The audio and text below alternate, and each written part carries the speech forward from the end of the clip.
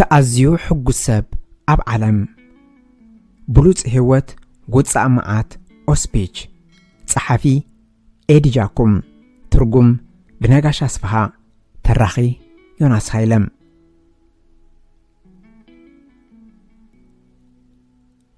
مقدم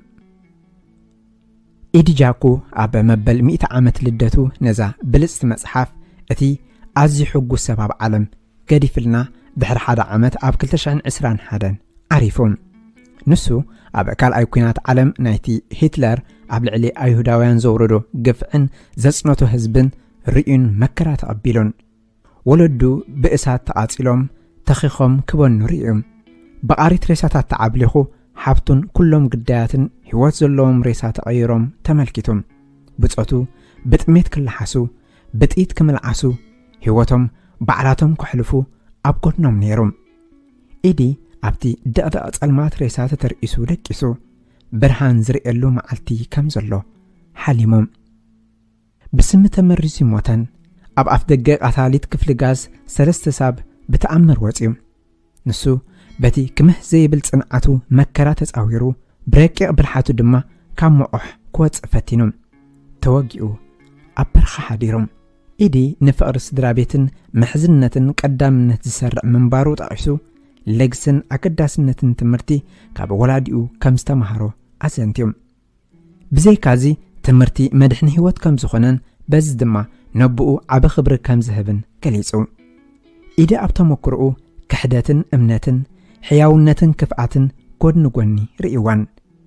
اتي زيادة ميزان زهبوغن نتي سناي تكبار مخانون نقبرت اكي انتلاي نتي هلكيت زفتسم هتلرون ايتصلوني اقرقن ايبلولوني مبالو معارخندي بعال سفح امرو منبارو زملكت عبيت مرتي هيبونا حليفهم هيوات كبديو جنكا بستقعال حقوسك تخون تعربل إيديم أب جرمن بوحد درجاز جمرة قونت أنصار أيهوداويان أتم جرمناويان بأجا عجب انتزبلو إز 6 مليون أيهوداويان زهلا أفتس عامي هولوكوست متاجت زبل أمنت نبره سلز دما سبات كفو النار أيو كاسقط يابلو من بمبال تمكرؤو أكافيلو أنا زكافلوكم تسفا ينبر كان زي يكونان بمبال دما حرق عن فرهي ولد فره دما تسلقي موت يسعب بمبال ود سب كاب قيمن قرحنتن وصيو نسلامن بلصقنان كسرح تمحصينوم إيدي تمنيتن تسفؤن سميرلو أب سراح عود كوينو مو حدار مسريتو دق قريو أب تحتي قلفو زنبره السند نمص أولودتات ممحري زرقيحو حليفهم نقاش أسفها أوسلو مسكرم 2023 نمص أولودتات دحريا يتسعب كمرح يكئلن كيكون كقدميا يتسقم كسعبا يكئلن كيكون معريط راي يسقم محازوت كنخون زي فلوت سب معرف حدم أبشحن 920 ليبيزي غابز تباهله كتما توليدم أب مبرع جرمن سمي أبراهام سالمون جاكوبيج إيوم انتقنا محازوتي بأحصروته عادي يبلونيم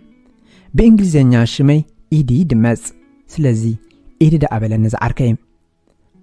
فقرات عبس درابيت نبرنا أبوي إسيدور 4 أحواتن 3 أحاتن نبرو أدي لنا دما حانتي كابتن 13 أحواتا حساب بمو حيل عبايا نزم كلهم قولوا حتعبي نسا أب قدامي كوينات عالم هيوتو نجرمن سوء أيهوداوي حدو الداسئنا بزي كازي بعال بيتا نعيا بحقوي أب سراويت كهنز نبره كاب كوينات هيتملسن أبوي كابولان تسديدو أب جرمن سفر حبون زيقا جرمن نبرم فلما أب ميكانيكاو مهندسنا صحافت مكاين نزفري رامي نكتون أب استباهل فابريكا كما جمارو خوينو كسرح كابولاند مزأم قوانقوا جرمن صبو سلزارب بمركب نقدي جرمن قعزو ناب أمريكا نعم أب نقدي عود كونا انتخونا سدرابيتو بمنفعو بخالق مركب نقدي جرمن ناب إيروب أخم ملاس وسينوم قدما يكونات عالم منبارو شعو تتحزم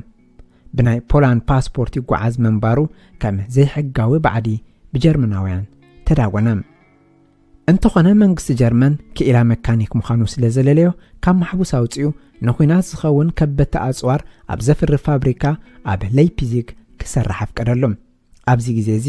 ምስ ኣደይ ሊናን ምስ ጀርመንን ፍቕሪ ሕዲሩ ድሕሪ እቲ ኹናት ኣብ ጀርመን ተቐመጠ። ኣብ ላይፕዚግ ፋብሪካ ከፊቱ ነደይ ተመርዒዩ ኣይዶንጌን ኣነ ተወለድኩም። ድሕሪ 2 ዓመት ንእሽቶ ሓብተይ ዮሃና ናብ ዓለም መጽያ ብሓጎስ ተቐበልናያ። ብሓፂር ኣፀዋውዓ ሄኒ ሰመናያ። ኣቦይ ኣብ ልዕሊ ጀርመን ዝነበረ ሓርበኝነትን ሓበንን ዝነቕነቐ ሓይሊ ኣይነበረን። ንሕና ነፍስና መጀመርያን ካልኣይን ጀርመናውያንና ንቖፅር፣ ብድሕሪኡ ድማ ኣይሁዳውያን። ሃይማኖትና ንዓና ካብ ንፉዓት ዜጋታት ላይፕዚግ ንላዕሊ ጌርና ኣይቆፀርናዮን።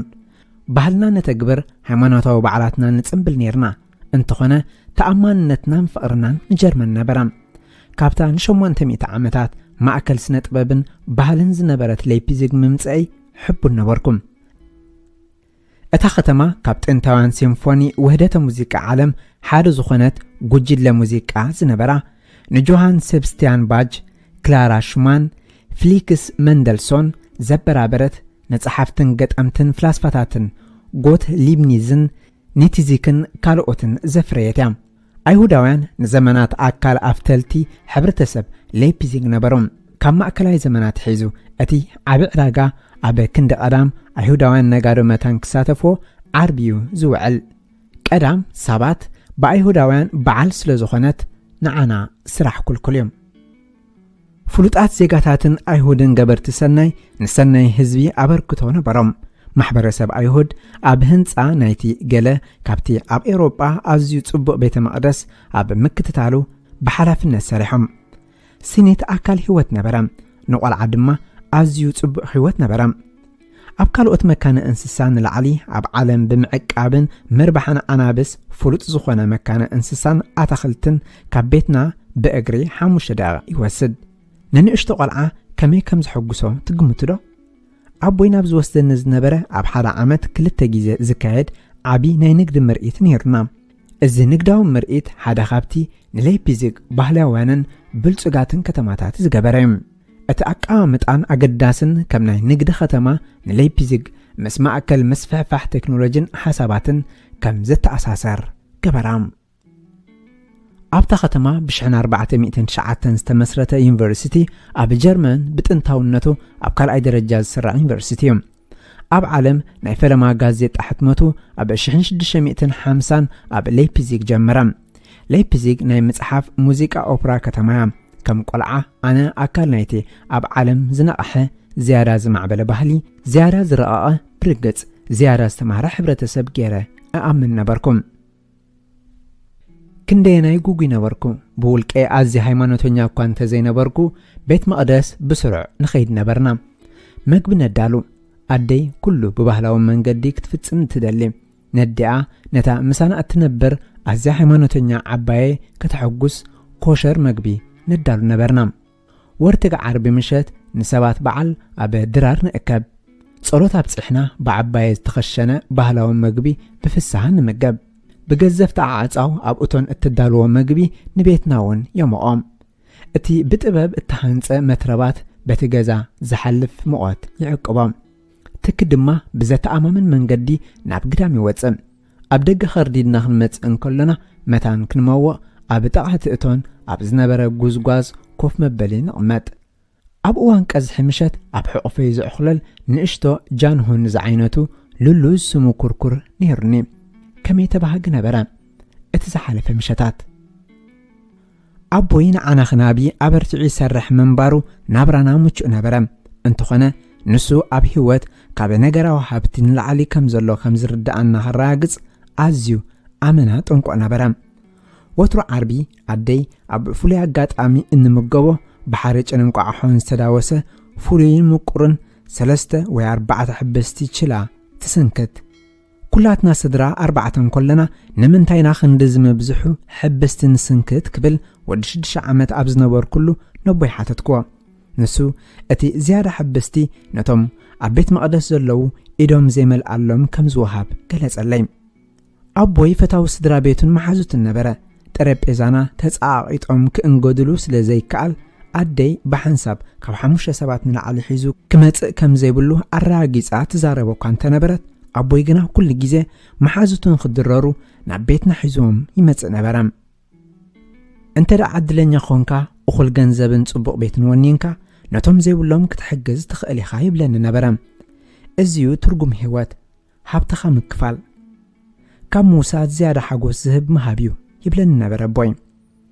እቶም ኣብ ህይወት ኣገደስቲ ነገራት መሓዙት፣ ስድራ ቤት፣ ሕያውነት ካብ ገንዘብ ንላዕሊ ኣዝዮም ክቡራት እዮም። ሰብ ካብ ሕሳብ ባንኩ ርእሰ ማል ገንዘብ ዝኸበረ ይብል። ሽዑ ኣነ ኣቦይ ዕቡድ ይብል ነይረ። እንተኾነ ኣብ ህይወት እዚ ኩሉ ምስ ረኣኹ ቁኑዕ ምንባሩ ፈሊጠም። እንተኾነ ኣብ ልዕሊ ፍስሓ ዝዓሰላ ስድራ ቤትና ደበናን ጣጥዩ ነበረ። ጀርመን ኣብ ጸገም ነበረት። ዝሓለፈ ኩናት ተሳዒርና ቁጠባውን ተረሚሱ ነበረ። እቶም ዕውታት ሓይልታት ኪዳን ጀርመን ክትኸፍሎ ዘይከኣል መሕወይ ኩናት ሓተቱ። 68 ሚልዮን ኣብ ሰቓይ ነበሮም። እቶም ኣዝዮም ኩርዓት ጀርመናውያን ዝተንከፈ ዋሕዲ መግብን ነዳድን ከምኡውን ሰፊሕ ድኽነትን ነበረ። ናትና ስድራ ቤት ማእከላይ ደርቢ እኳ እንተነበረና ምስ ገንዘብና እውን ኣድለይቲ ነገራት ምርካብ ዝከኣል ኣይነበረን። ኣደይ ነቲ ኣብ ጥዑም እዋን ዝጠራቐመቶ ቦርሳን ክዳውንትን ብእንቋሖን ጸባን ጠስምን ሕብስትን ክትባድሎ ብዙሕ ኪሎ ሜትር ትጓዓዝ። ኣቦይ ንመበል 13 ዓመተይ እንታይ ከም ዝደሊ ሓተተኒ። ኣነ 6 እንቋሖን ጻዕዳ ሕብስትን ጠለብኩ። ጀርመናውያን ሕብስቲ ስገምን ኣናናስን ስለ ዝመርጹ ምርካቡ ኣጸጋሚ ነበረ። ካብ 6 እንቋሖን ንላዕሊ ክሓስብ ኣይክእልኒ።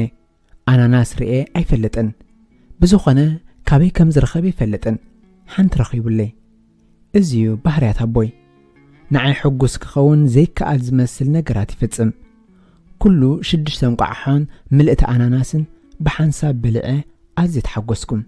ከምዚ ዓይነት መኣዛዊ ምግቢ በልዐ ይፈልጥን። ኣደይ ረጊአ ኸበልዓ ጠንቀኣትኒ። እንተኾነ እዝኒ ድሃብኳ ኣይፋለይን። ዘሰንብት ዝቕባበ ብምንባሩ ዘይባላሾ ምግቢ ንምዕቃብ ወይ ንመጻኢ ንምትላም ከቢድ ነበረ።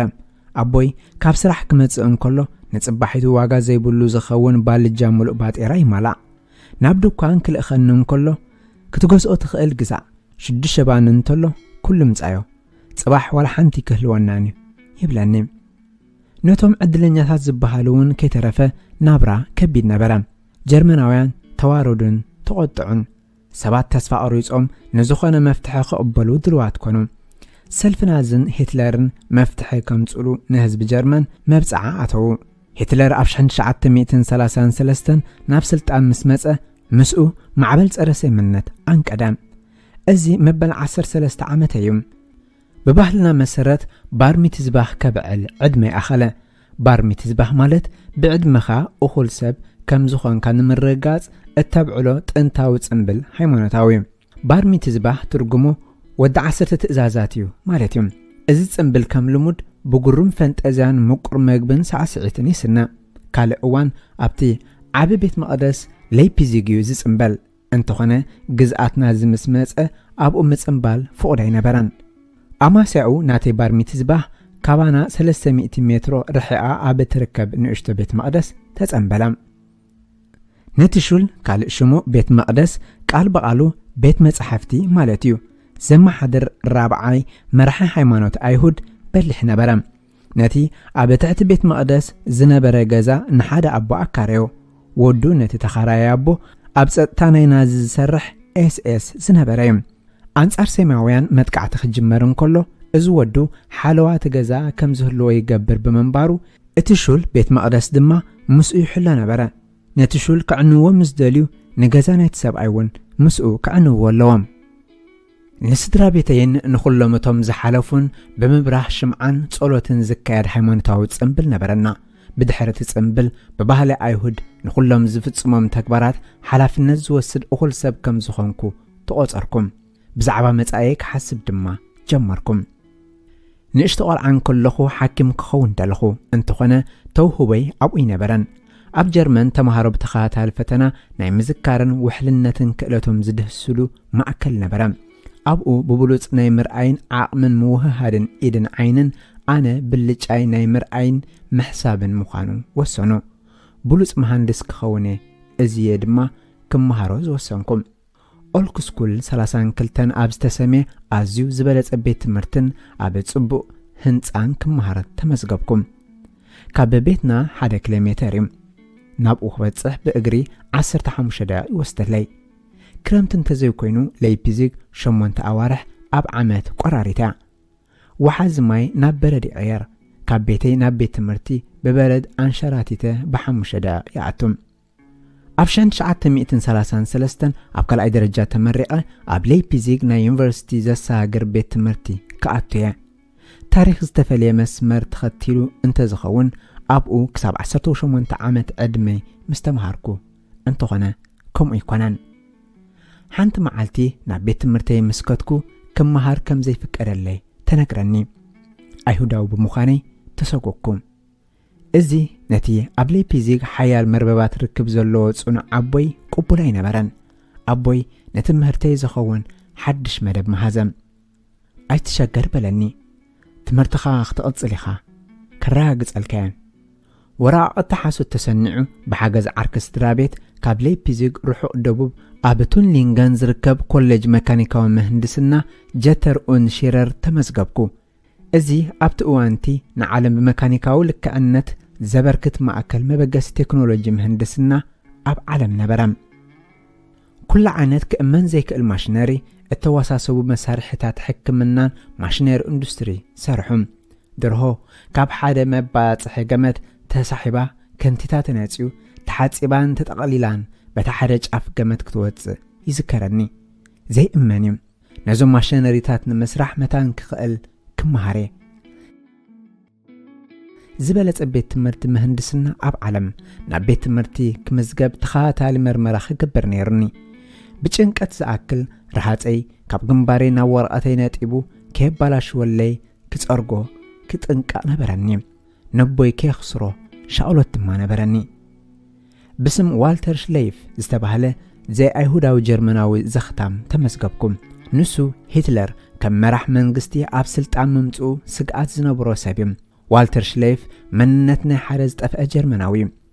نازي ناب سلطان كالقال مس جمره سترابيتو بسلاحتا كابتا هاجر طفيهم كون يخلو ابوي نمننت زسب زرخيبو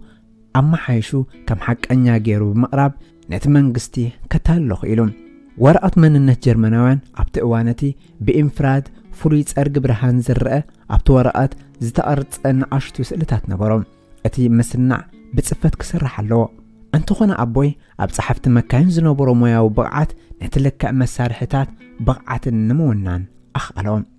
بتحدش سندات اب بيت تمرتي بوتا بمركب حدش هوت كجمرن اب ميكانيكاو مهندسنا تمرتن سراحنا طاميره جمركم ات بيت تمرتي قبل بيزيق ببابور مدري 9 ساعات يوم كداونتين تمرتين زخون نفسي كيله ككايد بزخونه واغا دما مستر كعقب نبرني معالتاوي انات مهاركو مشت ابطات بيت تمرتي ابز نبره معقب زختامات كباي اصبيوم مزعابيو اوداتي دقز بامسيا نايت ناسرحكو زمهارو كداونتين كال اقدست نغراتن زخون وحد ابل يركب نيرم والتر شليف بمخاني بتنصلو ينبر نبركم نزخونه سب من مخاني بحق نغراي كلني نزخونه كناسحاي كلني نزخونه منغار مالت ايهوداو مننتي مقلع مخانو ناب حرقا كأتوانيم أب عين مدرن محصاب نفسن فولي طنقا خغبرالوني حرسب كم انتخنشبكم مس زفلط مودعتا هيوتي مخانيم مس بيتسبي وحد ركب نبرني دبداب بمصحف وحساي نبرن تليفون كدول سباتي كاتول نخمزيلو نمرغاص نويحن طوي واي منقد بمخاد اب تحت مريت ابز نبره ناي دوكان بيتي اتم ابتي ساحت بتليفون مس درايزو قبرو ركب لبي سبر نبرم كابيتو ارحقو نهزو وصق ان زمن اسي كغلص ايدلني كمو بمغباري دما اتا حنت منقد تمرتي كوحسن ابوين مصاي استمنيون كعوت زخلن مالتيم كابس دراي مرحا كبيت كم مخانو معريو نعم مخصاف دما اتزخف اسعبي محلو نساتهم مساي زي مهلاهم بصموا كم التوحاتكو نوبي نغركو نسو دما كتب عبارات عني ኢድ ወደይ ከቢድ ምዃኑ ፈልጥ ሓደ መዓልቲ ግን ከተመስግነኒ ኢኻ ይብለኒ ኩሉ ሰብ ምሳይ ክዛረብ እንከሎ ጸኒዑ ከም ዘሎ ከምስል ይፍትን እኳ እንተነበረ ቴሌፎን ምስ ዓፀወ ከም ህፃን ከም ዝበኪ ድሒረ ተገንዘብኩም ንዓይ ከተብዕ ንምሕጋዝ ተባዕ መሲሉ ይቐርበኒ ነይሩ ሓቂ ድማ ብዘይቲ ኣብታ ቤት ትምህርቲ ዝቐሰምክዎ ትምህርቲ ነቲ ድሒሩ ዝመጽእ ብህይወት ኣይምሰገርክዎን 5 ዓመት ሓለፈ 5 ዓመት ዕረፍቲ ዘይህብ ስራሕን ጽምዋን ካብ 13 ዓመት መንፈቕን ክሳብ 15 ዓመት ንስኻ ዘይኮንካ ከም ዝኾንካ ምስልካ ምቕራብ እንታይ ከም ዝመስል ክትገልጾ ዝከኣል ኣይመስለንን ነቲ ምስጢር ሒዝካ ነዊሕ ምጓዓዝ ከቢድ ጾሪ ስድራ ቤተይ ከናፈቕኩ ዝሓለፈት እዋን የላን እንተኾነ ትምህርቲ ኣገዳሲ ምንባሩ ተረድኤ ኣብኡ ድማ ጸኒዐ ስድራ ቤተይ ንነዊሕ ክናፍቕ መሪር እንተኾነ ኣብ ትምህርተይ ኣዝየ ኸሲበም ኣብ መዛዘመ ዓመታት ትምህርተይ ኣብ ሓንቲ መሳርሕታት ኤክስትሬይ ራጂ እተፍሪ ኩባንያ ሰራሕኩ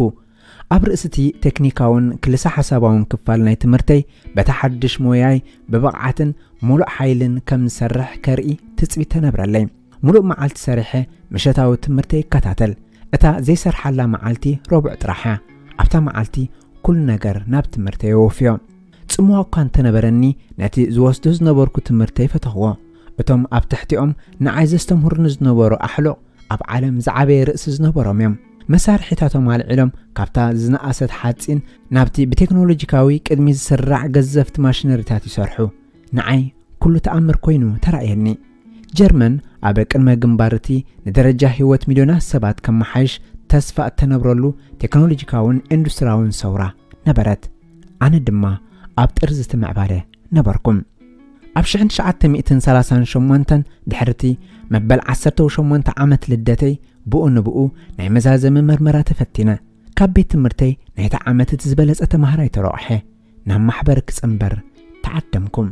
ኣብቲ እዋንቲ ኣብ ጀርመን ዝነበራ ማሕበራት ከምተን ኣብ ካልኦት ዘመናዊ ማሕበረሰባት እትረኽበን ማሕበራት ኣይነበራን ብዛዕባ ስራሕን ክንደይ ገንዘብ ትኽፈል ምምጓት ብዙሕ ዝግደሳሉ ጉዳይ ኣይነበረን እተን ማሕበራት ዝያራ ዘገድሰን ከም ሓድሽ ሰራሕተኛ እንታይ ክትሰርሕ ትኽእል ነበረ ኣብቲ እዋንቲ ኣብ ሞያኻ ብሓቂ ንፉዕ እንተደኣ ኾንካን ልዑል ሞያዊ ክእለት እንተሎካን ጥራሕ ኢኻ ነቲ ማሕበር ክትጽምበሮ ትዕደም እቲ ማሕበራት ኣብ ዓውዲ ስነ ፍልጠትን ኢንዱስትሪን ንቕድሚት ንምድፋእ ብሓባር ክሰርሑን ከዋህሉሉን ናይ ዝተኣከቡ ብሉጻት ሓንጎል ቦታ ነበረ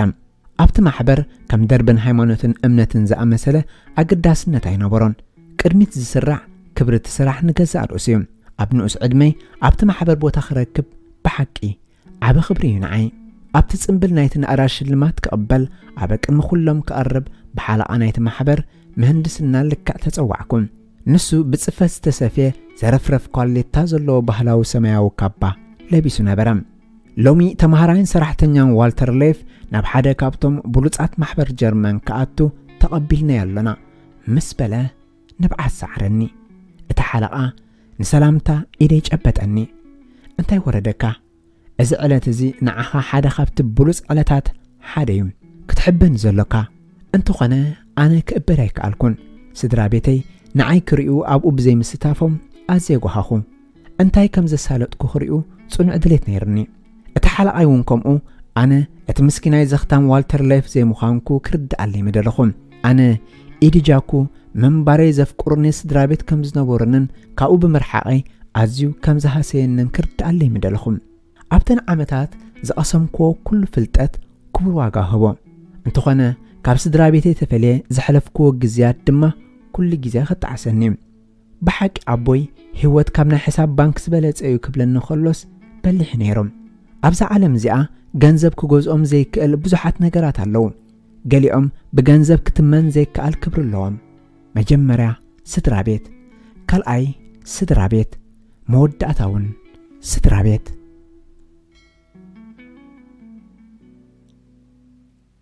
እቲ ኣዝዩ ሕጉስ ሰብ ኣብ ዓለም ጸሓፊ ኢድጃኩ ትርጉም ብነጋሽ ኣስፋሃም ተራኺ ዮናስ ሃይለም ምዕራፍ 2 ድኻም ናብ ጽልእ ክቕየር ይኽእል እዩ ኣብ ሕዳር 1938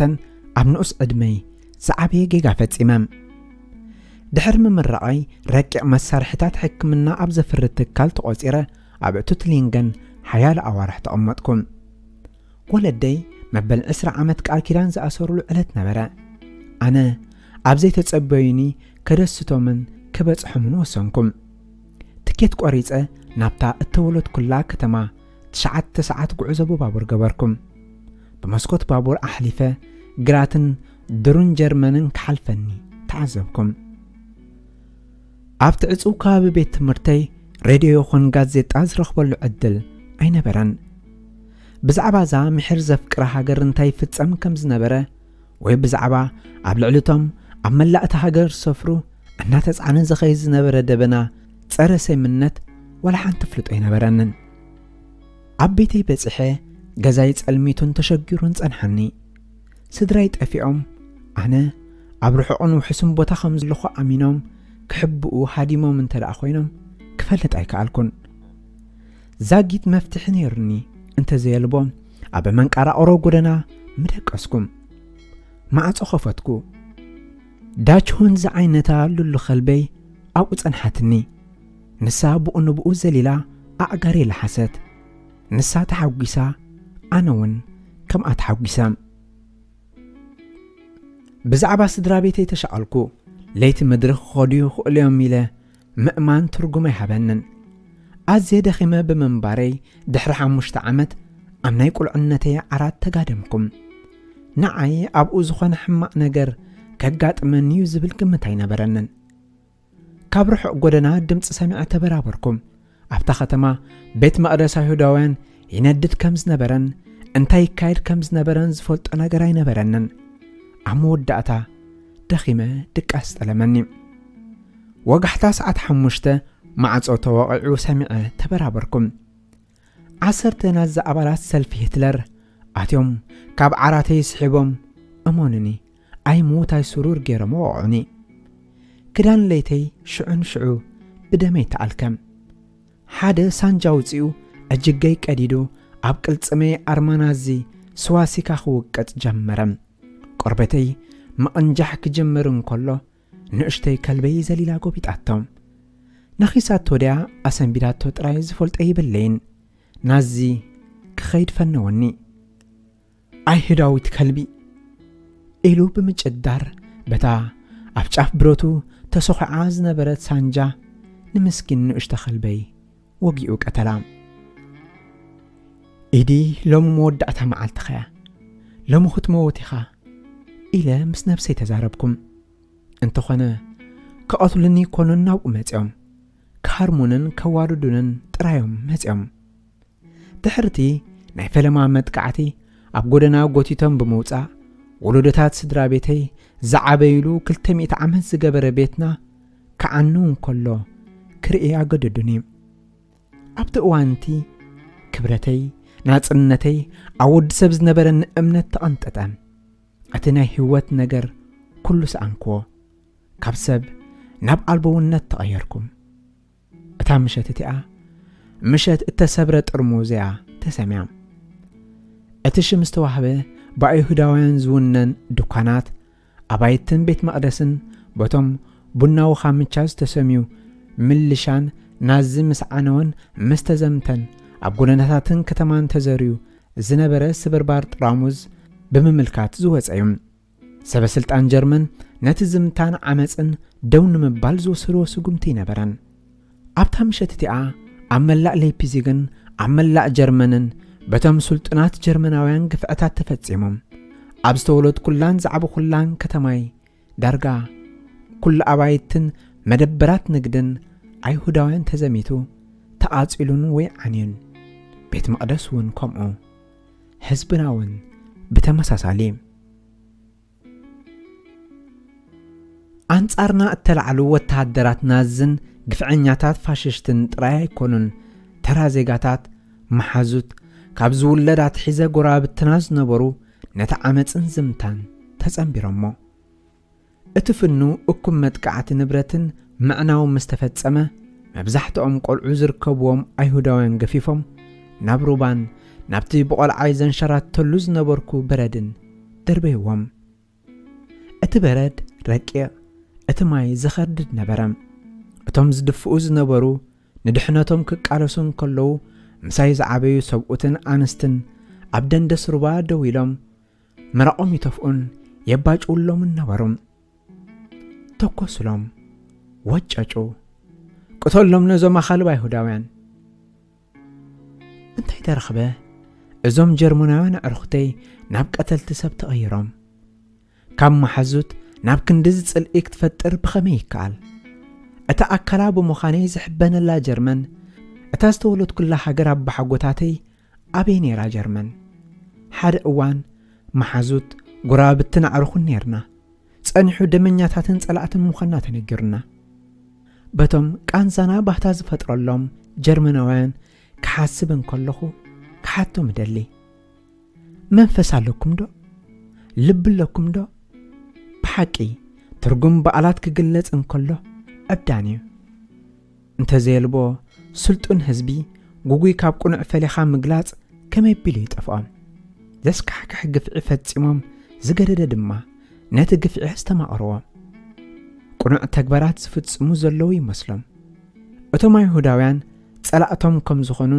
ነብሶም ከተዓሻሹ ዝደልዩ ጀርመናውያን ከይተረፈ ነቲ ብጃምላ ዝተኻየደ ዓመፅ ደው ከብሎ ዋላ ሓንቲ ስጉምቲ ይወሰዱን ኣብ እዋን እተሰብረ ጥርሙስ ብዙሓት ሰባት ደው ኢሎም ይኣክል እንታይ ኢኹም ትገብሩ ዘለኹም እንታይ ትጸገምኩም እንተ ዝብሉ ነይሮም ኣንፈት ጉዕዞ ታሪኽ ካልእ ምኾነ ነይሩ እንተኾነ ኣይገበርዎን ርዒዶም ድኹማት እዮም ነይሮም ድኻሞም ናብ ጽልኢ ክቕየር መንገዲ ኸፊትሎም ናብ መኪና ጽዕነት ኣደይቦም ክወስድን እንከለዉ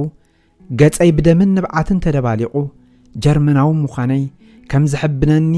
እምነተይ በተኽኩ ብፍጹም ድሕሪ ሕጂም ምዕራፍ 3 ሎሚ ብህይወት እንተለኻ ጽባሕ ክመጽእ እዩ በብጊዜኡ ሓደ ስጉምቲ ናብቲ መካነ እንስሳ በታ መኪና ኻትኩም ኣብቲ መዕሸግ ነፈርቲ ምስ ካልኦት ኣይሁዳውያን መንእሰያት ተዳጎንኩም ኣብኡ ኣብ ዝበጻሕ ኩሉ 30 ኣቢሎም ነይሮም ሙሉእ ለይቲ እቶም ዓመፀኛታት ካባና ብዙሓት ጎቲቶም ብምውጻእ 150 ምስ ኣኸልና ናብ ካልእ መኪና ጽዕነት ጸዓኑና ኣብ ጉዕዞን ኮለና እቶም ምሳይ ዝነበሩ ሰባት ብዛዕባ ሓደጋ ሰባር ጥርሙዝ ብዛዕባ ራስያ ምቅጻል ቤት መቕደስን ነገሩኒ ብዛዕባ ስድራ ቤተይ ሰንቢደን ርዒደን ተሻቒለን ኣብቲ እዋን እቲ ክፋእ ነገር ይጅምር ጥራይ ከም ዘሎ ከማና ዝተረድኦ ሰብ ኣይነበረን እታ መኪና ጽዕነት ካብ ከተማ ክትወጽእ እንከላ ዝኸፍአ ክመጽእ እዩ ንሕና ናብ መዳጎነ ማዓስከር ብቸንዋልድ ሰገርና ዓመፀኛታት ናዚ ብሕማቕ ኣገባብ ስለ ዝወቕዑኒ ኣብ ብቸንዋልድ ዝኣተኹሉ ተቓሲለን ደሜን ነበርኩም ኣዛዝ ናይቲ ማዓስከር ንዓይ ብዝረኣየ ሰንቢዱ ንሓለዋ ወተሃደር ክወስድን ኣዚዙ 38 ኪሎ ሜትር ናብቲ ዝቐረበ ሆስፒታል ኣብጽሑኒ ኣብ ትሕቲ ጀርመናውያን ኣለይቲ ሕሙማን እናተኣለኹ ካብ ሓለዋ ነፃ ኮይነ ቁስለይ ኣሕወኹም ካብ ዝንተሃደምኩ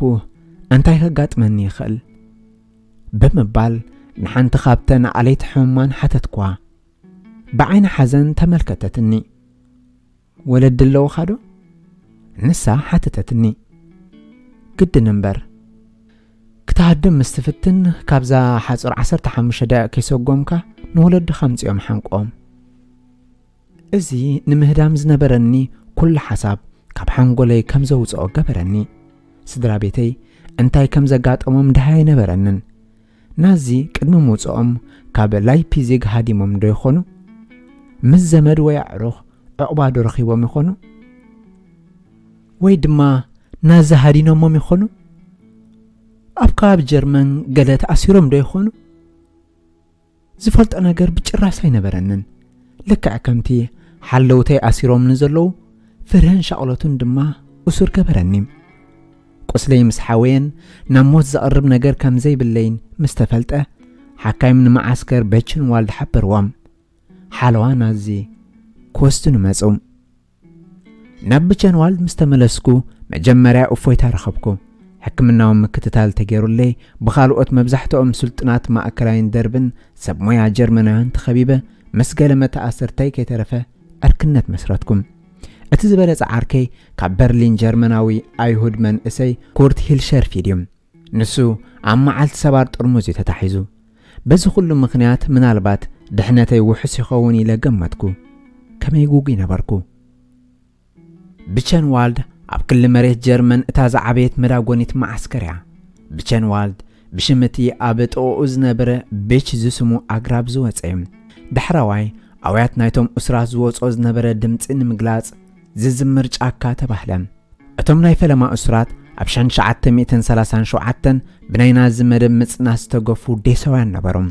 ንዓዓቶም ስዒቦም ብናዚ ትሕቲ ሰብ ዝተቖጽሩ ብዙሓት እስራት ፖለቲካ ሰልቫውያን ፋሪሳውያንን ዝተፈላለየ እምነት ናይ ዘለዎም ማሕበር ኣሕዋት ፍሪሞሳን ኣይሁዳውያን ተኣስሩ ፈለማ ኣብኡ ክንኣቶም ከለና እቲ ማዓስከር መዳጎኒ ነቲ ክሕዞ ዝግባእ ብዝሒ ሰራዊት ዝተዳለወ ይነበረን መደቀሲ ይኹን ባራካታት ገዛውቲ ወተሃደር ኣይነበሮን ስለዚ ድማ ክሳብ ንዓና ዝኸውን መሳለጢ ዝሰርሑ ኣብ ሓደ ዓቢ ቴንዳ ኣጊሮምና ኣብ ባይታ ንድቅስ ነበርና ሓደ እዋን ኣብ ሓደ 80 ኣፍራስ ዝሕዝ ሰፈር ኣፍራስ 1200 ደቂ ቹኮስላቪያ ተዳኪኖም ነበሩ ንሳቶም ከም ሳርዲን ኣብ ታኒካ ብሓንሳብ ተጻቂጦም ኣብ ሓደ መንደቕ ዝተላገበ 4-5 ሰባት ይድቅሱ እቲ ኩነታት ኣዝዩ ጽንኩር ብምንባሩ ሕማምን ዓጸቦን ዘይተርፍ ምዃኑ ፍሉጥ ነበረ ኣብ መጽሓፍቲ ታሪኽ ብዛዕባ ዘስካሕክሕ ምስላታትን መዳጎኒ ማዓስከር ሳልሳይ ንግስነት ግዝኣት ናዚ ዜርድሪቺ ተመዝጊቦም ዘለዉ ኩሉ ዝፈልጦም በቲ ዘይሰብኣዊ ሃድን ብጥሜት ዝማሰኑ ብመርመራ ዝተሳቐዩን ሕዱር ራዕዲ ዝወረዶምን ምስልታት ኣይሁዳውያን እዮም እንተኾነ ኣነ ኣብዛኣቱ ኩሉ እቲ ነገር ክወርደና እዩ ኣብ መጀመርያ ብዛዕባቶም ኣሰርትና ዝገበርዎን ንፈልጦ ይነበረናን መን ከሓስቦ ይኽእል ነይሩ ንምንታይ ተገፊፍናን ንምንታይ ናብ ቤት ማእሰርቲ ኣቲናን ክንርድኦ ይከኣልናን ንሕና ንፍዓት ዜጋታት ነርና ጻዕረኛ ሰራሕተኛታት ከም ዝኾነ ጀርመናዊ ስራሕን እንስሳ ዘቤትን ዘለዎ ንስድራ ቤቱን ሃገሩን ዘፍቅር ኢና ነርና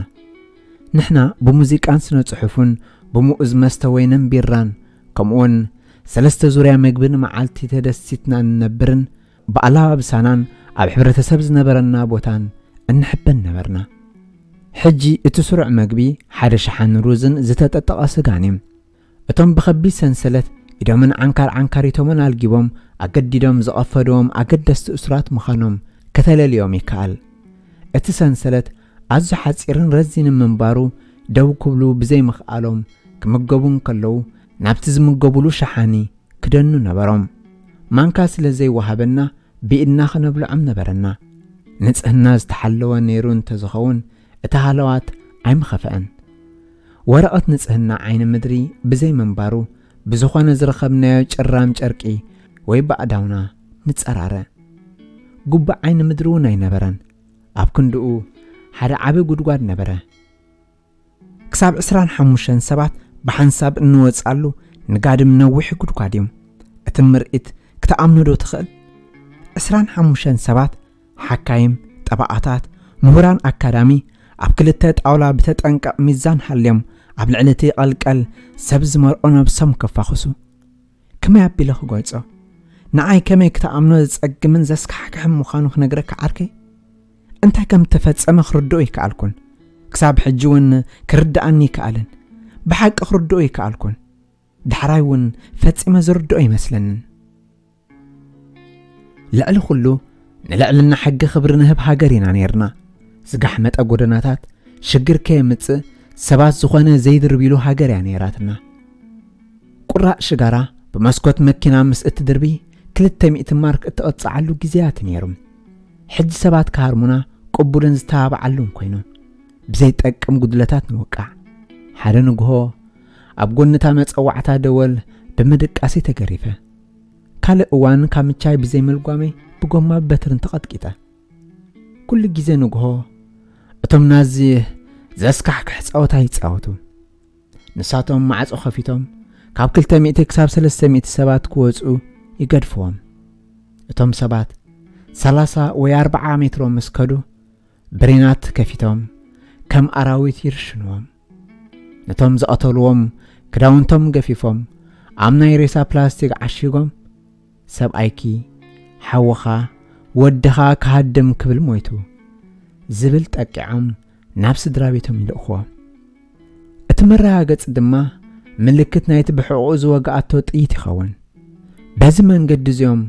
እዞም ደቃሉ ነቲ ኣብ ቡንቸንዋልድ ዝነበረ ጻዕቂ ሰብ ፈቲሖሞም እቲ ናይ ዝሓበረት ጀርመን መጀመርያ መራሒ ኣቶ ቮን ቢስማርክ ሓደ እዋን ንጀርመናውያን ተኸታተልዎም ክብል ኣጠንቂቑ ነበረ ኣብ ትሕቲ ንፉዕ መራሒ ጀርመን ዝዓበየት ሃገር ኣብ ዓለም እያ ነይራ ኣብ ትሕቲ ግናይ መራሒ ንሳቶም ኣጋንንት እዮም በቶም ዝጭፍልቑና ዝነበሩ ሓለውቲ ዲስፕሊን ልዕል ዝኾነ ሚዛናዊ ጣዕምታ ነበረ ሰጉም እንተተባሂሎም ይስጉሙ ንሓደ ሰብ ብሕቁቁ ክወግኦ እንተተኣዚዞም ዝተባህልዎ ይፍጽሙ ቁንዑን ጉጉይን ዝብል ሕቶ ብፍጹም ኣይቕርቡን እዮም ጀርመናውያን ናይ ምጉት ሃይማኖት ሎጂክ ፈጢሮም ብኡ ድማ ናብ ቀተልቲ ተቐይሮም ኣብ ቡቸንዋልድ ሽዑን ሽዑ ብዙሓት ካብ ህይወት ንሞት ዝሓሸ ኣማራፂ ወሰድዎም ሓኪም ስኒ ዶክተር ኮኸን በቶም ብኣባላት ጸጥታ ናዚ ኤስኤስ ብሕማቕ ተቐጥቂጡ ከብዱ ተቐዲዱ ቀስ በቐስ ዝቐትል ኣዝዩ ኣሰቃቂ ቃንዛ ክሕልፍ ተዓዚበዮም ንሱ ደሞዝ ንሓደ ሰሙን ዝኸውን 50 ማርክ ከፊሉ ላማ ካብ ደገ ብሕቡእ ገዝአ ሳይንስ ዝፈልጥ ሰብ እዩ ኣየናይ ደም ሱር በቲኹ ንኽመውት ክንደይ ሰዓታት ከም ዝወስደሉ ብልክዕ ገምገመ ንሱ ኣብ መተሓጻጻቢ ኮፍ ብምባል ልክዕ ኣብ መንጎቲ ሓለዋ ዝወፅኣሉ ደም ጸንቂቑ ዝውድኣሉን ዘሎ ግዝያት 17 ደቂቕ ምዃኑ ብምጽናዕ መደብ ሓንጸጸም ብድሕርዚ ናብቲ ዓይኒ ምድሪ ይወድቕ ስለዚ ድማ ስሒቦም ከውፅኦ ይክእሉን ወይ ሓጺቦም ከብዱ ሰፍዮም ቀጺዖም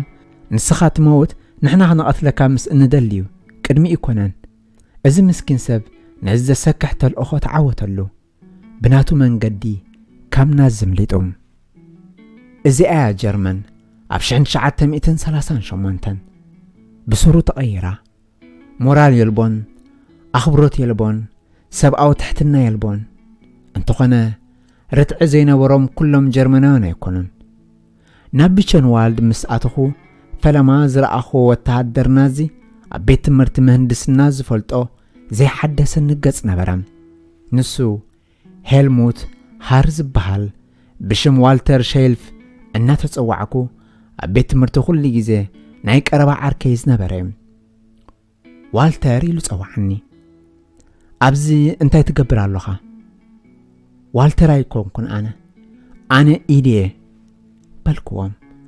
ኣብ ጫምኡ ምራቐይ ነጸኩሉ ምሕር ፈርሐ ከም ዝነበርኩ ነገርክዎ መን ኣነ ብሓቂ እዚ ኣብ ሓደ እዋን ዓርከይ ዝነበረ ሕጂ ናይ ዝወተሃደር ኤስኤስ ኮይኑ ከኣምን ኣይከኣልኩን ምስኪናይ ሄልሙት ኣነ ኣይሁዳዊ ምዃነ ኣይፈልጥን ነይሩ ከምዚ ዓይነት ፍርህን ምድንጋርን ዘጋጠሞ ሰብ ርአ ይፈልጥን ንሱ ክሕግዘኒ ዝከኣሉ ነገር ክገብር ከም ዝኽእል ነገረኒ ንምህዳም ግን ከም ዘይሕግዘኒ ነገረኒ ናብ ኣዛዝት መዓስከር ብምኻድ ኣነ ንፉዕ ሰብ ከም ዝኾንኩን ኣብ ምስናዕ መሳርሒታት ብሉጽ ከም ዝነበርኩን ሓበሮም ናዚ ሰናዕቲ መሳርሒታት የድልይዎ ነበሩ ሳልሳይ ሬክ መንግስቲ ናዚ ሂትለር ኣንጻር ዓለም ንኣጠቓላሊ ኹናት ይዳሎ ነበረ ኣብ ኣጠቓላሊ ኹናት ኣብ መንጎ ወተሃደርን ሲቪልን ኣብ መንጎ ንጹህን ገበነኛን ወተሃደራውን ኢንዱስትሪያውን ፍልል የልቦን ሕብረተሰብ ጀርመን ብምልኡ ኣጽዋር ኹናት ንምስራሕ ዳግም ተወደበ ስለዚ ድማ ዝኾነ ኣብ ማሽነሪ ፍርያትን ክእለትን ዘለዎ ነቲ ኹናት ዘድሊ ነገራት ኣብ ምፍራይ ቁሙጥ ርእሰ ማል ነበረ ሄልሙት ብዛዕባ ምስክርነቱ ምስሃቦም ነዊሕ ከይጸንሐ ብኣዛዝቲ መዓስከር ተጸዋዕኩም ንዓዓቶም ክሰርሕ ድሌት እንተሎኒ ሕቶ ቀረቡለይ እወ ሙሉእ ህይወትካ እወ ምባል ዝኽፈሎ ዋጋ ይነበረን ኣይሁዳውያን ከምቲ ንዘበናት ብተደጋጋሚ ዝነብርዎ ሕጂ እውን በጃ ኮይኖም እዮም እንተኾነ أتي سالساي ريك جزءات هتلر نجنزبن أفراينتن زلو كتور سسعة اتوتسو عبدان تصلقم شفنم نحنا أسراتنا انتخنا منقس جرمن بأنا جنزب كركب انتر أخوينو زاقيت نربح مينا نيسرحو على فريمم مجلت أهابوني أبت مجلتي بتصبق كم زحزوني كم زمجبونن أما عسكر زنبرني هوت مج منبارون نمسك جاري مرب كم زجبورون زبل نبرم كم أكل نايتي زعتنا يوعل أبوي كاب بيتشنوال نبيتنا خوس دنن أب مسولاديتي 11 ساعات أنيحة بدحرزي نابتي كسابته هوتي زحل فلعلت زسرحلو فابريكا كمال سن نبرم بدحرت مشات سبار ترمز أبوين سدراين نابلي بيزيك تمليسهم كناتاتكم محايشلهم بعقلي يتبين نبرم كاب جرمان كوز أكوان تخونو نعايقن كقرفوني يكونون أنا نعصنت كركب عدل بمركبي أبوي محر تحقوسه قنبوت كلتش هنشعت 230 شعتن سعشو عتا قد مقطري أبوي مكينة تخاريو وسدنيم أبي كان والد كابزاتو دحر شد شوارح وصاكم كاب أخت وص كما يزبل صبوق كم سمعك تقمتو للتعاركي أبوي كسبت أفتق مكينة أشكركرو كحقفني أبقونت زواراي كوف إله نامناس إنت كزور إزي منقس سماي نبرة مدام دمتا جوقنا ناينات إنت سمعت إزي سمعت إزي نزمت عمتات كذكري حدا معالتي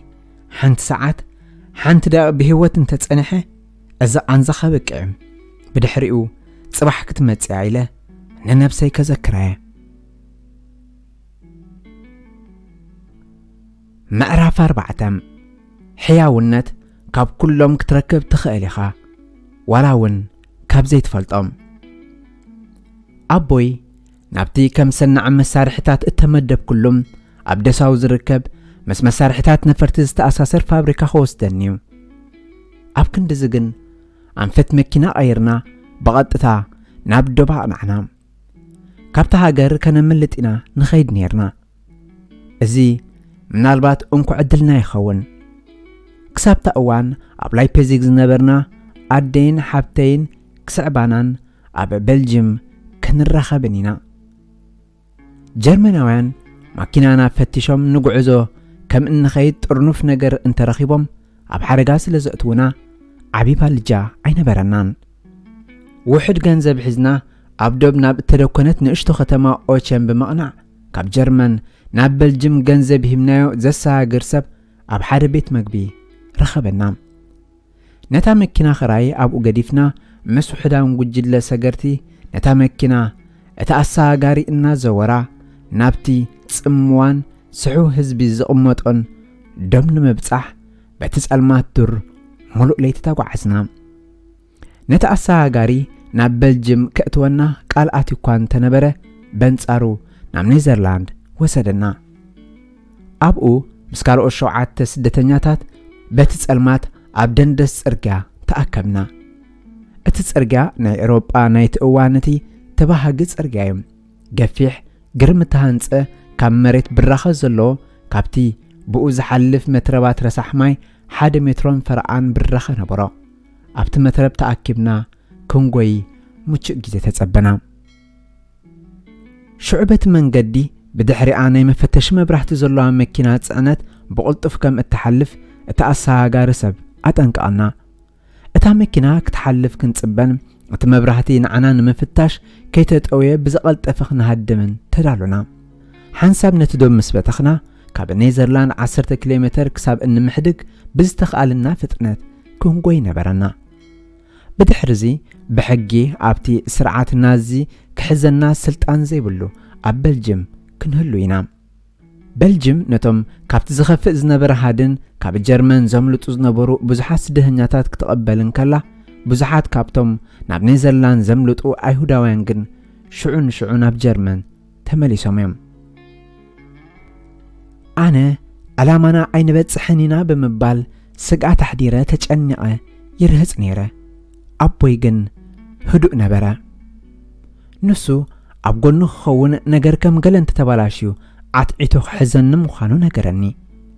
برقص نوح كيس أنحنا تسألمات مدري اتا مكينا الناقررت برتع دمت بمفنا ومزاد أعنتي بتبرحان حوزوز بلني بدحري تاب قلفي أصابع تسب قد أبيلو حزني أبوي بولكو نفسي أبتو قيا خي قد فن بمسقع تتسبنا اتا مكينا تعنات مس حالفت دحر خاليت مستاقو جلخو غي جمركو كاليت قدمتي ناي فتشا مبراهتي نابانا مقنعو نابو وغن بلجم أبز نبرا مترب عتنا دحنتنا أراغتنا اتي بدحريت بقل فيز حزني أبوي زيوكونا حانت سبيتي كابتو جلا مخانا مسفلتكو سنبتكم أبوي بدحرينا ينيرو نسو نحانت سبيتي نابدرت كساب زبصحا نمحقازا دو سلزبله بمبراهتي فتشا نايتا مكينا نابانا خزورن كله أب فرق من قدي نبرا بز دما ترأيه هوتس وساني خقبر نبرو نام نيزرلاند تمليسكا مأسار وينا بلجم نمأتاو بمقوياي نتما قدمنا زملتنا أب حرقا مأتاو نسو كملس تبع وساني وسيدو نام نيزرلاند تشربام أزي تشاقيل نبركو انتو غانا مرج أي نبرنن كأصل طرح يزلني انت رأت فلالينا أب حانتي بربيرس تباهلت نقشت عدي ناي بلجم التركب هوتيل كنراخب مدب نبرنا أبو حد خفل حيزة حد ليتن معلتن بشقل قل تتصبخو أبوي أزي تهاسي مزأم كال أي جزي دو بلجم كسجر جانداميريو بوليس بلجم رخيبهم كتكيت أمو وحر جنزب نبرو كقرفو بمبال حانتي بلاتينوم اتسرحت متحز الجقة خامتشا هابهم اتحلقا نتا متحز الجقة خامتشا مرميرو بلاتينوم يكونن ازي تماعيو بمبال نابتم جسبا بوليس نازي استلمو نسو ابتبابور تساقيلو نام معسكرنا توسده فانتيسو بموصا نتيناي هوصص اوان حدغا لوغان فرينو رغيصو بابور دو مسبلتلو املطه اتاليتيا نتدب عوت كبتكو بقيو اب هوتيل تاخاخبنا نصبحيت نغو نابراسلس ابت سدراي اتخاريو اب حنبرت تختما زركب ابارتما تقعزنا صبو ابارتما مسكل تخفلتات ندين حبتين موچو نبره انتخونه نساتنا يمصان كلتين بحنساب كمت نحنا دوب سغرنا له اغاب كمصان يروان انتخونه تأثيرا أبغال لاين بيزيك نبرا مساعتن كزارب تليفون بزدولنا نتا تليفون جاسبا وتهدر جرمنا العلو ملسها بني انت دا أبو قلطف زي ميتئي نساتهم ندي كم زقطلوها نقرني انتاي كقبر ندي كمي بيرا قريفة خيد بخمي اب كم زق مسل حرقا خطوا نحان تدا كزاربا زخقل انت دا أخوينا نتم وتهدرات حتى تقوام نسا اب تليفون ابز قربت الله خالقيت وججت كيت زودي مص اوداي كقتلو خيام مسمر تقارصم اتنا جستابا مكنن نتا تليفون كاب إيدا منزعو نمسكنيت الدي بتا تليفون قص اللهيمو منقاقا كم سبرا دحراي فليطه شعو احويتن ابز قصله هوتاغن بمعقرتا تحرقن نتي التشمرره كفال قصا بمطابق تشفنا نبرات نعي اتسمعن رعدي كتقمتو تخلدو بفرهم قطعن غنفلكو شعو ناب جرمن كملس دما تدالخو عديك سايه بلان بمبال امرغص يصنعكو ابوي كلكيلوني بزعبا ز غداي امريرنا تخاتعنا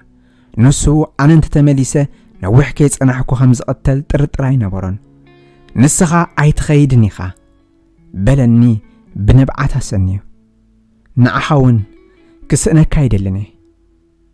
ادي قدمتي اموداتان نفسان حبتين موصا عدل مركبا ابغول 3 ورحي صنيحه نبرت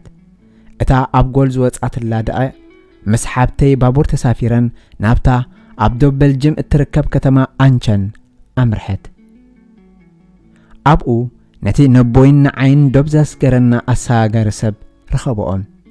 كلاتنا ابراسلس كنرخبينا ንሳተን ኣብ ብራስለስ ክኣትዋን ከለዋ ግን ኣነ ድሮ ኸይደ ኣለኹም ክልተ ቐነ ቅድሚ ፖሊስ በልጅም ጃንደመር ምእሳሬ ንኽልተ ቐነ ነፃ ነበርኩ ኣብዚ እዋን እዚ ኣይሁዳዊ ብምዃነይ ኣይኮንኩን ተኣሲረ ዝተኣሰርኩሉ ምኽንያት ከም ሓደ ብዘይ ሕጊ ዶ ብሰገረ ጀርመናዊ ነበረ ከኣምን ኣይከኣልኩን ኣብ ጀርመናዊ ነበርኩን ኣይሁዳዊ እየ ነይረ ኣብ በልጅም ኣይሁዳዊ ኮንኩን እንታይ ደኣ ጀርመናዊ እየ ተኻቲዐ ክስዕር ኣይከኣልኩን ተኣሲረ ኣብ ኤክሳደር መደበር ዕቑባት ምስ 4,000 ጀርመናውያን ተጸምበርኩም ኣብዚ እዋን እዚ ብኹሎም ዓይነታት ጀርመናውያን ተኸበብኩ መብዛሕትኦም ካብ ናይ ሂትለር ጀርመን ዘምለጡ ማሕበራውያን ደሳውያን ግብረ ሰዶማውያንን ኣካላዊ ጉድለት ዘለዎም ሰባትን እዮም ኩነታት እቲ መደበር ዝሕጉስ እኳ እንተዘይኮነ ምስ ብንችዋልድ ዝነበረ ክፍኣትን ባርነትን ብምዝማድ እዚ መደበር ኣተሓሕዝኡ ስልጡን እዮም ገለ ውሱን ናጽነት ነይሩና ኣብ ልክዕ ግዜ ክሳብ ዝተመለስና ማዕረ 10 ኪሎ ሜትር ክንንቀሳቐስ ንኽእል ነይርና ናይ ገዛ ርእስና ዓራት ኣሎና ንመዓልቲ 3 ግዜ ንምገብ ንግሆ ቁርስና ባንን ማርገሪንን ምስ ማርመላታ ወይ ማዓር ጽቡቕ መግቢ የቕርቡልና ነይሮም ናብራና እውን ሙጡን ህይወት ክንነብር ዝከኣል ነበረ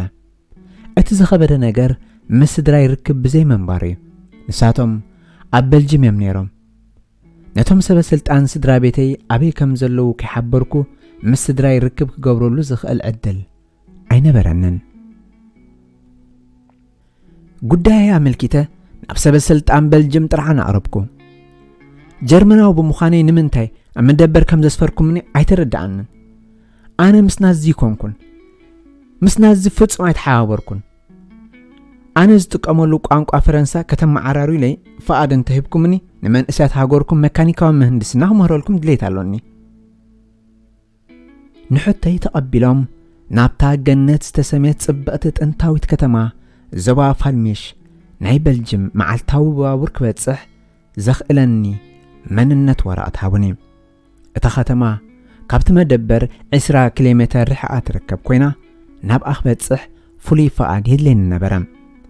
ወትሩ ንግሆ ሰዓት 7 ናብ መደበር ፖሊስ ብእግረይ ከይደ ወረቐት መንነተይ ማሕተም ተገይሩሉ ንኸስተምህር ናብ ዩኒቨርሲቲ ክጓዓዝ ኣብቲ ናቶም ክፍሊ መካኒካዊ ምህንድስና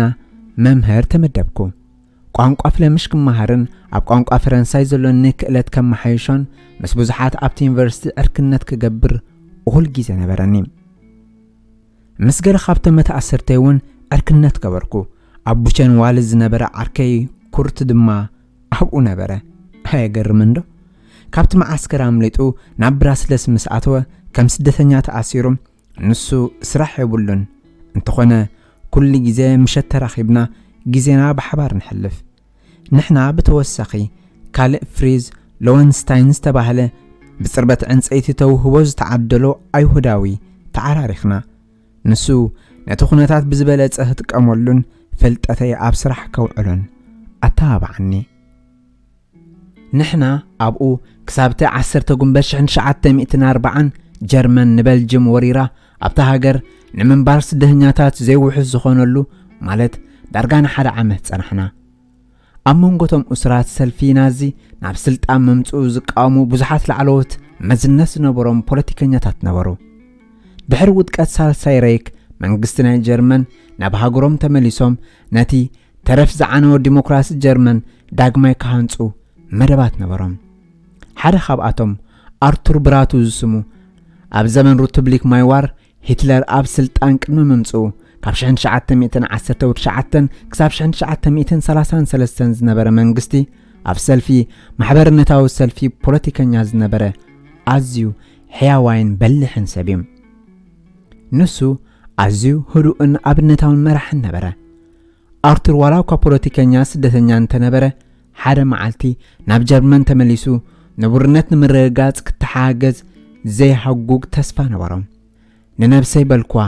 ዝኾነ ነገር ይምጻእ ነዚ ሰብ ዘኽስዕበየ ብህይወት ክቕጽል እዩ ናብ ብሪጣንያ ኸውጹና መደብ ነበረ ካብ ወደብ ኦስተንድ ናይ በልጅየም እትወስደና መርከብ ስደተኛታት ተሰርዓተልና ناتنا حما عدل كوينو اتنموت أنا حلاف الناس نبرو بعال سلطان بلجم مسنازت حابراي بمنبارو أب إدم كود أنا دليه نحنا نابودب أوستن كنبتصحن كلنا اتا مركب نعنا قريفو كم اتخيد نمرقاء سرحم قتلنا انقبرو مستقفعنا براتو اتي كيتمرز كم قبول مرحي زأمنا له نابتا 50 كيلومتر زرحك اتا كتما دونكريك كوستدنا وسنة إذا ناي فرنساي ودباويت كتما مراخب كمون كاب إيروبان مملات مواصقو يهلوا يخون دحنت نمركاب بزنبرنا تسفا بقماقم بحرب بلنا ناب فرنسا مرشنام ناب دونكريك زقبرنا يوقعزو درقا 10 ساعات وسدلنا نحنا هنقعازن كلنا وتهدره جرمن بفرنسان بلجمن يوحزو نبارو بانزر تانكتات جرمن لسراوت حيلتات كيدان كسابرون نخزلقو كدفقو من قرب لعلى خلطة أنا وسدلهم نحنا لكا أبتا تاريخاويت معالتي موصا أب دونكريك أتونا اتي بليت ذكريك برك أو متقعتن مكلخال سراوت حيلتات كيدان دعمي خويو شعو سراويتهم أب قماقم دونكريك تقاركيرو بسراوت جرمن بصعقي الناس دبدبه بناي سيفل مركب كويس يصبنا برام أشحت موتات وتعدرات حيلتات كيدان أب مريت وريقم أير بتخصم براتن نتكون بومبن تعبليلو نبره أتم وتعدرات جرمناوين بفوكس برات إنها تخلاخلو بمحاز حانتن اشتا مركب أب حد أوان بممتع زقلهم يوهوت نبرم نتم كاب قماقم بأقرم كخلو زخلو وتعدرات نموتع 12 ساعات راي نبرم اتم موتات أبوخ قدفو نبرم اتا أستات 12 سبات سحزت زستمنا نهت كجلنا نام مركب كديب حتيتا كابيتان مركب جن نتساقنا نحنا وتهدرات إنجليز راينا نوسد بلا نسوم ايتحزو لي فريتز حساب نورو نسو حدا نمعرقو زخون ريسا مسكين وتهدر إنجليز رخيبو نتي وتهدراو لبسو كاب أكالاتو وصام نسو نتوم ناي إنجليز مكونات حاليفو ناب جالبان بمدياب كدحنكي اليوم أناون تمساسالي فتنا خقبر تعاركو حدا توقيو زمتا من اسي وتهدر إنجليز ريسو أبلعلي قند نابرا حما أندا تسمعني جاكيتو كلقح مولقم فتحكو لبسو كم معطقون تحت كوتص مسفتنكو اتاتيت بخبدو بساعة كم زوات أثرئي كأتصلاي دفركن لبس نايت مسكيناي ودي كاب أكرات خوتص نفسي قبر اللين لنقرات نابزت عمكا هتغيرن تبال حتى يكتخونن حدا نقري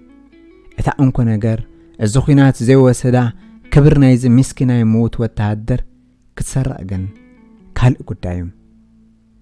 نحنا لكا أمونغو سراوت جرمنن سراوت حالتات كيدانن تقرقرنا كبت أصوار قريبو دبدبت نفرت جرمن عبل علينا حجج بلام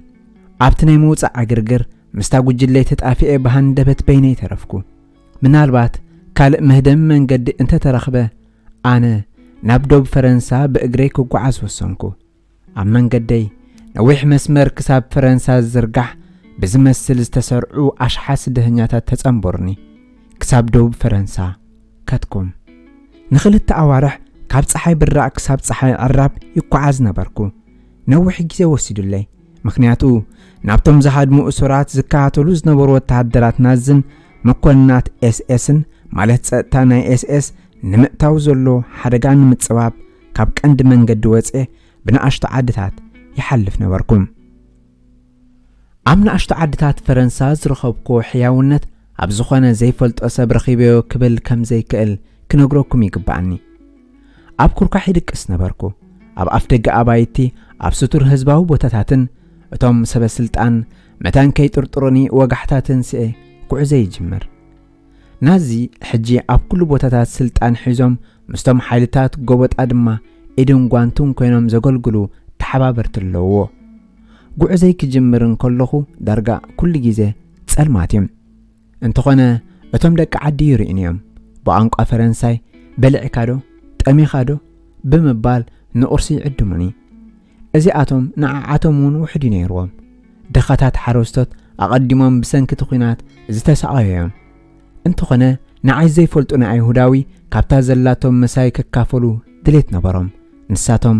ንዓይ ብምሕጋዞም ሕይወቶም ኣብ ሓደጋ የእትዉ ከም ዘለዉ ይፈልጡ ነይሮም። ግንከ ፈጺሞም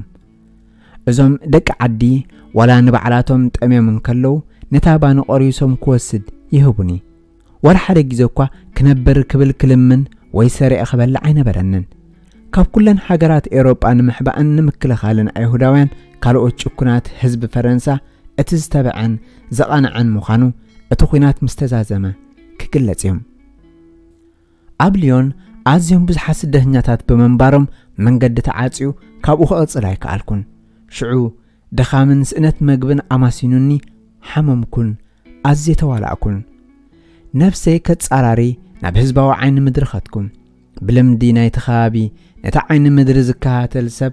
ሓደ ፍራንካ ትህቦ እሞ ንሱ ድማ መጻረዪ ወረቐት ይህበካ። ነቲ ዝተጠቐምካሉ ዓይኒ ምድሪ ብድሕሪኻ የጽርዮ። ሓደ ፍራንካ ምስ ከፈልኩ እቲ ሰራሕተኛ ጁባይ ተቐቢሉ ናብቲ ዘንጸባረቕ ንጹሕ ዓይኒ ምድሪ መርሓኒ። ኣብቲ ዓይኒ ምድሪ ኮፍ ምስ በልኩ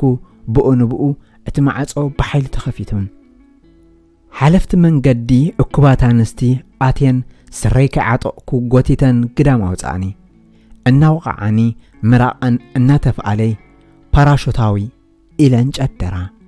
ጀርመን ፓራሹት ጌራ ናብ መላእ ኤውሮጳ ሰለይቲ ተውርድ ነበረት። ድሕሪ መስመር ጸላኢ ሬድዮ ዝሓዙ ሰለይቲ ብምውራድ ደብደብቲ ነፈርቲ ኣበይ ክወቕዑ ከም ዘለዎም ብሬድዮ መምርሒ ይህቡ ነበሩ። እታ ሰበይቲ ነቲ ተሰቒሉ ዝነበረ ጁባይ ፈቲሻ ናይ ጀርመን ፓስፖርተይ ረኸበት። ጀርመናዊ ሰላዩ ኢላ ገመተት። ሸዓ መዓልቲ ግን ዕድል ኣይገበርኩን። እቲ ነገር ክኸውን ከሎ ሓደ ብኡ ዝሓልፍ ዝነበረ ፖሊስ ፈረንሳ እንታይ ዝኹሉ ሁከት ብምባል ክርኢ ተኣለየ። ዳግም ተቐፊደ ኣብዚ እዋን ከም ጀርመናዊ እምበር ከም ኣይሁድ ኣይኮንኩን ተኣሲራን። ኣብ ጥቓ ፓው ደቡባዊ ምዕራብ ፈረንሳ ናብ ዝርከብ ጉሩስ እተባህለ ማዓስከር መእሰሪ ተወሰድኩም። ኣዝዩ ድሑር ናይ ቀደም ነበረ። ነቶም ካብ ሓድሕድ ኩናት ስጳኛ ዘምለጡ እስጳኛውያን ተባሂሉ ብ1936 ብሃታሃታ ዝተሰርሐ እዩ። እንተኾነ ኣብኡ እውን ዓራተይ ነይሩኒ። ንመዓልቲ ድማ 3 ግዜ መገብ። ኣብኡ 7 ወርሒ ተቐሚጠ። ግናይ ምግልባጥ ናይ ጽሕፍቶን ተዘየጋጥም ምናልባት ነቲ ኩናት ብሰላም ክብሪ ብዘለዎ ከርፋሕ ናብራ መሕለፍኮ። ሂትለር በቶም ኣብ ኤውሮጳ ዝነበሩ ብፍላይ ካብቲ ወሪሩ ዝሓዞ ግዝኣት ዘምለጡ ኣይሁዳውያን ተጨኒቑ ነበረ። መብዛሕትና ምሁራት፣ ሰሞያ፣ ዶክተራት፣ ሳይንስት ነበርና። ሂትለር ኣብ መንግስቱ ሳይንስን ኢንዱስትሪን ከደንፍዕ ይደሊ ነበረ። ስለዚ ድማ ክመልሰልና ደለየ። ኣብ ማሓዳሪ ግዝኣት ፒኪ ኣብ ፈረንሳ ፊሊፕ ፔተይን ነቶም ክኢላታት ፈረንሳውያን ምሩኻት ኩናት ነፃ ንምግባር ብምድላዩ ኣብ መላእ ፈረንሳይ ዝነበሩ ኣይሁዳውያን መዋገይ ይኾኑ። ኣዛዝቲ ማዓስከር ናብ ቤት ጽሕፈት ክሳብ ዝጽዋዓኒ እንታይ ይግበር ከም ዝነበረ ይፈለጥኩን። ንሱ ምስቶም ካልኦት ኣይሁዳውያን ናብ ካልእ ክወፅእ ምዃኑ ይነገረኒ። ክሳብ ተዕለት እቲኣ ኣብቲ ማዓስከር ካልኦት ኣይሁዳውያን ከም ዝነበሩ ኣፍልጦ ይነበረንን። ካብቶም ኣስታት 15,000 እስራት እቶም 823 ናብ ባቡር 35 ሰባት ድማ ናብ ባጎኒ ተጻዓና። ናብ ባቡር ክንስቀል ናብቲ መዳይቦ ባይታ ምስ ተንቀሳቐስና ናበይ ንኸይድ ከም ዘለና ክንፈልጥ ንሓደ ካብቶም ሓለዋ ሓተትኮ። ንሱ ናብ መዳጎኒ ማዓስከር ኣብ ፖላንድ ኣብ ዝርከብ ንኸይድ ከም ዘለና ነገረኒ። ኣብዚዩ ንፈለማ እዋን ኦስፒች ዝብል ስም ዝሰማዕኩም።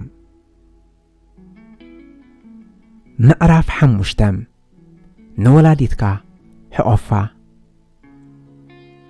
ሽዑ ብዛዕባ ኦስፒች ዝፈልጦ ይነበረንን። ብኸመይ ቢለኸ ክፈልጥ? ካባና ዝኾነ ሰብ ከምዚ ዓይነት ነገር ክኸውን ኢሉ ብኸመይ ክፈልጥ ይኽእል? እንተኾነ ኣነ ናብቲ ናቶም ማዓስከር ከም ዘይምለስ ብዛዕባ እዚ እኹል መረዳእታ ነበረኒ። ኣብቲ ብተዛማዲ ውሕስ ዝኾነ ግዝኣት ፈረንሳ ኣብ ደንደስ ባይታ መዳይቦ ባቡር ምስ ፈረንሳውያን ሓለዋን መሃንድሳትን ፈረንሳውያን ደው ኢለ ክሃድም ወሰንኩም። ኣብ ነፍሲ ወከፍ ባቡር ፈረንሳ እቲ መሃንድስ ጉጤትን መቐየሪ ኣንፈትን ሓዲድን ዝሓዘት ንእሽቶ መሳርሒት ከም ዘሎ بتي زنبرن تمرتي أفلته اتم حلوة نابكال أدهو من كلو نتا مسارح السرقة عب جاكيتي حبقوا نام مرحبا حليفة بأنقاي فرنسا تطعيمة ناب جرمن نمقتاو تسقلنا ياز نبرنا بابور كندي كم توستلنا حتتكو 9 ساعات كخوني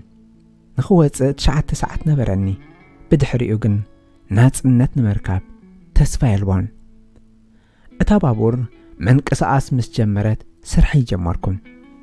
نخلتي عبتا بابور زنبره بولونات كابت مرقص بايتا بابور فتحكو انتخونه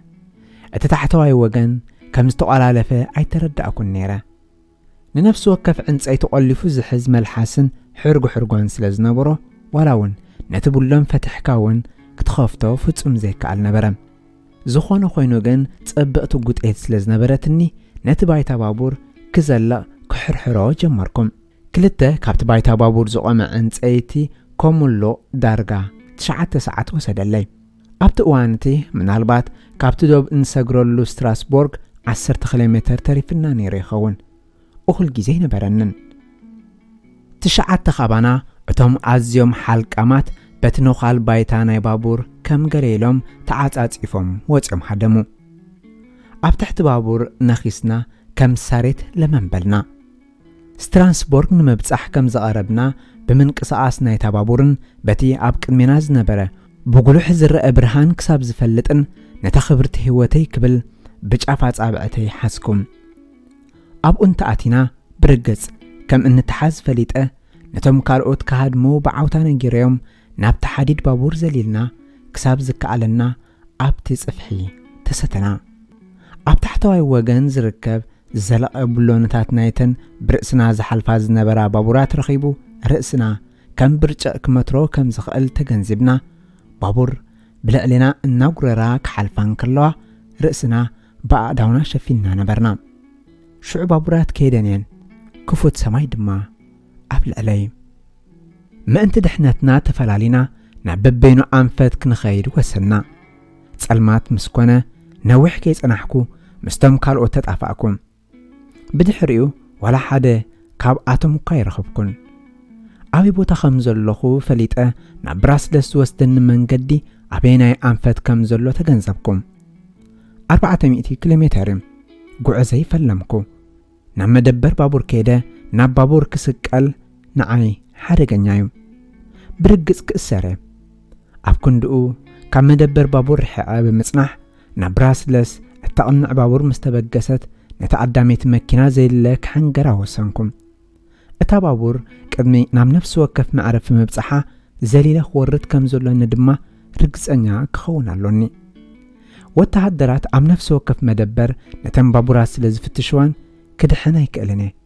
بخمز الجباب ابتي دقدق صلمات ليتي كزللن كوردن براسلس مبصح دارغا سومن وسدلين مجمريا نابتيس درابيتي زقمطلو زنبرو ابارتاما خيده صواعكو انت خنا اتي او زقمط سب بزعبهم زفلطو نغير اينبرون سدراي ابي كم زلو ينغرني بمبال بزحدركو تسفا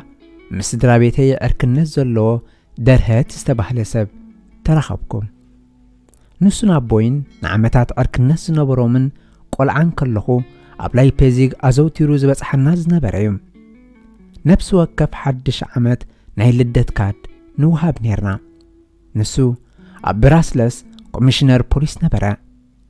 ابوي سلز امنون اب عود مخبار حقتات ركباس لزلون اكل نايتي ام مدمنا زغاطم صقمات محلوتايم سدرابيتي انت تفلاليوم ابي كم زلو نبوي كحبروخم زلو مسترهت تسامع نبرم اتنسو زرحلو وردا بوليس اذكري سلز دما بخماي كم زرخبو افلطه نسو نابتي بحتنان زاربولو بوتا نابيت شاهي حزن خدم سدراي نتصبو ابارتاما غديفوم كحبو كاب كتما براسلس وصاي كم زخدو فليطم حبتي هنون ابو صبوون سلام نيرا وي بوحدو بزتخاله متن وحس هوت ابتا جرمن غوبيطاز حزت هاجر انت خنخه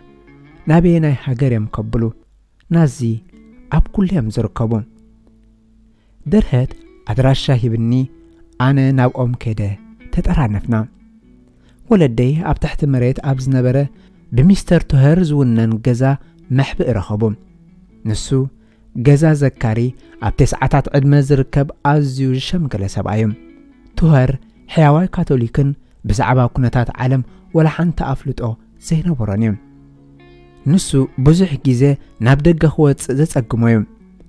ኣብ ታሕቲ ኣብ ገዝኡ ንኣይሁዳዊ ምዕቋብ ዘይሕጋዊ ምዃኑ እውን ኣይፈልጥን እዩ ኣይሁድ እንታይ ከም ዝኾነ እውን ዝፈልጥ ኣይመስለንን ንሱ ስለዚ ድማ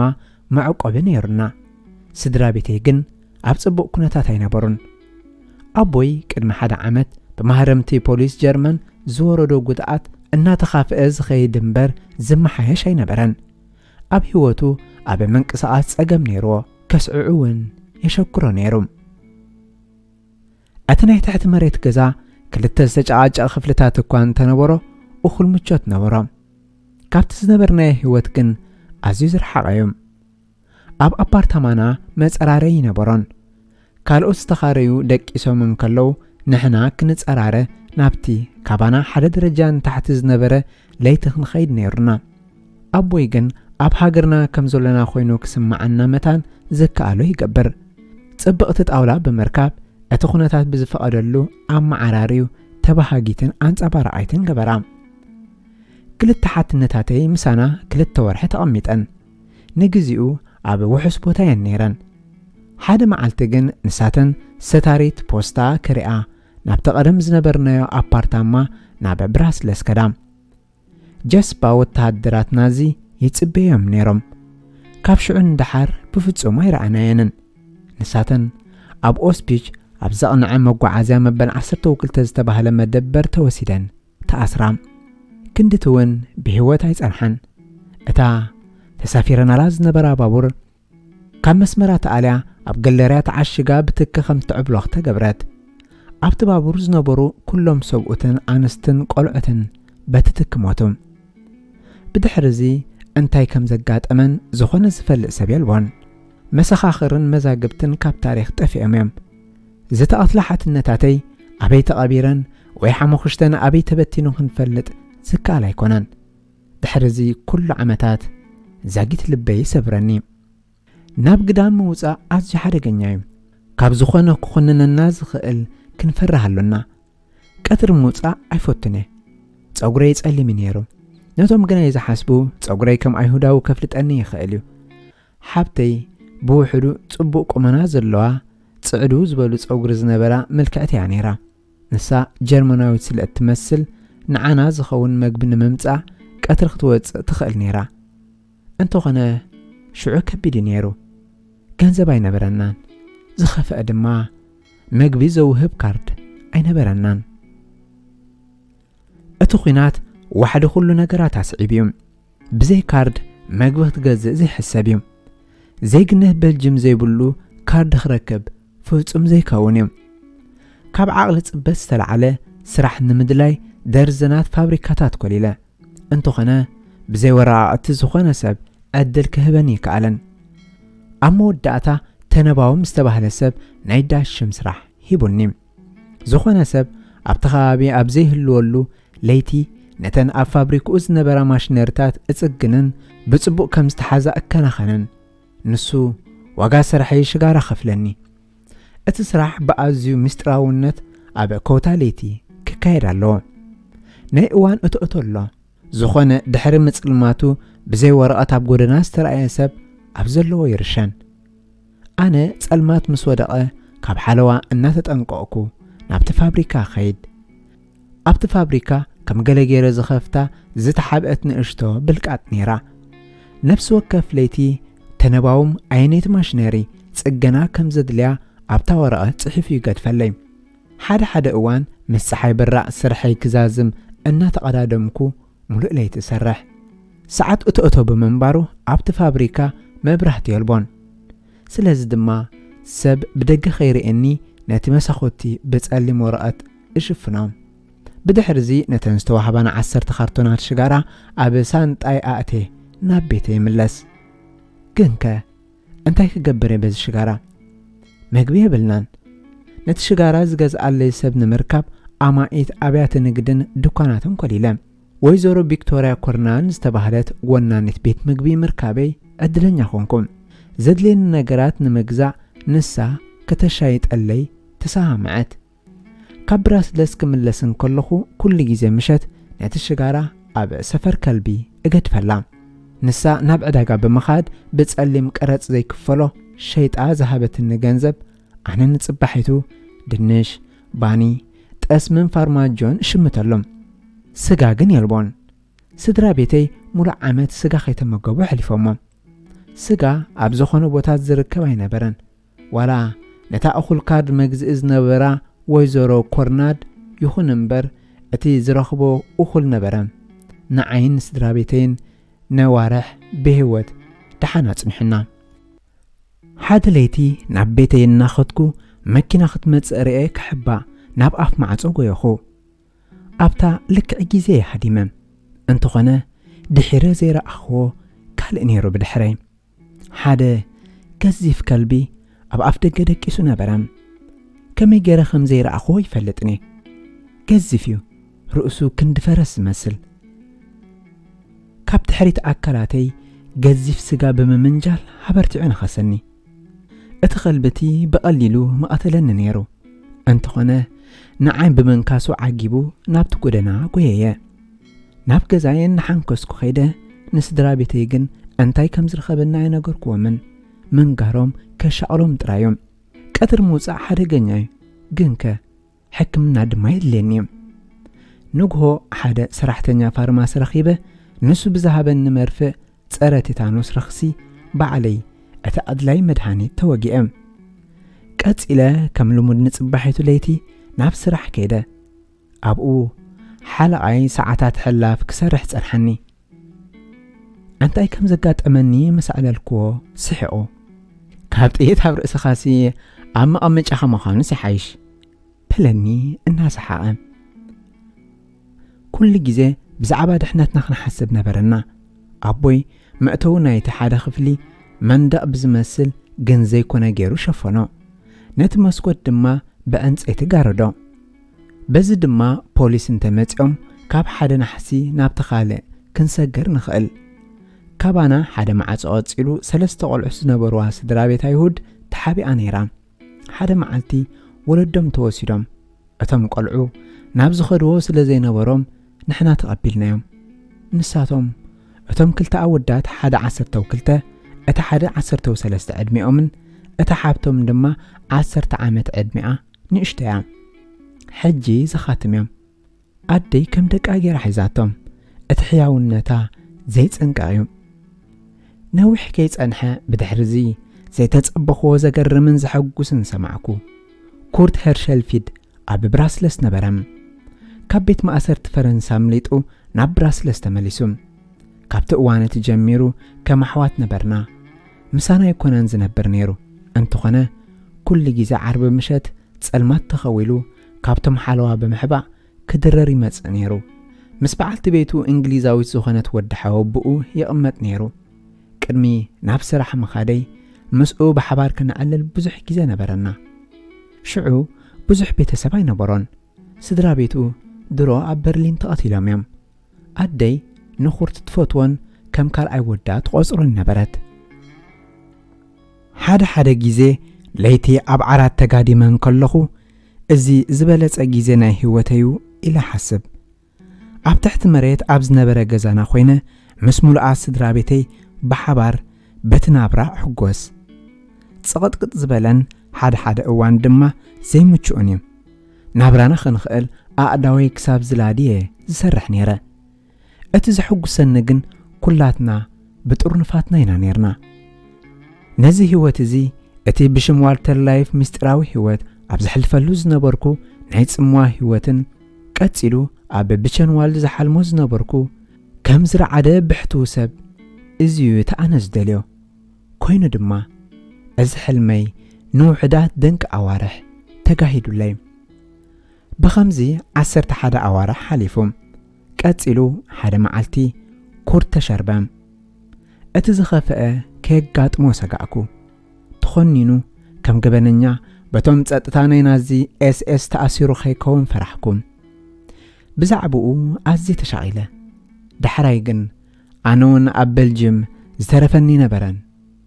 ኣብ ክራም 1943 ሓደ ምሸት ኣነ ናብ ስራሕ ምስ ወፈርኩ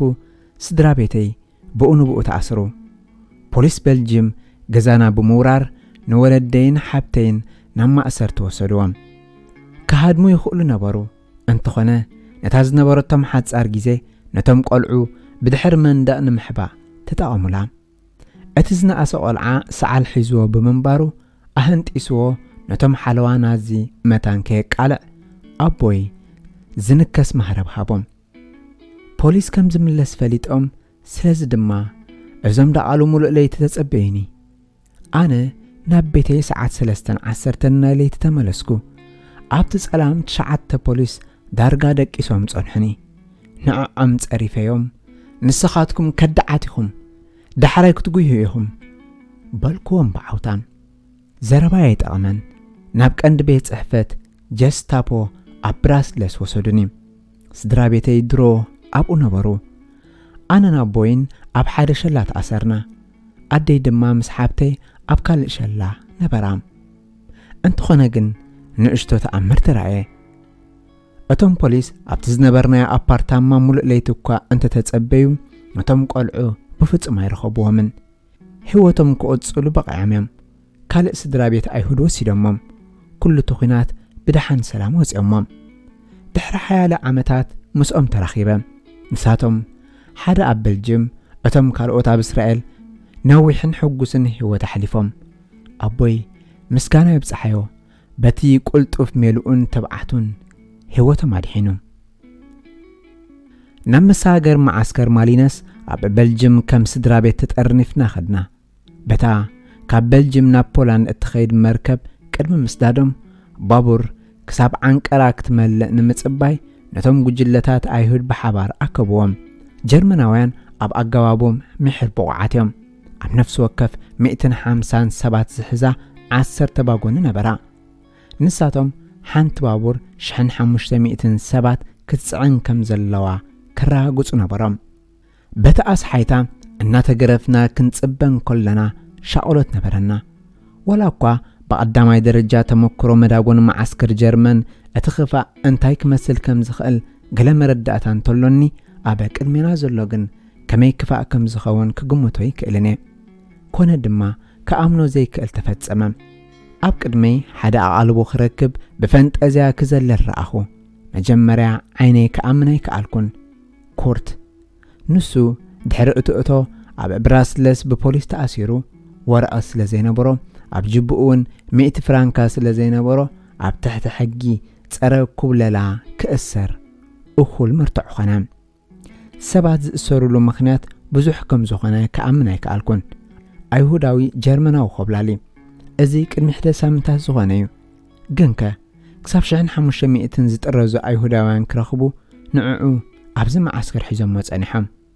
ዘጨናእ ሃዋህው ግን ዳግማይ ክሪኦ መብቃዕ እውን ድንቂ ነገር እዩ ነዊሕ ከይጸንሐ ናዚ ነቲ ዝደልዮ ብዝሒ ኣይሁዳውያን ገፊፎም 1500 ሰባት ናብ መዳጎነይ ክጽዕኑ ጀመሩ ሰብኣይ ሰበይቲ ንኣሽቱ ቆልዑትን ኩላትና መንኩብ ንመንኩብ ተላጊብና ከም ሳርዲን ተዓሽግና ደው ክንብል ወይ ክንብርካኽ ንኽእል ነርና ክንጋደም ዘኽእለና ባይታ ግን ኣይነበረን ጅባና ክነውፅእ ቦታ ኣይነበረን ኣብ ግዳም ቀዝሕዩ ኣብ ውሽጢ ግን ክጽወር ዘይከኣል ዝተበከለ መቆት እቲ ጉዕዞ 9 መዓልትን 8 ለይትን ወሰደ እታ ባቡር ሓንሳብ ብናህሪ ገለውን ብዘገምታ ትንቀሳቐስ ሓደ ግዜ ንሰዓታት ፈጺማ ደው ትብል ኣዝዩ ሕድማይ እምበር መግቢ ነበረን እታ ሓንቲ ባጎኒ እቶም ኣብኣ ዝነበርና 150 ሰባት ንብሙሉኡ እቲ ንጉዕዞና ዝተዋሃበና ማይ 44 ጋሎን 200 ሊትሮ ዝሕዝ ፊስቶ እዩ ካልእ 44 ጋሎን ድማ ከም መተሓጻጸቢ ድሕሪ ዓይነ ምድሪ ተዋሂቡና ኩላትና ሰብኣይና ሰበይትና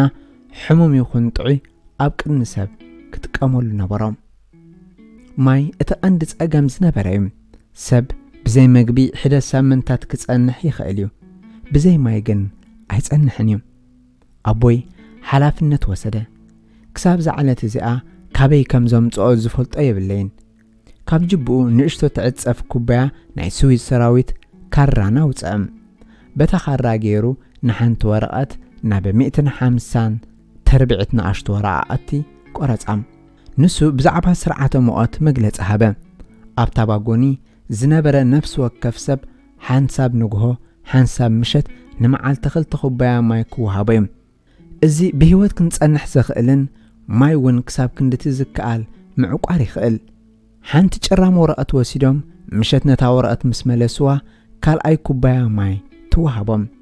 ዝኾነ ነታ ወረቐት ዘጥፍአ ማይ ይረክብን እዩ መዓልታት ሓለፈ እቲ ገረወይና ዓይኒ ምድርና መልአ ማይ እናተጸንቀአ ብዝኸደ ኣየር እናበከለን ሕማቕ ሽታ እናገደፈን ከደ እቲ ሰዓታት በቲ ኣብ መዓልቲ 2 ኩባያ ዝወሃብ ማይ ተመቕለም ኣብተን ካልኦት ባጎኒታት ዝነበረ ማይ ሽዑ ተወድአ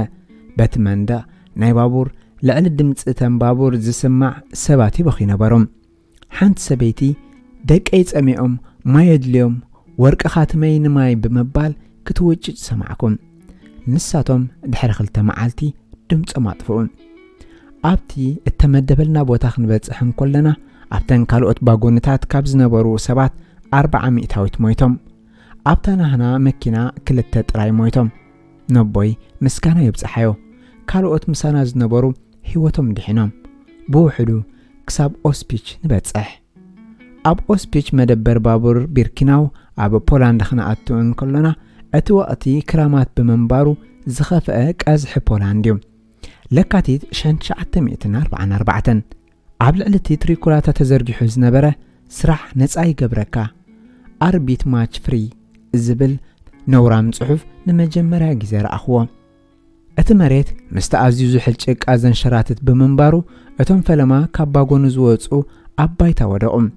እታ ባጎኒ ናይ ባቡር ልዕል ኢላ ብምንባራ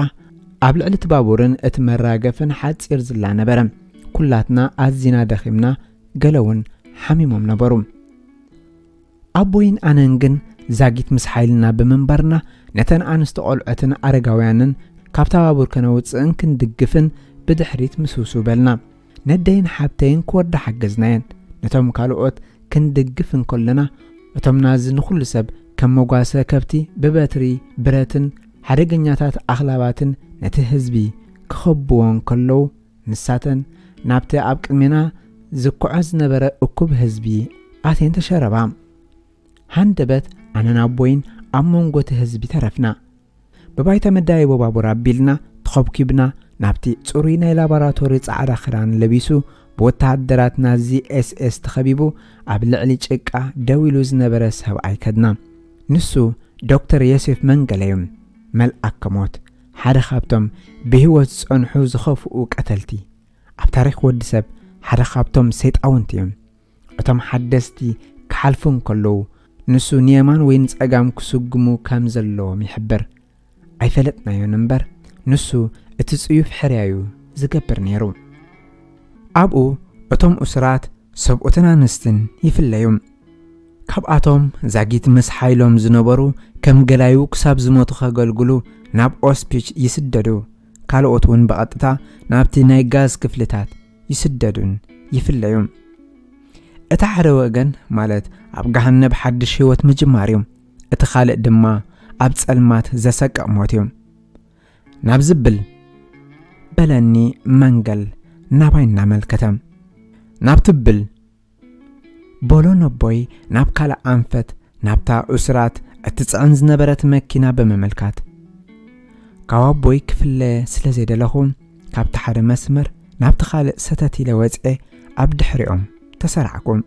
ኣብታ መኪና ዳርጋ ክበጽሕ ክብል ኣብኡ ደው ኢሎም ካብ ዝነበሩ ኮራኹር መንገል ሓደ ወታደር ኣለለየኒ ኣታ ኢሉን ንሱ ናብቲ ክትኸይድ ኣይነገረካ እንድዩ ንሱ ናብ ኦስፒች ናብ ዝእቱ ኣመልከተ በታ መኪና ኣይትኸይድን ኢኻ ዋራም ሓተትኩ ኣነ ስለምንታይ ኣቦይ ዓብ ስለ ዝኾነ ብመኪና ኸይድ ከም ዝኾነ ኣነ ግን ብእግረይ ከም ዝኸይድ ነገረኒ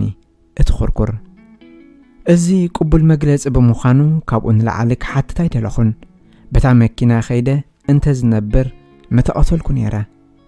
እታ መዓልቲ ዶክተር ዮሴፍ መንጋል ንስራሕ ጽቡዕ ዕቑር ዓቕሚ ዘለና 148 ሰባት መሪጹ ናብ ማዓስከር ሰደደና ናብቲ ማዓስከር ተኸብኪብና ኸድና ክዳውንትና ውፂና ናብ ሓደ ክንእክቦ ነገርና ናብ ሓንቲ ንእሽቶ መሕፀቢ ክፍሊ መሪሖምና ኩላትና ኣብታ ጸባብ ቦታ ተጨቃጨቕና ኣነ ብፍርሒ ተዋሒጠ ምኽንያቱ እንታይ ክመጽእ ምዃኑ እፈልጥ ነበርኩ ቀደም ኣብ ቤንችዋልድ ክፍጸም ርአ እቶም ናዚ ተጻዋርነት ንኽፍትን እዮም ኣብዛ ጸላም ቀዝሒ ዝኾነት ጸባብ ገዛ ንመዓልታት ክንሽገሪና ብዝደኸምና እቶም ናዚ ከርዑድና ድምፆም ክባቢሎም ዝኾነ ነገር ክዛረቡ እዮም እሳት ወይ ጋዝ ይብሉ ወይ ንሓደ እሱር ይወቕዕዎ እሞ እቶም ካልኦት ርዒዶም ብህድማ እቶም እስራት ነንሕድሕዶም ይተሓማተሉ ነፍሲ ወከፍ ቁጽሪ መንነት ዘለዎ ቁራጽ ወረቐት ተዋሂብና እታ ቁጽሪ ምስ እነጥፍኣ ክንሕናእ ከም ዝኾንና ነገሩና ምስኩርትን ካልኦት ኣብ ቤንችዋልድ ዝፈልጦም ክልተ ሰባትን ሓደ መደብ ኣውጻእኩም ኣብዚ ክፍሊ ክንደይ ከም እንጸንሕ ኣይንፈልጥን ኢና ስለዚ ድማ ደው እንብለሉ ኩርናዕ ክንረክብ ኣለና በልኩም ክልተ ኻባና ሕቖኦም ንመንደቕ ሂቦም ሓለዋ ይኾኑ ካልኦት ክልተ ኣብ ድሕሪኦም ክድቅሱ ይኽእሉ ሽዑ ብኸምኡ ንቀያየር በልክዎም 3 መዓልትን 3 ለይትን ከምኡ ገበርና እቶም ናዚ ብተኸታታሊ ረዓዲ ነዚሖም ኩሉ እቲ ከባቢና ብጸልማት ነንሓድሕዱ ክተሓማተሉ እንከሎ ክልተ ኻባና ነቶም ክልተ ካልኦት ይከላኸሉሎም 3 መዓልትን 3 ለይትን ኣውያትን ናይ ደም ሽታን ነበረ መብራህቲ ምስ ተመልሰ ካብቶም ህማጽእትና 148 ሰባት 18 ሞይቶም ነበሩ ሓደ ሰብ ካባይ ርሖ ኣብ ዘይኮነ ቦታ ዝነበረ ብሰብ ተጸቂጡ ዓይኑንቶም ጎልጊሉ ኣብ ገጹ ጠልጠል ኢሉ ነበረ ቁጽረይ ምሳይ ከም ዘላን ንምፍላጥ ኢደይ ምዘርጋሕኩ ካብ ከብዲ ኢደይ ደም ክፈስስ ረኣኹም ነቲ ወረቐታት ሪረ ስለ ዝጸቐጥኮ እቲ መስማር ቆርበተይ በሲዑ ነበረ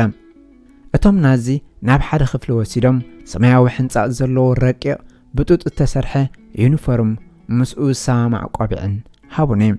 እታ ኣብ ወረቐተይ ዘላ ቁጽሪ ኣብ ድሕሪት እቲ ዝለብሶ ዩኒፎርም ተለጢፋ ነይራ ቀጺሎም መታን ከይንቀሳቐስ ኢደይ ኣብ መንጠልጠሊ ኣእትዮም እታ ቁጽሪ ከም ዘይተሓስስ ገይሮም ብጭካነ ወቂጦማ ብኣሽሓት መራፍእ ከም እተወጋእኹ መሪር ቃንዛ ገበረለይ መልሓሰይ መታን ከይነክስ ኣብ ስነይ ክቐርቅራ ጭራም ወረቐት ሂቦምኒ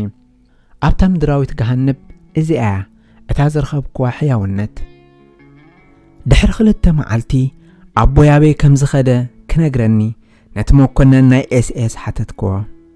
ንሱ ብኢደይ ሒዙ ኣብ መንጎቲ ገዛውቲ ወተሃደራት ምናልባት 50 ሜትሮ ወሲዱ ከም ዝበለኒ እቲ ኣብ ማዕዶ ዘሎ ትክትሪኦ ደለኻ ናብኡ ኣቦኻ ኸይዱ ኣዲኻ እውን ምስኡ ናብ ናይ ጋዝ ክፍልን መቃጸሊ ሬሳን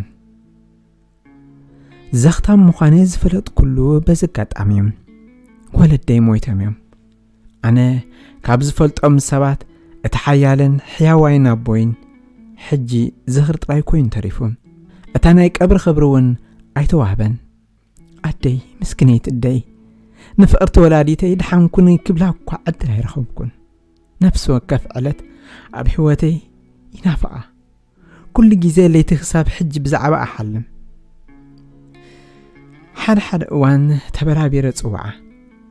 ንእሽቶን ከለኹ እታ እንኮ ዝደልያ ዝነበርኩ ምስኣ ምዃን ጥራዩ ግዜይ ምስኣ ኸሕልፎ በቃ ዓርቢ ድሕሪ ቀትሪ እተዳልዎ ችላ ክበልዕ ፍሽኽቲ ኣኽርኢ ሕጂ ግን ብፍጹም ኣይክርዮኒ ፍጹም ፍሽኽታ የልቦን ድሕሪ ደጊም በቃ ኸይደያ ነቒላ ካባይ ተሰሪዓ ዘሎኒ ነገር ከፊላ ሓንሳብ ክሪኣ ክሓስብ ኩሉ ዝሓልፍ መዓልቲ ብፍጹም የልቦን ሎሚ ዕድል እንተልዩካ በጀኻ ናብ ቤትካ ኸይትካ ነዲኻ ማዕረኽ እንደይ ከም ተፍቅራ ንገራ እዚ ነዲኻ ንገራ ሕጂ ንዝተዓራርኽካዮውን ከምኡ ንገሮ ኢዱ ጥራዩ ነዲኡ ክነግራ ዘይክእል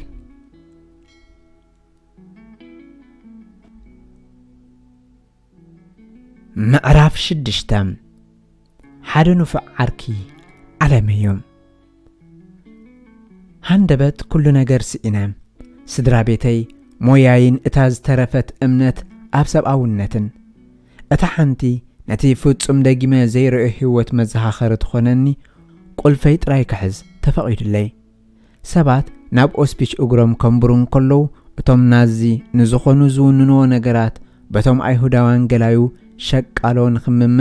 ናብ ፍሉይ ቦታ ይወስድዎም ነበሩ ንሕና እቶም እስራት ነቲ ቦታ ካናዳ ንብሎ ነበርና ካናዳ ከመ ሰላማዊ ስፍራ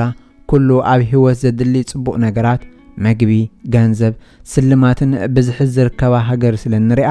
ኩሉቲ ዝውንኖ ዝነበርኩ ተሰሪቑ ናብ ካናዳ ተወስደ ካብ ኩሉ ዝኸፍአ ክብረተይ ተቐንጢጡ ሂትለር ንኹሉቲ ኣብ ዓለም ዘሎ ሽግራት ናብ ኣይሁዳውያን ኣላጊቡ እታ ናይ ጽልእ መጽሓፍ ሜን ካምፓፍ ምስ ጸሓፈ ንሕና ክንዋርድ ብዛዕባ ዓለም ሕልማዊ ዝኾነ ትሕዝቶ ኣቕሪቡ ኣበላልዓና ከም ሓሰማ ከም ኣላብሳና ጨርቃም ኣብ ዓለም ጽሉኣት ህዝቢ ሕጂ እቲ ነገር ሓቂ ኮይኑ ቁጽረይ 172338 ነበረ እዚ ሕጂ እቲ እንኮ መንነት እዩ ንሳቶም ዋላ ሽምካዮም ዝምንጥሉኻ ካብ ሽዑ ሰብኣ ኣይኮንካን ንስኻ ብዝግታ ናብ ሓደ ገዚፍ መቕተሊ ሰብ ማሽን ክትዝወር ማርሻ መኪና ጥራይኻ እታ ቁጽሪ ኣብ ኢደይ ክውቅጥዋን ከለዉ ብሰላሕታ ክመውት ተፈሪደ እንተኾነ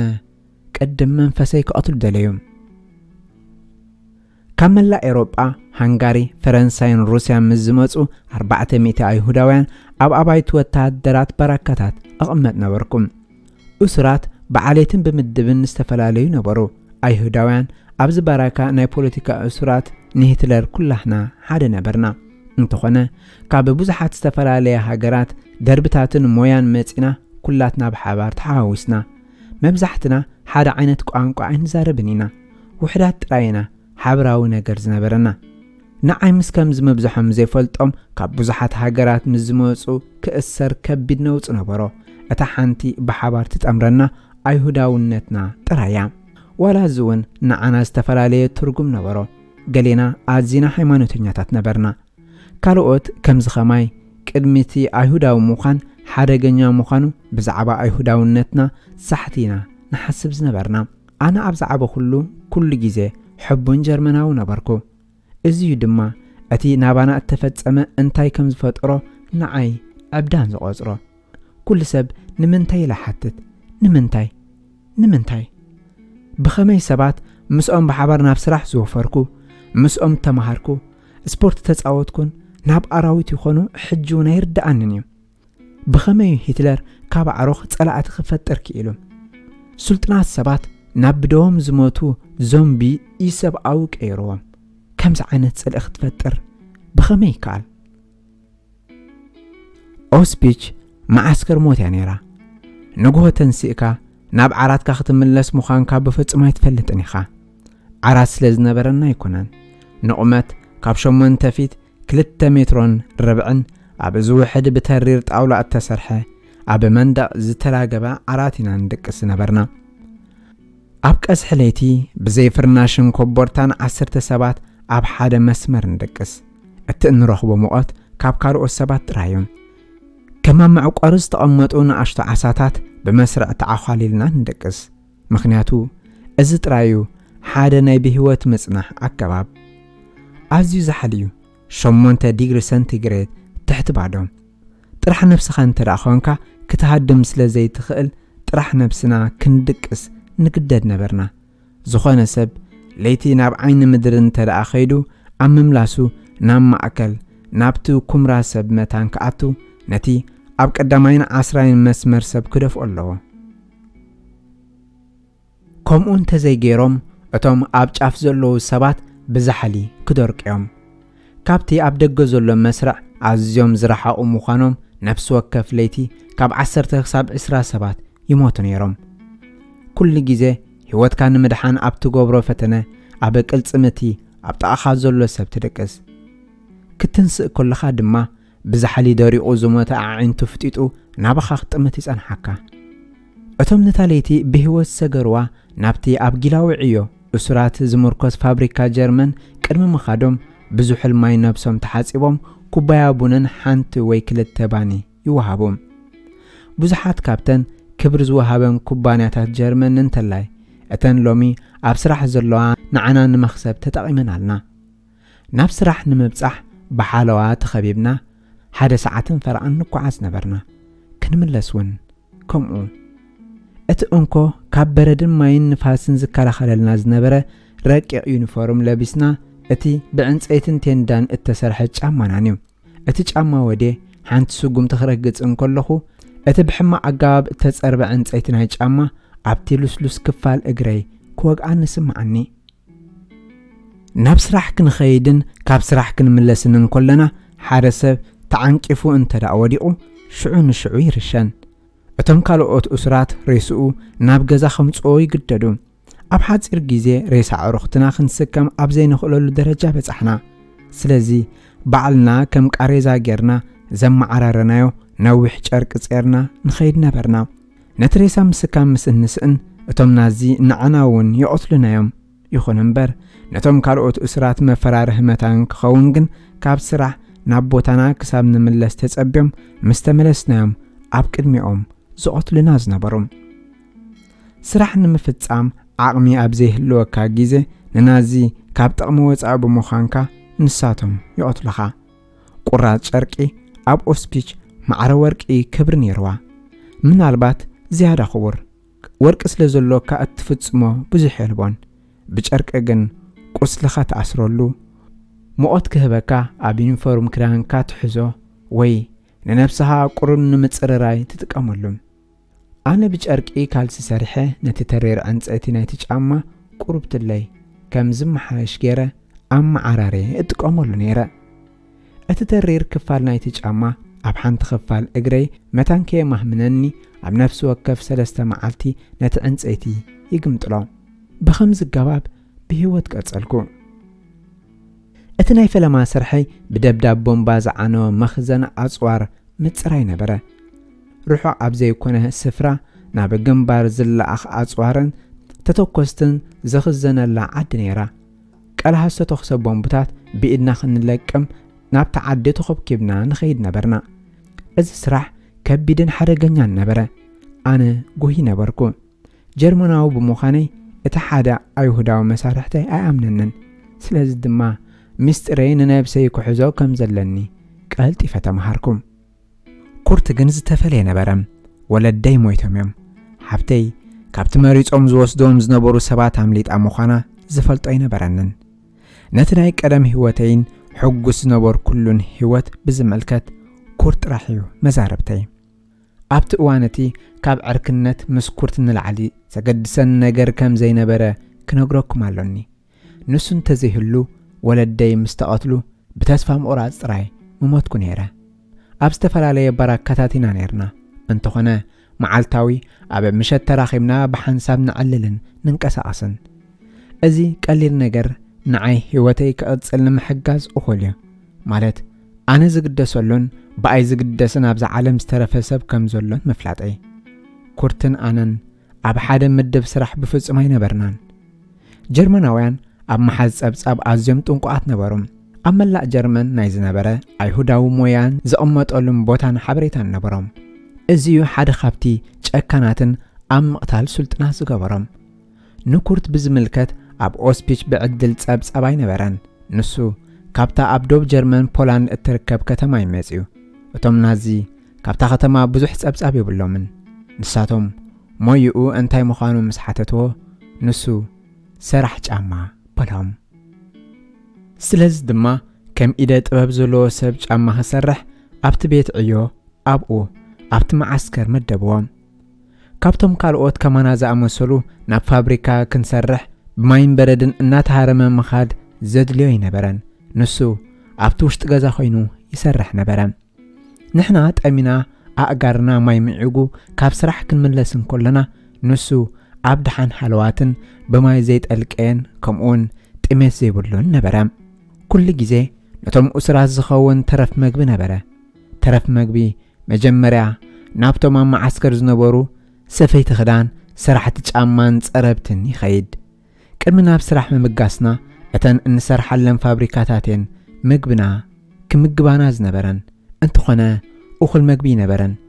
ናብቲ ማዓስከር ኣብ ዝተመለስናሉ እውን መብዛሕትኡ እዋን ንዓና ዝኸውን ኣይነበረን እዚ ንኹርት ኣዝዩ ጽቡቕ ነበረ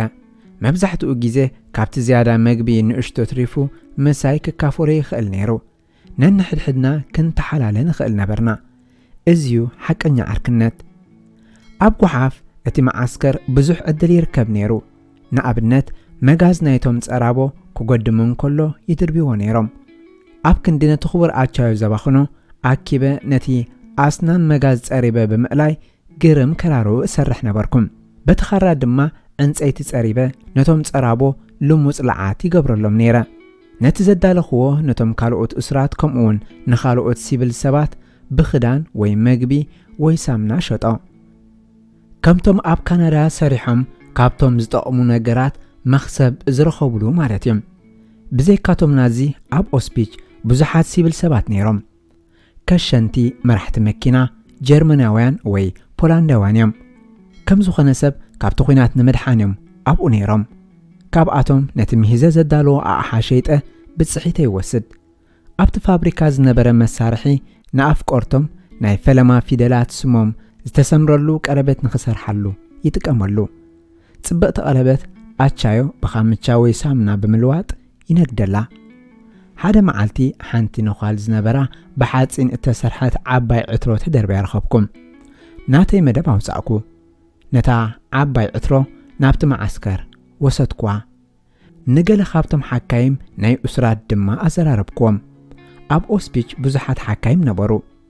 ካብ ኩሎም እስራት ማእከላይ ደርቢ ኣይሁዳውያን ጀርመናውያን ምናልባት ክልተ ካብ 10 ብገለ ደረጃ ሓካይም እዮም ነፍሲ ወከፍ ንግሆ ናብ እተፈላለያ ሆስፒታላት ክሰርሑ ብኣውቶቡሳት ይኸዱም ሓደ እዋን ካብ ውግእ ንዝተመልሱ ጉድኣት ወሪዶም ንዝምለሱ ጀርመናውያን ክሕክሙ ናብ ግንባር ይለኣኹም ከምዚ ኣብ ዘጋጥመሉ ሓደ ግዜ ንመዓልታት ይጸንሑ መዓልታዊ ዓስቢ ስርሖም ብድንሽ ይኽፈሎም ንመዓልቲ ዝሰርሕዎ 4 ጥረ ድንሽ ይኽፈሎም ጥረ ድንሽ ግን ኣይትበልዖን ኢኻ መርዝዮም ስለዚ ድማ ናባ ይመፁ 4 ድንሽ ኣብሲለ እታ ሓንቲ ንዓይ ከም ክፍሊት ወስዳ በዚ ድማ ምስኩርት ዝማቐሎ ዝያዳ መግቢ ረኸብኩም መብዛሕትኡ ምሸት ጁባይ ብደናንሽ መሊኡ ንዕዑ ክረክብ ዘወር ንድራርና ድማ 2 ወይ 3 ንካፈል ሓደ ምሸት በቲ ሓለዋ ናይ ናዚ ኤስኤስ ክሓልፍ እንከለኹ ሓደ ብምድሃል ሰብ ፍሉጥ ዝኾነ ሓለዋ ረኸበኒ ንሱ ሃንደበት መፂኡ ብድሕረይ ከቕልዓና ክብል ኣነ ገፀይ ናብኡ ስለ ዝመለስኩ ነቲ ደናንሽ መሊኡ ዝነበረ ጁባይ ዝበጦም ከም ዝተሃሰኹ መሲለ እናሓንከስኩ ክኸይድ ነበረኒ ምክንያቱ ከምኡ እንተዘይገይረ መሊሱ ክወቕዓኒ እዩ ንኩርት ድማ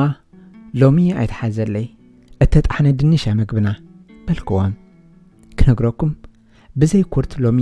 ኣነ ኣብዛ ኣይመሃለኹን ነይረ ምስጋና ንዓርከይ ብህይወት ቀፂለ ንሓድሕድና ተሓላሊና ሓደና ክቆስል እንከሎ ወይ ሓሚሙ ምስራሕ ክስእን እንከሎ እቲ ሓደ መግቢ ኣናድዩ ይሕግዞም ብህይወት ክንነብር ንሓድሕድና ተሓጋጊዝና ኣብ ኦስፒች እሱር ብህይወት ዝነብረሉ ብገምጋም 7 ዋርሒ ብዘይ ኩርት ፍርቅ ናይ ዝውን ብህይወት ክጸንሕ ኣይምኽኣልኩን ጎረረይ ቁስሊ ክገብር እንከሎ መታን ክሓዊ ሻርብኡ ንኽልተ መቲሩ ነቲ ሓደ ምታር ንዓይ ሃበኒ ሰባት ሓደ ዓይነት ሻርባ ጠምጢምና ክርኢና እንከለው ኣሕዋት ይመስሎም ነይሩ ማዕርኽ እንደዚ ዝተቐራረብና ኢና ነርና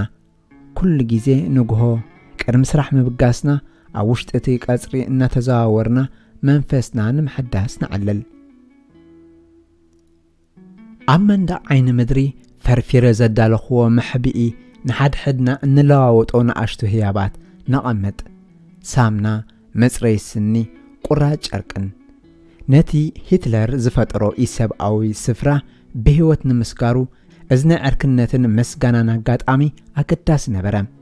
ብዙሓት ሰባት ኣብ ክንዲ ምስኩነታት መቐጻል ህይወቶም ክሕልፉ መሪጾም ኣዝዩ ልሙን መንባር እውን ንዕዑ ዝገልጽ ኣዘራርባ ነበረ ከድናብቲ ትሪኮላታ እታ ካብቲ ዓቢ ህንፃ ዓቢ ማዓስከር ኦስፒች ንእስ ዝበለት ኦስፒች ካልኤቲ ቢርኪናው ብኤሌክትሪክ ዝተተሓሓዘ ሓጹር ነበረ። ነዚ ሓጹር ምትንካፍ ድማ ፍሉጥ ሞት እዮም። ስለዚ ድማ እቶም ናዚ ቀቲሎሞም መታን ከይዓግቡ እስራት በዓላቶም ህይወቶም ንምሕላፍ ናብቲ ስልኪ ኸይዶም ይጭብጥዎ ነበሩ። ብኸምዚ ገባብ ክልተ ዕሩኽተይ ስኢነ ንሳቶም ናብቲ ስልኪ ሓጹር ጥራሕ ዕራቆም ከይዶም ሒዞሞ ንዓዓቶም ኣይሕዘሎም እኔ። ብርግጽ ኣነ እውን ሞት ዝመረጽ ኩሉ ብዙሕ እዋናት ነይሩ እዩ። ንሕና ከርዲድናን ሓሚምናን ኢና። ብዙሕ ግዜ ንኺድ ምንባር ትርጉሙ እንታይ እዩ? ጽባሕ ጽባሕ ክንሰኣ ጥራሕ ይብሎ ነበርኩ ንኹርት። ኩርት ተቃዊምኒ ናብቲ ስልኪ ኸይድ ኣይገደፈንን። እዚዩ እቲ ዝበለጸ ኣነ እተመሃርኩሉ። እቲ ዝዓበየ ነገር ክትገብሮ ዝግባኣካ ብኻልእ ሰብ ክትፍቀር ከም ዘለካ እዩ። ነዚ ኣዓረይ ክጸቕጠሉ ደልያ ኣነ ብፍላይ ንመንእስያት። ብዘይ ዕርክነት ሰብኣውነት ብላሽ እዩ። ዓርኪ ብህይወት ከም ዘለኻ ዘዘኻኽረካ እዩ። ኦስፒች መባህረሪትን ሰፈር ዘይሕሰብ ረዓድን እያ። ኣነ ግን ብሳላ ኩርት ዓርኪ እዩ ብህይወት ጸኒሐ። ንጽባሒቱ እትቕጽል መዓልቲ ንዕዕመታን ክርኢ ክብል ጸኒሐ። ሓደ ንፉዕ ዓርኪ ምህላው ማለት ኣብ ዓለም ሓድሽ ትርጉም ዘለዎ መኽሳት ማለት እዩ። ሓደ ንፉዕ ዓርኪ ከም ዓለምካ ክኸውን ይኽእል እዩ። እዚ ካብቲ እንካፈሎ ዝነበርና ምዉቕ ልብሲ ወይ መድሃኒት ዝበልጽ ኣዝዩ ገዳሲ እዩ። እቲ ዝበለጸ መጻንዕ መንፈስ ዕርክነት እዩ። በቲ ዕርክነት ነቲ ዘይከኣል ከም ዝከኣል ንገብሮ። ምዕራፍ 7 ትምህርቲ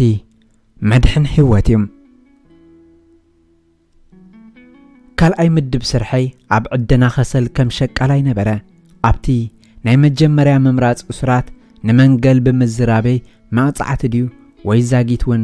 ምስ ሓይለይ ምንባረይ ምዃኑ ብዛዕባ እቲ ምኽንያት ዝፈለጥክዎ እኳ እንተዘይነበረኒ ንዓይ ናብቲ ዓሚቕ ቦታ ከሰል ክዕድን ሰዲዶምኒ።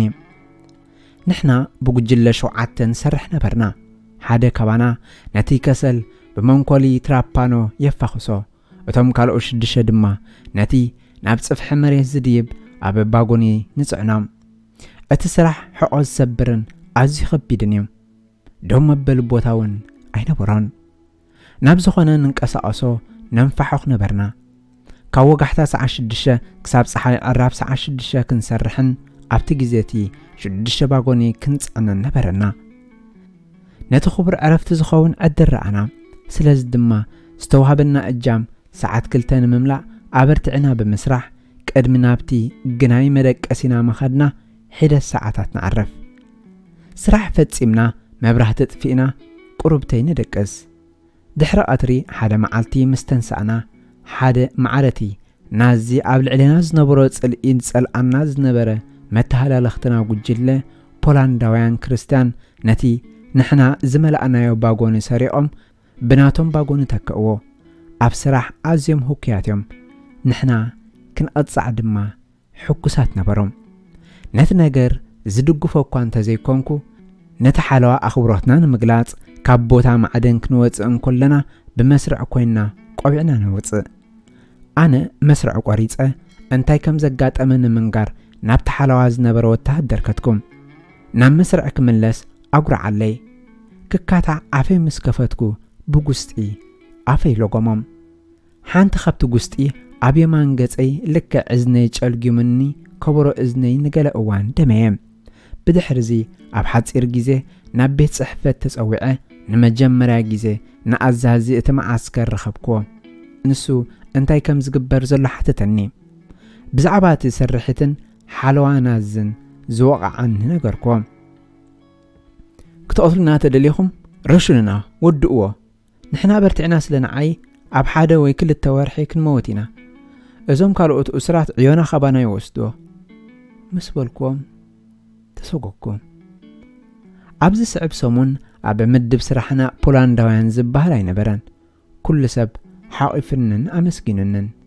እንተኾነ በታ ሓለዋ ዝሃረመኒ ጉስጢ ንኣዋርሕ ደሓና ኣይነበርኩን።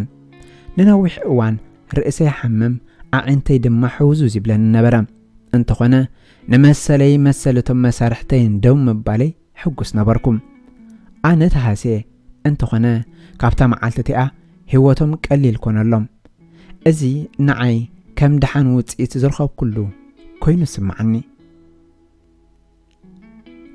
ብድሕሪ ፍጻሜ ምስ ወከልቲ ኬሚካላውን ፋርማስያውን ትካል ኢንትረሰን ገማይንሻፍት ፋርቤኒ ኢንዱስትሪ ኢጂ ክራኸብ ተጸዋዕኩም ሽዑ ኣብ ሓደ ሓድሽ ምድብ ስራሕ ከም ዝኣቱ ተነግረኒ ነቲ መዓስከር ዝከታተል መኮንን ናዚ ኤስኤስ ኣነ ኣብ ምህንዳስ መካኒካዊ ልክዕነት ክእለት ከም ዘለኒ ተገንዚቡ ከም ኣብ ቁጠባ ኣዝየ ተደላየ ኣይሁድ መደበኒ እዞም ጀርመናውያን ንዝኾነ ነገር ፍሉይ ቃል ኣለዎም ክሳብ ኣብ ስራሕ ዘለኹ ክሳብ ጀርመናውያን መኽሰብ ዘምጻእ ኩሎም ብህይወት ክነብር ይኽእል እየ ኣብ ሰለስተ እተፈላለየ ኣጋጣሚታት ናብ ክፍሊ ጋዝ ከይደ እየ ናብኡ ከኣቱ ምናልባት 30 ሜትሮ ክተርፈኒ እንከሎ እቲ ሓላዊ ሽመይን ቁፅረይን ሞያይን ርዩ ኣውፅኦ 172338 ቢሉ ጨተረም ሰለስተ ጊዜ ነቦይ ነቲ ህይወተይ ንምድሓን ክመሃር ከም ዘለኒ ዝደረኸኒ ኣቦይ ብውሽጢ ኣመስገንኩም ንሱ ኩሉ ጊዜ ብዛዕባ ኣገዳስነት ትምህርቲ ኣትሪሩ ይዛረብ ነይሩ ሰብ ንዓለም ዘበርክተሉ መንገዲ ትምህርቲ ምዃኑን ንሕብረተሰብ ብግቡእ ክሰርሕ ነፍሲ ወከፍ ተርኡ ክጻወት ትምህርቲ ኣገዳሲ ምዃኑን ይርዳእ ነይሩ ካብኡ ሓሊፉ ብዛዕባ ዓለም ገለ መሰረታዊ ነገር ተረዲኡ ነይሩ ማሽነሪ ሕብረተሰብ ከም ተኽሰርሖ ዝግብኦ ኩሉ ጊዜ ኣይሰርሕን ይኸውን ኣብ ጀርመን ብምልኡ ተበታቲኹ እንተኾነ ገለ ክፋሉ መስራሕ ቀጺሉ ክሳብቲ ሞያዊ ክእለተይ ጠቓሚ ዝኾነሉ ህይወት ውሕስ ክኸውን እዩ ኣብ ኣይጂ ፋርበት መካኒካዊ መሃንድስ ኮንኩም ንሳቶም ኣንጻር ኣይሁዳውያን ዝኸፍአ በደል ዝፈጸሙ እዮም ኣብ ፋብሪካታቶም ልዕሊ 30,000 ሰባት ዝቐሰበን ይሰርሑ ነይሮም ልዕሊ 1 ሚልዮን ሰባት ኣብ ክፍሊ ጋዝ ዝቐተለ ዛይክሎን እተባህለ መርዛም ጋዝ ንሳቶም ኣቕሪቦሞም ብዝኾነ ነተን ፋብሪካታት ኣመስግን ብዘይተን ፋብሪካታት ምሞትና ነርና ኣብ ኦስፒች ካብ 1 ሚልዮን ንላዕሊ ሞይቶም ኣብ ካልኦት ዝስራሕ ዘይነበረ ማዓስከራት ነቶም ናይ ናዚ ኤስኤስ ሙሉእ ብምሉእ ከጽንቱ ዝኽልክሎም ነገር ዘይነበረ ማዓስከራት ነይረንን ወነንተን ፋብሪካ ብህይወት ክንጸንሕን ክንሰርሓሎምን ቫይታሚንን ግሉኮዝን ብመርፊ ይህቡና ነይሮም ብቑዕጥዕና ሃልዩና ክንሰርሓሎም ንረብሖም እዩ እቶም ኤስኤስ ናዚ ዝተፈላለዩ ቀዳምነታት ነበሮም ንኹላትና ክቐትሉና ድሌት ነበሮም ከም እተኻእሎም ብዝሕሰብ ካባና ክቐትሉ መምርሒ ተዋሂቦም ነበረ ሂትለር ንህላዌ ናይ ኣይሁዳውያን ዛዛመ መፍትሒ ትእዛዝ ሂብዮም ማዓስከራት መዳጎነቶም ናይ ኤስኤስ መንፈስና ንምስባር ጥራይ ዘይኮነ ፈጺሞም ከዕንውናዮም ቆይሞም እቶም ላዕለዎት ሰበስልጣን ኣንቀቲ ናይ ትእዛዛመ መፍትሒ ብስራሕ ምጽናት ቨርኒቹህንቱን ዱርክ ኣርበርት ይብልዎ ነቲ ጊላዊ ዕዮም ነፍሲ ወከፍ ኣይሁዳዊ ከቐትሉ ቆሪጾም እዮም ብዝቐልጠፈ ክቐትሉና ግን ኣይከኣሉን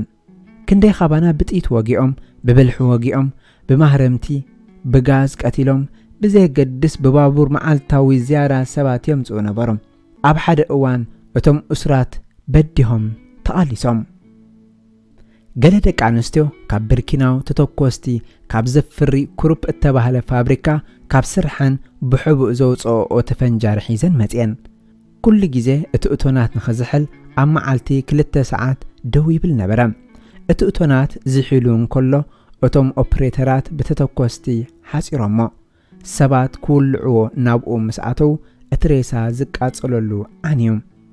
ንሓደ ወርሒ ዝኣክል ብቐጻሊ ሬሳ ይነበረን ክፍሊ ጋዝ ኣይነበረን እዚ ኣዝዩ ደንቂ እዩ በልና ተኪየልቦን ሕማቕ ሽታ ቦታ የልቦን እንተኾነ ካብኡ ዝበለጸ እቶናት ሰሪሖም ካብኡ ዝኸፍአ ድማ ኾነ ከም መራሒ ናይ ኣይጂ ፈርበት ቤት ዕዮ ነቲ ንቐረባት ሰራዊት ጀርመን ዘዳሉ ኩሉ ዓይነት ማሽን ዘንቀሳቐስ ልዑል ጸቕጢ ኣየር ዘመሓላልፍ መትረባት ኣብ ምክንኻን ሓላፍነተይ ነበረ ነቲ ጸቕጢ ኣየር ምምጣኑን ሓላፍነተይ ነበረ ካብዚ መትረባት እንተደኣ ሓደ ልሑኹን ተተረኺቡ ክሕነቐ ዝብል ምልክት ኣብ ክሳደይ ተጠምጢሙ ነበረ ኣብኡ ነፍሲ ወከፈን ሓደ ሰብ ዝከታተለን 200 ማሽናት ነይረን ኣነ ድማ ናይ ኩሎም ሓላፍነት ወስድ ኣብቲ ማዓስከር ነተን ማሽናት ከም ዝሰርሓ ዝገብር መዐቀኒ ጸቕጢ ክጽግን ዝኽእል ኣነ ጥራየ ነይረ ነቲ ማሽናት እናሰርሓ ኩለን ብሓንሳብ ክቋፀርን ዘይከውን እዩ ስለዚ ድማ ሓደ መፍትሒ ኣምጻእኩም 200 ፊስካ ሰንዐ ንኹሉ ኣብቲ ፋብሪካ ዝነበረ እሱር ሓሓንቲ ዓደልክዎ ንሳቶም ፊስካ ይነፍሑ ኣነ ክጽግን ይጎይ ካብቲ ተኮስቲ ክሳብ ኬሚካላት ዘፍርያ ብዙሓት ዝተፈላለያ ዓይነት ማሽናት እኳ እንተነበራ ሓንቲ ፋብሪካ ደው እንተኢላ ኩለን ደው ከም ዝብላ ኮይኑ ተሰሪሑ ደው እንተኢለን ድማ ኣነ ምማተዩ ኣብታ ኣነ ዓመት ስራሕ ኩላ ወላ ሓንቲ ፋብሪካ ኣይተሰብረትን ወላ ሓደ እዋን ክገርመኩም ድማ ሓንቲ ካብቶም 200 ኦፕሬተራት ሓብተይ ነበረት ካብቲ ተሓርዮም ዝወሰዱሉ ዝነበሩ ህይወት ድሕና ኣብቲ ብዕቤቱ ካልኣይ ህንፃ ኦስፒሽ ብርኪናው ዘሎ ናይ ደቂ ኣንስትዮ ክፍሊ ገዛውቲ ተዋሂባ ፈለማ ምስ ረኣኽዋ ልበይ ቁርብተይ ተነኺኡ ንሳ ምስ ተፈታዊ ሕብሪ ቆርበትን ዘንጸባርቕ ፀጉራን ኩሉ ግዜ ቆንጆያ ነይራ ሕጂ ግን እስርቲ ፀጉራ ተላጽዩ ነቲ ነቤት ማእሰርቲ ዩኒፎርም ክዳን ካብቲ ብጥሜት ዝማሕቆ ኣካላታን ላዕሊ ወፂኡ ነበረ ብህይወት ምህላዋ ብምፍላጥ ተሓጒሰ ክሳብ ክንደይ ከም እትሳቐ ስለ ዝፈልጥ ድማ ሕልና ይዕሪባ ኣብታ ወለድና ዝሞትላ መዓልቲ ካብ ባቡር ክትወርድ ካብ ዝሪኣ 3 ወርሒ ኮይኑ ንሓድሕድና ክንዛረብ ፍጹም ሽግር እዩ ዝምድና ከም ዘሎና ክንነግራ ይንደልኒና ምክንያቱ ዝምድናና እንተተፈሊጡ እቶም ናዝን ተሓባበርቶምን አንጻርና ክትቆሙሉ ይኽእሉ እዮም እታ ዝሓሸት ክንገብራን ንኽእል በቲ ሓብተይ ትሰርሓላ ማሽን ክሓልፍን ከለኹ ብዓይኒ ምጥምማት ወይ ሓጻር ዘረባያ ካዕፋ ይኹን ወይ ብዛዕባቶም ዝተቐትሉ ወለድና እውን ከጸናንዓ ኣይከኣልኩን እቲ እትሰርሓሉ ነቆጣ ኣዝዩ ከቢድ እዩ ንሳ ኣብ ኣዝዩ ሩስን ስራሕን ብልጭታ ዝፈጥርን ናብ ሰራዊት ጀርመን ዝለኣኽ ጠያይታ ትሰርሕ ነይራ ሓደጋ ባረቕ ንምንካይ ንሳ ካብ መዝሓሊ ፍሪጅ ኣብ ዝወርድ ኣዝዩ ዝሑል ማይ ዘለዎ ጉድጓድ ደው ክትብል ነይርዋ ንጥዕናኣ ኣዝዩ ክፉእ ዝኾነ ኣብቲ ኣዝሒ ማይ ምሉእ መዓልቲ ደው ትብል ናተይ ስራሕ እውን ከምኡ ኣሸጋሪ ኣብቲ ፋብሪካ ብዙሕ መትረባት ነይሩ ነቲ መትረባት ዝቕመጠሉ ቦታ ንምምልካት ኣነ በሪኽ ግንቢ ምድያብ የድለይኒ ነይሩ ቁርብተይ ብርኽ ቁርብተይ ለጣ ሓንቲ ናይ እሱራት ዩኒፎርም እያ ነይራትኒ ኣብቲ ግንቢ ኣዝዩ ዘሕልዩ ኣብ ላዕሊ ኣየር ኣብ ቀዝሒ በረት 28 ዲግሪ ሴንቲግሬድ ትሕቲ ባደዩ ሓደ መዓልቲ መወደቕኩ ነይረ ምክንያቱ ካብ ድቃሰይ ርእሰይ እናንጸራረወኒ ተበራቢረ እቲ ሓላውየይ ንዓይ ከበራብረኒ እምነ ልዒሉ ናባይ ደርበ እታ እምኒ ኣብ ርእሰይ ዓብዪ ከፋት ገይራ እቲ ሓለዋ ዝቐተለኒ መሲሎ ፈሪሁን ተሰናቢዱን ጎዩ መጸ ንዓይ ብቁጠባ ኣገዳሲ ኣይሁድ ተቐቲሉ ኣብ ጸገም ክወድቕ ንሱ ዝፈስስ ደም ንምዕጋት ርእሰይ ብጨርቂ ሸፊኑ በመኪና ናብ ሆስፒታል በረረ ኣብ መወዳእታ 16 ስፋይ ኣድለየኒ ኣብቲ ሆስፒታል ኣብ ዝኣተኽሉ ብሓደ ክፍሊ መጥባሕቲ ሓለፍና ኣብቲ ክፍሊ ሓደ ሓኪም መጥባሕቲ ንላዕለዋይ መኮነን ናዚ ጥይት ካብ ርእሱ የውፃሉ ነይሩ ነታ ዝጥቀመላ ዝነበረ ማሽን ከመይ ከም እትጽገን ይፈልጣየ ነታ ማሽን ድማ ድምፀይ ክባቢለ ስማ ነገርክዎ 4 መዓልቲ ድሕሪ ምምላሰይ ገና ኦስለይ ኣብ ምሕዋይ እንከለኹ እቲ ዶክተር መጥባሕቲ ረኸበኒ ንሱ ፕሮፌሰር ኒውፖርት ዝበሃል ፍሉጥ ዶክተር መጥባሕቲ ነርቭን ላዕለዋይ መኮነን ኤስኤስን እዩ ዝነበረ ሽም ናይታ ኣዝያ ፍለይቲ መሳርሒት ሕክምና ብኸመይ ክፈልጥ ከም ዝኽኣልኩ ክነግሮ ደልየ ባዕለይ ይሰርሐን ነይረ ከምኣተን ብዙሓት ክትሰርሕ ትኽእል ዶ ኣብዚ ዘለኽዎ ኣይፋለይን ግን ይኽእል ንሱ ኣብ ምፍራይ ኣዝዩ ፍሉጥ ጣውላ መጥባሕቲ ንኽሰርሕ ዕድል ሃበኒ እቲ ጣውላ ንመጥባሕቲ መትኒ ዘገልግል ንድፊ ኣብ ምውፃእን ኣብ ምፍራይን እቲ ናይ መጥባሕቲ ጣውላ ን3 ኣዋርሕ ከዓይ ብግዛውነት ናብ ሓድሽ መድብ ስራሕ ተዋፊራ ከም ኣብ ኩሉ ካልእ ጉዳያት ኣቦይ ኣብ ኣገዳስነት ትምህርትን ስራሕን እውን ቁኑዕ ነበረ ትምህርተይ ህይወተይ ኣድሒኑኒ ንመጀመርያን ንመወዳእታን ኣይኮነን ምዕራፍ 9 ሞራልካ እንተዳ ኣጥፊእካ ገዛእ ርእስኻ ትስእን ኣብ ትሕቲ ስርዓት ናዚ ጀርመናዊ ሽዑ ንሽዑ ክፉእ ሰብ ኣይኮነን ንሱ ድኹምን ብቐሊሉ ናብ ዝበልካዮ ዘብልን ነይሩ እዚዩ እቲ ብዛዕባ ስርዓትና ዘቐልጢፈ ዝፈለጥክዎም እንተኾነ እዞም ድኹማት ሰባት ቀስ በቐስን ብርግፅን ኩሎም ሞራሎም ቀፂሎም ድማ ሰብኣውነቶም ኣጥፊኦም ንሳቶም ንኻልኦት ኣሳቒዮም ናብ ቤቶም ብምኻድ ምስ ኣንስቶምን ደቆምን ገጽ ንገጽ ንምርኣይ ከም ዝኽእሉ ኮይኖም ንቖልዑት ካብ ኣዴታቶም መንጢሎም ርእሶም ምስ መንደቕ ከመይ ከም ዘላግዖ ተመልኪተ ድሕሪ ዝግና ክበልዑን ክድቅሱን ክኢሎም እዚ ኣይርዳኣንን እዮም ሓደ እዋን ኣብ ኤስኤስ ሓደ እዋን እቶም ኤስኤስ ንመስሓቕ ጥራይ ሃርሙና ኣብ ጫፍ ጫማኦም ኣዝዮም በላሕቲ ብኣቻዮ ዝተሸፈኑ ፍሉይ ጫማታት ነይርዎም ክሳብ ሓሊፍካዮም እትኸይድ ተጸብዮም ቅልጥፍ እናበሉ ሸነል እናበሉ ብዓውታ ብድሕሪኻ ልክዕ ኣብ መራኸቢ እግርኻን መቐመጫኻን ዘሎ ልስሉስ ኣካል ብእትኸኣሎም ኣትሪሮም ይቖልዑኻ ነዚ ዝገብሩሉ ምኽንያት ኣይነበሮምን ብዘካቲ ንኻልእ ወዲ ሰብ ብምጉዳእ ዝረኽብዎ እኩይ ሓጎስ እቲ በዚ ኸምዚ ማህረምቲ ዝስዕብ ምቑሳል ኣዝዩ ዓሚቑን ዝቐንዙን ነበረ ግቡእ መግብን መጽለልን ስለ ዘይነበረና ንምሕዋይ ድማ ከቢድ ነበረ እታ ሓንቲ ተስፋ እትህበና ነቲ ብሳዕ ብጨርቂ ብምሽፋን ደም ዕጋት ጥራያ ሓደ እዋን ቀልጥፍ እናበለ ዝሃርመንን ብእግሩ ዝቐልዓንን ጀርመናዊ ኣብቲ እዋንቲ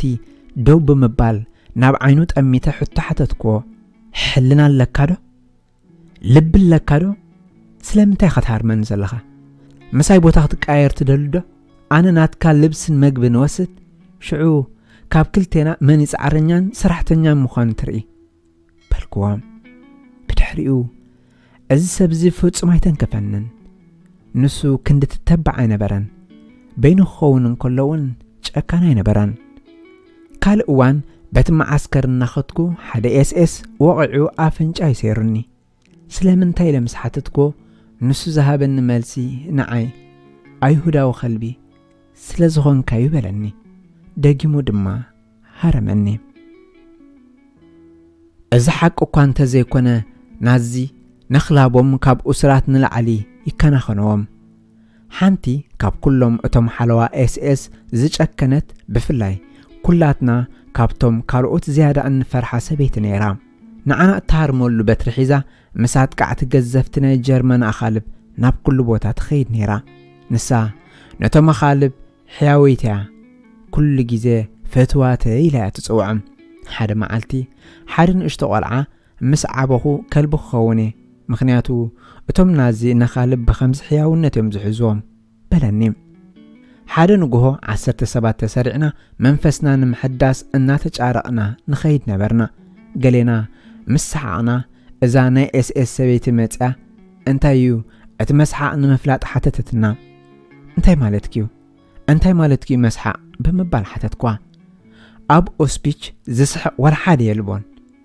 ነዲራ ክትሃርመኒ ተጠውየት እንተኾነ ኣነ ቁሩብ ስለ ዝተንቀሳቐስኩ ገጸይ ስሒታ ኣፍ ልበይ ወቕዓትኒ እቲ ጉዳይ ጸገማይም ነበሮን የግዳስ ኣብ ትሕቲ ካብ ምቻይ ብሕቡእ ዝተገዝአ ሳምና መጽረይ ስኒ ስለ ዝነበረ ንሳ ምስ ሃረመትኒ ነትዑ ናብ ኩሉ ምስ ነጠበ ኩላህና ካርካር በልና ንሳ ተሸቕሪራ ሕርቃና ኣባይ ከም ተውፅኦ ርግጸኛ ነበረት 7 ኹርማጅ ኣብ ዝባነይ ተቐበልኩም ኣፍ ልበይን ታሕቲ ኣእጋርያ ብዓንዲ ተኣሲረ ክልተ ገዘፍቲ ሰብኡት ተበራርዮም ገረፉኒ ሳልሳይ ቆርበተይ ተቐሊጡ ካብቲ ቁስሊ ደም ክነዝዕ ጀመረ ንረኽሲ ዝተቓልዐ ሕማቕ መጉዳእቲ ነይሩ ንገለ ፋሻ መጠቕለሊ ወይ ረድኤት ዝኽየድ ቦታ ይነበረንን ምንም ቀፂለ ኣብ ቅድሚ ዝኾነ ዝሓልፍ ሰብ ኣብ ሓንቲ ንሓደ ሰብ ጥራይ እትሕዝ ንእሽቶ ቤት ማእሰርቲ ጥራይ ኮይነ ን3 ሰዓት ደው ክብል ነበረኒ ብድኻምን ዝሓልን እናሻብ ኣብ ዝወድቀሉ እቲ ብመራፍእ ተረበ መንደቕ ናይታ ገዛ እወግኣን እሞ ይበራበር ንሳቶም ብኸምዚ ሕቆይ ኣባላሸሞ ሙሉእ ለይቲ ክንቀሳኣስን ክድቅስን እንከለኹ ድማ ሕቆይ ኣብ ናይ ካልእ ሰብ ሕቆ ኣጸጊዐ ኮፍ ብምባል ን3 ሰሙን ተሳቐ እቲ ሰብ ክንቀሳኣስ እንከሎ እወዳእ ንኽድቅስ ድማ ከምኡ ብሕቆይ ጽጉዖ ካልእ ሰብ ክረክብ ነይሩኒ أنصار كمኦም أسرة استلعلو تحابرت نيرم እዚኦም ናዚ ፍሉይ ረብሓ ብምሃብ ነቶም ዝተረፍና ክከታተሉ ዝተዓስቡ ጽሉኣት ካፓ ዝበሃል እዮም ናትና ካፓ ብሓቂ ሓደ ደኣላ ኣይሁድ ናይ ኣውስትራያ እዩ ነይሩ ንሱ ካብ ናዚ ዝረኽቦ ሽጋራ ኣልኮላዊ መስተን ሙቕ ልብስን ብዙሓት ሰባት ናብ ክፍሊ ጋዝ ከም ዝኸዱ ገይሩ ንሱ ንገዛእ ወዲ ሓውብኡ ናብ እቶን ሰዲዱ ሰይጣን ዝኾነ ሰብ ሓደ መዓልቲ ኾለላ እናገበረ እንከሎ ናብቶም ካብ ስራሕ ዕረፍቲ ገይሮም ሕመት አንዲዶም ኣእዳዎም ኣብ ዘሙቑ ዝነበሩ 6 ሃንገራውያን ሽማግለታት በጽሐም ከምዝ ንገብር ዝነበርና ጓንቲ ስለ ዘይነበረና ኣጻብዕትና ኸርዲዱ መስራሕ የጸግመና ስለ ዝነበረ መታን ክግረፉ ንሱ ቁጽሮም ጽሒፉ ኸደ ንሳቶም ክሰሩ ከም ዘይኮኑ ፈልጥ ነይረ ኣነ ግን እኽእለ ቅድሚ ሕጂ ተገሪፈ ስለዚ ድማ ኣብ ክንድኦም ኣነ ክግረፍ ንዕዑ ጨደር ኩሉም እንተኾነ ኣነ ብቁጠባን ጀርመናውያን ከም ዘርብሕን ንዓይ ምስንካል ናብ ሽግር ከም ዘእትዎ ይፈልጥ ነይሮም ስለዚ ንዕዖም ኣግሪፉ ከም ዝቆተሉ ገይሮም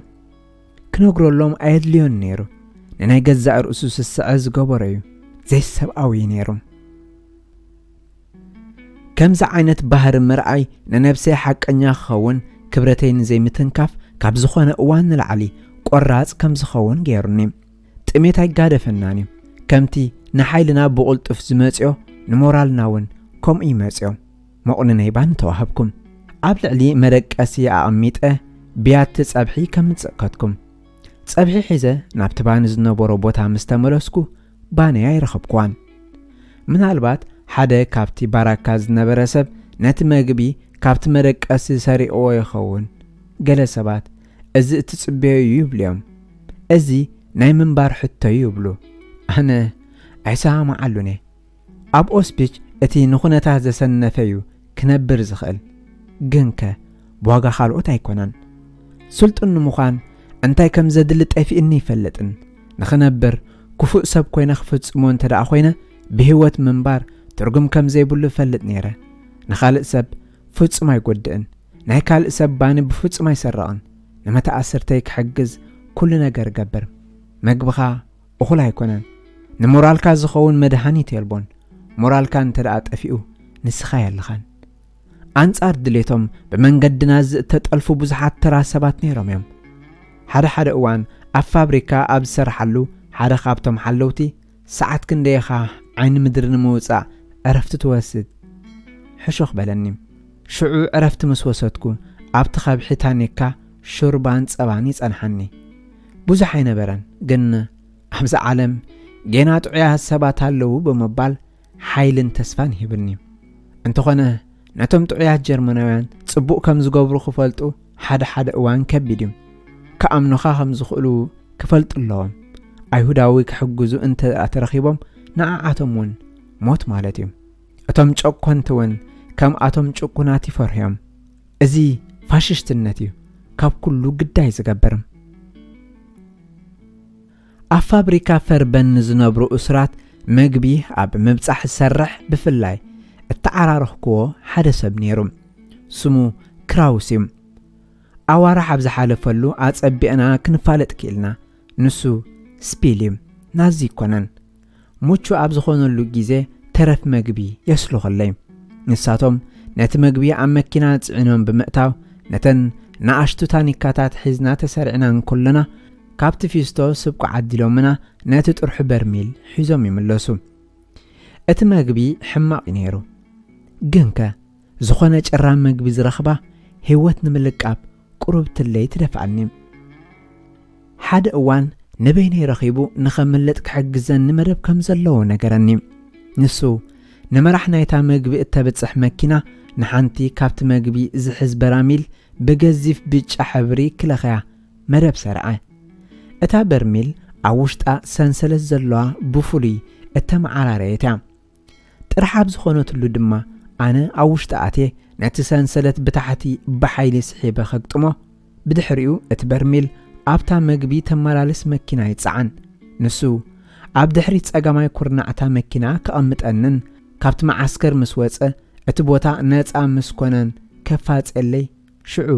أمونغ أوسبيشن أتفابريكان كم زولنا فلت شعو كبدتي تدقيمة نت برميل بمنكبلال ناب كورنا يبصحهم نت مدب كتجبر عبرتعنا سرحنا أبتا معالتي أزي تجأني أنيرة جنكا ناب برميل كدي يبن كله تحوجسه أتبرميل نام مكينا ختصعانن كله نخبرتي هوت كبل دمت زي مقبار نتنفاسي حبيئة نتسان سلت حسكوام موتر مكينا كتنسئن كله سمعه مكينا ختنكس أسوان تفلت أني بنهاري تحنبب كمزلا رقص أنيا مسكونكو أكالاتي ناب حدا وغن نايت برميل أزازي أنكراري كابتا مكينا خواتس اتمرح مكينا ملكت نمهاب كفاتي سمعكوام أنا وشت تبرميل وديقو نتحت بتقبو خانكرارو جمرا كان بنفاس زوار موتر ترابعين كراورو بلا أتبرميل نهرين داد اللبا أبز خدلوز نبرا كسابهان دبت مسقرب تلاقعو دو زبل أنا نتسنسلت أثريرة حزيو نبركم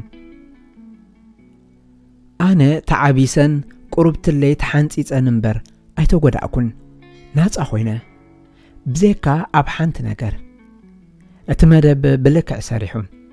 بتي زنبرنا وعوع سمعت أنا يونيفورم معسكر مداغوني أوسبيش لبسا كم زلخو أيذكرنايون أب إيدي اتوقت أتماساسالو قصري أب زبان كداني 10 سنتيمتر بجزيف تتحفو بخمزي نابيخ خيد كما سقريبو كأزح دمخ ورديو جاكيتي باللين أبت فابريكا سراح كرم مجمارنا جبانا وطينا ينان سؤالو سلاز دما حانت خامتشا أسراه تراحي لابسا حاجز دلخو نجيزيو أبت دور تنك أسعيسة ناب حانتي بقرق قرو تكتوت إزنبرت نتسلت بيت بتحكم نابتا بيت كده معز أقحكحكو بولاندا وسبعي ملسهابني بزيكا قانقا فرنساين جرمانن أنا قانقا بولاند كزارب أيكلني كحجزن نزخل انت لأخوينو كامتشا كام زدلني بغلتيو قانقا تزاربكو نابايت أميتو حانت قال كيوتسا ندحريت باتي كورديو تمليسو بغلتيو شنخ كفلتات نابز نبرو نويح مأتوي عتراش كده نابتا نايمود أتخفلي مسأتوا كحجزني بمبال كسانكم كملس كله كامتشا زي كونه برت حزنا برم براتو ناباي مسقنعه حقي هبه هدما جمركم حد خلت سلسته توكيسم قصيلو انا انات تاوخو غيهو ام بلشار شيتي ادلنيا تخسي صقاميت فرس دانغاي رخبني بخي جن كملت كيلا انت هجبر كم زلن نحسبكو دم كعقت كامتشاي قديده اسركو اتوم بوليس بولاند ون كم جرمناوያን ጸላእትን ተላአ ኮይኖም بهوت كم زي قصل بفرحي تجنزبكم حانت عدل ترايز نبرتني تحابيكا ناب أوسبيش مملاس أتم نمود أتأبره كاب إبرأم أفابريكا فربنز ملسلو نبتا عن الزفلت أز نبركو بوتان مخاد حنكس نبركو جوا حخركم مدبا وصاكم كملس خلو وعوعتا خمز قبرو فلت نيريم أما إيس زسو جماع أجار زيجود درو جرمناويان زنبحو أخالب أبتخل أجرجر أنا أبدرت من قدس أنحه أتمسرع مس حلفة صالحة كحوسام مدبا يسرحو أتعقو جلا كتنبراخ إلام أنا بقللو نابتنايك أدم باراكاتاتي ناب أوسبيش تماليسام نازوين كيدا كمز نبركو أي فلوتون أتحانت أرسناي هدماي دما أفرس دانغايز تسوخعت تيت نايتي بولانداويا نتساب أي كسأل أدو أي فال نزوخنا سبا يتسألني من البات نسو دخم نيري يخون كمزخا ما يزرع عده اتفرهي نمرالو خمز عبل الجيرو نفس وكف اكيسب عب عالم حد حياوه يسب كمزلو فلته بحاجز حياوه تعرخ توسخ معالتي بهوت كتصنحي اتزبلت اماشن اتمهزه اكلات ود سبيم نام معسكر اب تملس كله اتعرارخكو دكتور كيندرمان كرخبو كويخم نسو كام نيسز مصاش ماغله ورجا سب اي نبرم مونسير كيندرمان أبغري تيتالاتني بالقوام دمت آيات حتام كتوصل دوم خالكا أنا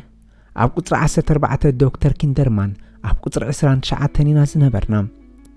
نسو أبتا معصو زلاتا أنكو عين مدري قطر 16 مشات كنرخب حبرني أبقو تيت كوصل لي مطبح تخكايدو أت معصو مفتح ينبرون سلز دما نسو مطبح تخجبرن كله أنا نت معصو حيزه كعصو نبرني مسارحي نبرون انت خنا كم نشتو خارة تقلقل مخفتي ستاريت سرحات سن حرماس كركب كعله نسو زي تصور برتعك أنزا خمز قبر نقرني نعو قن مرب حزنالو كاو قصر 16 روحو عبزي كونه عبتاع أوسبيش ناي كاثوليك دبر نيرو كل جيزة مشت اتندنا قل دولا برتعينين زدولا متان نتب أنسا زوصو عويات كشفنو شعا مشت دول كساب عملقت معسكر السمع تتصبنا سرح جمرة كم تتصبنا يا برتعك أنزا نبرا بتا مخفتيت ستاريت بحيل بمدفع دكتور كيندرمان نتاتيت كاب اقري مزح عوزعام نسو أبس عبعتي تفتاف لخيه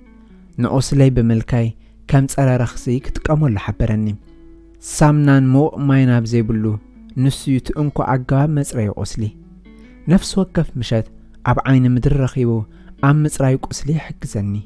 بز دما عوشت 3 ورحي قسلي بزت عما من حويت زاقيت بسلالوني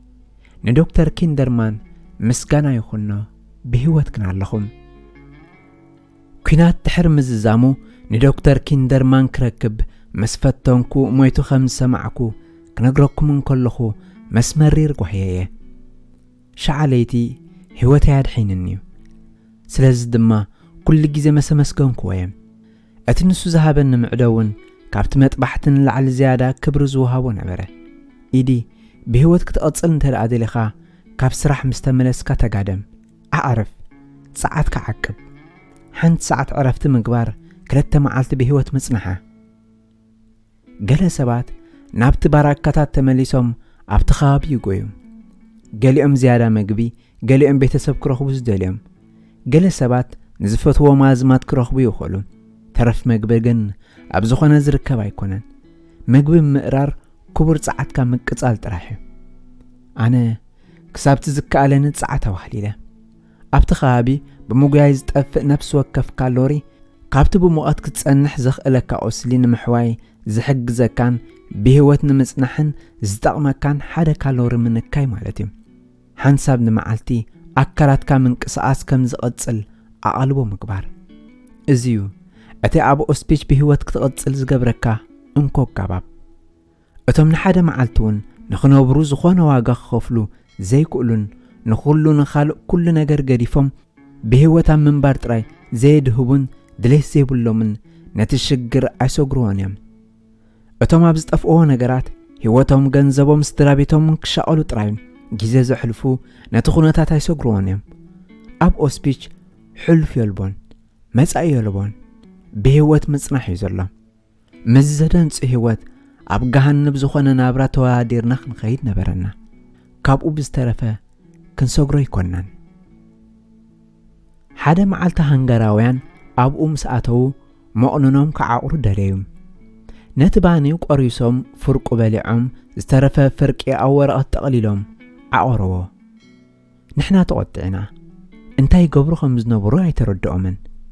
بان حابيهم تومنا زمزرقوهم كوقعو من عزوما يهداوين اتنهبهم مؤنن كل عيبال عوانيهم بمبال مؤننا نمقراص كم مرتع خربوهم بقدمون اتزول مؤننوكا بتعنا نمخال يتخالن كل جزء تميت بب معالتو نعبر كساب بتميت وننا نسحد حدا معالتي مسايا أبا مدك أسيز كافل كرمت خونات كشانز نبرا أيهوداو فرنساوي بزعبا مقبي يبهرر نبرا تاكيسون كله بزعبا كل مقر مقبتات فرنساي الزعرب أسماتو يروقح فول أوفلت فيلت مينيون باغوتي بزي كايز ألبول سباي نبران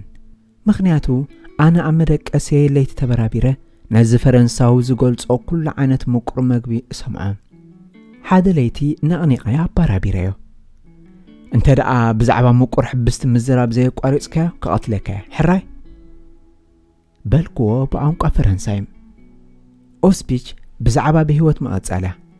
ብዘይ ሕያዋይ ዓርኪ ግን ብህይወት መቐጻል ኩን ክኸውን ኣይምተኻእለን ብዘይካቲ ካብ ክገብርዎ ዝኽእሉን ላዕሊ ሓሊፎም ንዓይኒ ምሕጋዝ ዘርእዮ ሕያውነትን ምሕዝነትን ንሓደ ወርሒ እውን ክጸንሕ ኣይምኽኣልኩን ኩሉ ግዜ ንግሆ ኣብ ጠቓና ዝነበረ ደብሪ ንጸሎት ሰዓት 5 ደወል ክድወልን ከሎ ኣነ እንኩርትን ነታ ንእሽቶ ሳምና ክንካፈል ኣብ መሕጸብ ሰውነት ንራኸብ ፀጉርና መታን ከይቁምል ኣብ ወርሒ ሓንሳብ ንቐምቃማይ ባን ኸፊልና ንላጸን ክልቴና ብህይወት ክንነብር ኩሉ ዝከኣለና ገበርና ዳርጋ ን4 ኣዋርሕ ኩሉ ግዜ ንግሆ ዝስተቡን ነይሩና ኣዝዩ ጽቡቕ ኣይነበረን ዳርጋ ነቲ ባህርያዊ ቡን ዝመስል ዝተቐመመ ቡን እዩ ኣብቲ ናይ መጀመርያ 4 ኣዋርሕ ግን ብስስዕ ሰተናዮ ሓደ መዓልቲ ግን ኣብቲ ኹባያ ዘይልሙድ ሽታ ሸተተኒ ናብ ክሽነ ብምኻድ ነቲ ቡን እንታይ ኢኻ ተእትወሉ ብምባል ተወከስኮ ነቲ ኣብኡ ዝነበረ ሰብ ንሱ ፕሮማይድ በለኒ ፕሮማይድ ጾታዊ ስምዒት መንእስያት ዘዳኽም ቀመም እዩ ን10 ሰብ ንምድኻም ፍርቂ ኹባያ የድልየካ ክንደይ ዝዓቖን ተእትወሉ ሓተትክዎ ኣነ ዓሻይትኹን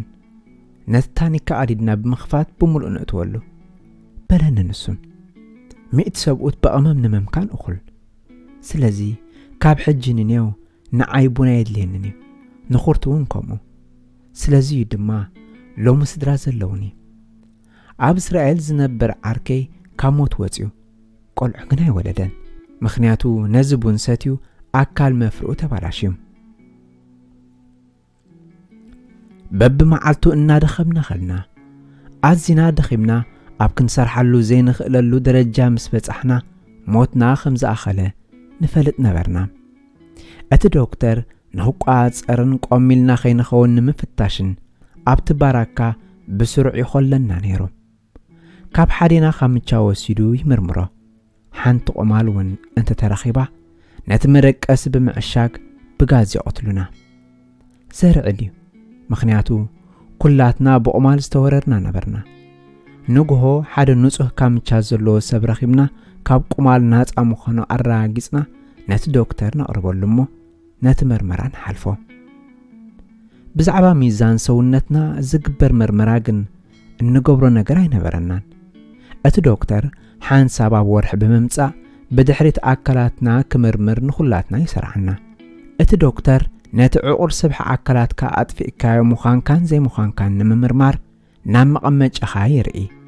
እንተ ደኣ መቐመጫኻ ናብ ታሕቲ ዝወረደ 2 መስመር ቆርበት ተሪፉ እቲ ዶክተር ቁርጥጥ የብለካ ንዓኣቶም ኣይትጠቅምን ኢኻ ስለዚ ናብ ክፍሊ ጋዝ ትውሰድ በዚ ምኽንያት ነፍሲ ወከፍ ወርሒ ብዙሓት ሰባት ናብ ክፍሊ ጋዝ ተወሲዶም ንሕና ብራዕዲ ነበርና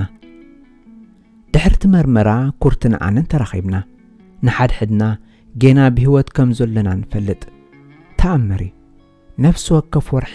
ዋላ እውን ክንሓምም እንከለና ገጽና ሙሉእ እዩ ተናቢርና ድማ ናይ ሰብ ኣካላት እንታይ ክገብር ከም ዝኽእል ብዛዕባ ዘለዎ በቕዓት ክሳብ ሕጂ ኣብ ምግራም ኣለኹ ኣነ ናይ ልክዕነት መሃንድስ ኣዝዮም እተሓላለኹ ክትርድኦም ዘጸጉሙ ማሽነሪታት ኣብ ምፍራይ ዓመታት ሰሪሐ እንተኾነ ንኣካላት ሰብ እተስተኻኽል ማሽን ክሰርሕ ኣይከኣልኩን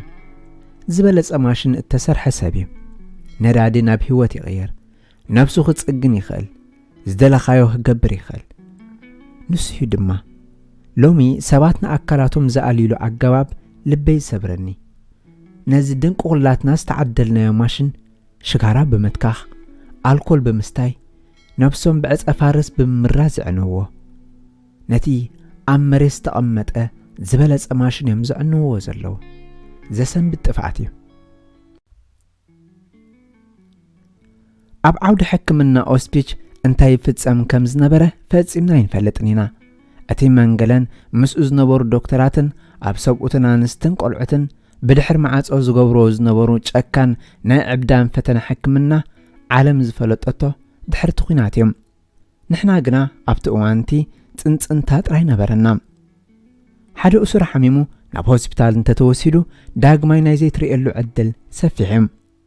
ሓደ መዓልቲ ረኽሲ ጸላም ከብዲ መሳሊ ገይሩለይ ነብሰይ ብጫ ኮይኑ ኣዝየ ተዳኺመ ናብ ሆስፒታል ተወሲደ ኣብኡ 2 ቀን ጸናሕኩም ኩርት ድማ ብኣይ ተሻቐለ መግቢ ወሃበኒ ወይ ሕክምና ይግበረለይ መንባሩ ንሱ ይፈልጥን እዩ ንዕዑ ድራር ክኾኖ ዝግባእ ውዑይ ጸብሒ ብሻሓን ሒዙ ክበጽሓኒ መጸ እዚ ኣብ ግዜ ህወቡላ ንፋስ ከቢድ ውርጭን እዩ ኩርት ምስቲ ህወቡላ እናተቓለሰ ናባይ ክመጽእ ረኣኽዎ ሓለዋ ኤስኤስ ብድሕሪኡ ክከታተሎ ድማ ተዓዘብኩም ድሕሪት ክምለስ ተጠንቂቑ ክኸይድን ንምግባር ምልክት ክገብረሉ ፈተንኩም ንሱ ክርዳእኒ ይከኣለን እታ ሓለዋ ክሕዞን ከሎ ዝገብሮ ነገር ብዘይ ምህላው ሱቕ ኢለ ተመልከትኩም እቲ ናዚ ነቲ ሸሓን ወሲዱ ብኡ ገይሩ ርእሱ ላጊዑ ገጹ ሕረሮ ምስኪናይ ኩርት ገጹ ብበረዳ ዝሕልና ናብ ዶክተር ኪንደርማን ኣበልና ነቓጸሎ ቆርበት ብፍሉይ እተዳለወ ገለ ዝልከ መሸፈኒ ፋሽን ረኺብና ንኹርት ገጹ ክንሕክሞ ኸኣልና እንተዘይኮነ ኩርት ቆርበቱ ምስኣነ ነይሩ ኪንደርማን ከድሕኖ ኸኣላ ሓብተይ ክደልያን ከሎውን ተወሳኺ መድሃኒት ክረክብ ይኽእል ነይሩ ኣብቲ ቐዝሒ ማይ ሒደት ኣዋርሕ ደው ምስ በለት ኣካላታ ብረኽሲ ክበላሸው ብምጅማሩ ፍሉይ ጸረ ምምሽማሽ ቀመም ኣድለያ እቲ መዓስከር ጸጥ ክብል እንከሎ ንኽበጽሓ ምስኣ ንኡስ ምስጢራዊ ርክባት ንምግባር መደብ ሰርዕ ዕድለኛታት እንተደኣ ኮይና ኣብ ክፋል መዓስከር ሓደ ጫፍ ናይ ኦስፒች ኣብቲ ምስ ኦስፒች 2 ቢርኪናዊ ዘራኸብ ሓጹር በቲ ሓጹር ኣሕሊፍና ንሓጺር ግዜ ንዘራረብ መደብ መራኸብ ንሰርዕ እዚዩ እቲ ንነዊሕ ግዜ ቀሪበ ክረኽባ ዝኽኣል ኩሉ ኣጋጣሚ ምዕራፍ 10 ህይወት እንተሎ ተስፋ ኣሎ ኩሉ ሳብ ንግሆ ደወል ምስተቓጨለ ካብ በረካታት ወፂና ክንቆጸር ኣብ መስርዕ ንኣቱ ጥሪ 18,1945 ለይቲ ሰዓት 3 በቲ ደወል ተበራቢርና ተቖጸርና ብትሕርዚ ኣብታ መዓልቲ ናብ ስራሕ ከም ዘይንወፍር ተነግረና ናብ ጀርመን ክንምርሽ ኣብ ጽርግያ ውጹና እቲ ኹናት ንጀርመናውያን እናጸንከሮም ይኸይድ ነበረ ሰራዊት ሩስያ እናቐረበ 20 ኪሎ ሜትር ጥራሕ ርሕቑ ነበረ ንኦስፒች ዝቋጸሩ ዝነበሩ ሰበስልጣን ናዚ ረዓዳ ኣተዎም ንሳቶም እቲ ኣብ ልዕሌና ዝፈጸሞ ክኽሻሒ ብምባል ኣዝዮም ፈረሁ ካብ ኦስፒችን እቲ ንኡስ መዓስከራትን ክወጹን እቲ ሬሳ ዘቃጸሉ ዝነበሩ ስፍራታት ድማ ብነታጉ ኸዓኑ ትእዛዝ ወረደ ንዓና እንታይ ክገብሩና ምዃኖም ዝፈልጥዎ ነገር ስለ ዘይነበረ ካብ ኦስፒች ኣውፂኦም ናብ ውሽጢ ግዝኣት ጀርመን ከእትውና ወሰኑ እዚ ሕጂ እቲ ኣብ ዓለም ብጉዕዞ ሞት ኣብ ኦስፒች ዝፍለጥ እዩ ኣስታት 15,000 እስራት ሞይቶም ገለ እናኸዱ ብዝሓሊ ደሪቖም ሞይቶም ካልኦት ብድኻም ወዲቖም እንተ ደኣ ወዲቕካ ወታደር ናዚ ሕቶ ዘይብሉ ብረት ኣብ ኣፍካ ተኺሉ ኣብቲ ቦታ ይርሽነካ መወዳእታ ዘይብሉ በት በረድ መረሽና እቶም ናዚ ክቐትሉና እንከለዉ ሙሉእ ለይቲ ብረት ክትኩሱ ትሰምዕ ቡም ቡም ቡም ድማ የበል ኣብ ህይወት እቲ ጸንከረ ጊዜ እዩ መጠን ሙቐት 20 ዲግሪ ሴንቲግሬድ ትሕቲ ባዶ ወደቐም ማይ ይኹን መግቢ ኣይነበረናን 3 መዓልቲ ንኳዓዝ ነርና እንተኾነ ኩርት ምሳይ ኣሎ ግላይዊትዝ እትበሃል ከተማ ኣቲና ኣብኡ ሰራዊት ፖላንድ ገዲፍዎም ኣብ ዝኸደ ህንጻ ኣብ ካልኣይ ደርቢ ክንኣቱ ተሓበርና ኩርት ካብታ ዘለዋ ሓንቲ ስጉምቲ ከም ዘይቅጽል ነገረኒ ኢዲ ከምዝል ንላዕሊ ኣይከይድኒ በለኒ ኩርት ኣነ ተስፋ ክቆርጥ ጀመርኩም እቲ ዝበለጸ ዓርከይ ክቐተል ኣብ ዓለም ደው ኢለ ክርኢ ኣይክእልን ኣብ ገሊኡ መሕብእ ኸናዲ ሃሰስ በልኩም ኣብ ትሕቲ እቲ ቤት ኣብ ዝነበረ መሕጸብ ነፍሲ መተሓላለፊ ትቦታት እትቋጻጸረሉ መሸፈኒ ዘለዎ ጉድጓድ ረኣኹ መሳለ ረኺበ ድማ ከፈትክዎም እቲ ኣብ ናሕሲ ዝነበረ ስፍራ ዘስራሐና እንተደኣ ኮይኑ ንምርኣይ ፈተሽክዎም ኣብኡ ድሮ 3 ሰባት ተሓቢኦም ነበሩ ንሳቶም ኣፍሪሆምኒ ኣነ ግን ዝያዳ ኣፍሪሄዮም ኣነ ናዝ መሲልዎም ነይሩ ኩርት ድማ ኣንፋሒኹም ምስኦም ተጸንበረ እቲ መሕብእ ግን ክፉት ነበረ ብደገ ሰብ ክዓጽዎ ኣለዎ ሓደ ዓብ ዕንጸይቲ ረኺበ ብደገ ዓጽኽዎ ንኹርት ምስኦም ኣብ ውሽጢ ሓደክዎ ቅድሚ ነዚ ምግባረይ ሓቒፈ ድሓንኩም በልኮ ናተይ ናብቲ ናይ ሞት ጉዕዞ ተጸንቢርካ ምኻድ ንዕኡ ብህይወት ከንብር ፍርቂ ዕድል ዝህቦ እንተዝኸውን ክኸይድ ድልው ነበርኩም ብህይወት ክነብር ድሌት ኣሎኒ ምኽንያቱ ብህይወት እንተጸንሐ ምናልባት ሓደ መዓልቲ ንኹርት ይርኦ ይኸውን ኣብ መወዳእታ ናብ መደበር በፂሕና ናዚ ናብ ብቸንዋልድ ክንኸይድ ባቡር ክጽዕኑና ጀመሩ ኣብ ነፍሲ ወከፍ ባጎኒ 30 ሰባት ተጻዕና ብኣዝሒ ክንመውት ጀመርና እቲ ረቂቕ ጃኬት ቤት ማእሰርቲ ነቲ ዝሓሊ ዝጠቅም ኣይነበረን ኣብታ ኣነ ተዓጽያ ዝነበርኩ ባጎኒ ሓደ ሰፋይ ክዳን ብምንባሩ ብህይወት ንኽንነብር መደብ ኣውፅአ ኩላትና ጃኬትና ክነውፅእ ሓበረና ከይቋረፀ ብምስራሕ ድማ ንኹሉ እቲ ጃኬት ሰፊዩ ገዚፍ ኮቦርታ ገበሮ ስለዚ ድማ ኣብ ትሕቲ ዝኮቦርታ ተጋደምና መጀመርያ ኣእጋርና ሸፊንና ኣራእስና ውፂና ክሳብ ብቸንዋል ንበጽሕ 4 ወይ 5 መዓልቲ ወሰደልና በዚ ብልሓት ብዝፈረየ ፈጠራ ድማ ንኽንነብር ዘኽእለና እኹል ሙቐት ረኸብና እቲ በረድ ተኸሚሩ እቲ ጉዕዘና ኣብ ዝተዛዘመሉ ዳርጋ ፍርቂ ሜትሮ በረድ ኣብ ኮቦርታና ተኸሚሩ ነበረ እንተ ደኣ ጸሚእና እቲ ሓንቲ ክንገብራ ዝነበረና ካብቲ በረድ ሓፊስና ሙሳድ ጥራይ እዩ ንሳቶም እቶም ናዚ ምግቢ ይሃቡናን ኣብ ጉዕዘና ብቼኮስሎቫኪያ ኣብ ዝሓለፍናሉ ኣንስቲ ሓደ እዋን ማዕረ ባቡራት እናኸዳ ባኒ ድርብያልና ብዙሕ ኣይኮነን ሓንቲ ባኒ ናብ 30 ሰብ ይኹን እምበር ሓንቲ ኩላሶ ባኒ እውን ካብ ግስም ዝሓሸት እያ ሕጂ እውን ገና ኣብዛ ዓለም ሕያው ሰባት ከም ዘለዉ ኣረጋጊጹለይ እዚ መፍላጥ ተስፋ ነበረ ተስፋ ድማ ንኣካላት ሓይሊ ዝህብ ነዳዲ እዩ ኣካላት ወዲ ሰብ መተካእታ ዘይብሉ ዝተሰርሐ ዓብ ማሽን እዩ ብዘይቲ ሰብኣዊ መንፈስ ግን ክኽየድ ኣይከኣልን እዩ ብዘይ መግቢ ሒደት ሳምንታት ብዘይ ማይ ሒደት መዓልታት ክንነብር ንኽእል ኢና ብዘይ ተስፋ ብዘይ እምነት ኣብ ካልኦት ደቂ ሰባት ግን ንወድቕን ንስበርን ስለዚ በዚና ድማ ብህይወት ክንነብር ዘኽእለና ብዕርክነት ብምትሕብባር ብተስፋ እተን ካልኦት ባጎኒታት ብሬሳ ናይቶም ብኣዝሒ ዝኸርደዱ መሳኪንን መሊአን ኣነ ፈልጤ ምኽንያቱ ኣብ ብቸንዋል ምስኣተና ንዓዓቶም ኣውሪደ ናብ መቃጸሊ ሬሳ ክወስዶም ተኣዚዘ ብዕንፀይቲ እተሰርሐ ሳንዱቕን ኣነ ብድሕረይ ዝስሕቦ ዓብ ጎማ መኪና ዝነበራ ሓንቲ ብኢድ ትሰዓብ ዓረብያ ነይራ ነቲ ሬሳ ኣብ ባጎና ክጽዕኖ ጀመርኩ 10 ብሓንሳብ ቀጺለ ብረጋኣት ስሒበ ወስዶም ቀጺለ እግሪ ሓደ ዝሞተ ሰብ ክሕዝን ከለኹ ንሱ ብሃንደበት ኮፍ ኢሉ ተዛረበ ልበይ ዳርጋ ጠሊማትን ነይራ ንሱ ብቋንቋ ፈረንሳይ በጀኻ ስእለይ ካብ ጅባይ ኣውፂኻ ውሰዶ ቅድሚ 3 ቀን ተመርዐ በዓልቲ ቤተይ ኣይሁዳዊት ኣይኮነትን እንታይ ከም ዘጋጠመ ንገራ በለኒ ኣነ በኸ ንሱ መንእሰዩ ምናልባት ወዲ 20 ዓመት ቅድሚ ኣነ ንዕኡ ካብ ዓረብያ ሙራደይ ድሮ ሞይቱ እቲ ስእሊ ካብ ነፍሱ ውፅአ ወሲደዮ ሕጂ ኣብቲ ዘሰቀ ፍጻመ ክጅመር እንከሎ ኣብ 1938 እተሰደት ኩሉ ማዓስከር ብቸንዋልድ ተመሊሰም እቶም ናዚ ነብሶም ክውድቡ ኣብ ዝዕሩሉ ዝነበረ እዋን ንሕና ኣብ መዕሸግ ነፈርቲ ተታሕዝና ካብዚ ምምላጥ ከም ዘይልቦ ፈለጥኩ ኣነ ናይ ህሉ ሞት ነበርኩ ብጭካኑኡን ዘይልሙድ ኣገባብ ምስኣይ እስራትን ከም ሓናቐ ሰብ ናይ ብቸንዋልድ ዝፍለጥ ሓደ ናይ ኤስኤስ ላዕለዋይ ኣዛዚ ነበረ ንሱ ንካህናት ቁልቁል ኣፎም ደፊኡ ሰቂሉ ብጻዕዳ ፎስፎረስ እስራት ኣቃጺሉ ብናይ ማእከላይ ዘበን ኣገባብ ምስኣይ እስራት ኣብ ገረብ ሓኒቑ ናይ ኩናት እቲ ኩናት ንዓዓቶም እናኸፍአ ኣብ ዝኸደሉ እቶም ናዚ ጭካንኦም እናዛየደን ዕብዳኖም እናገደደን ከደ أبسال سايليتي حدا وتهدر اس مزيم أبزي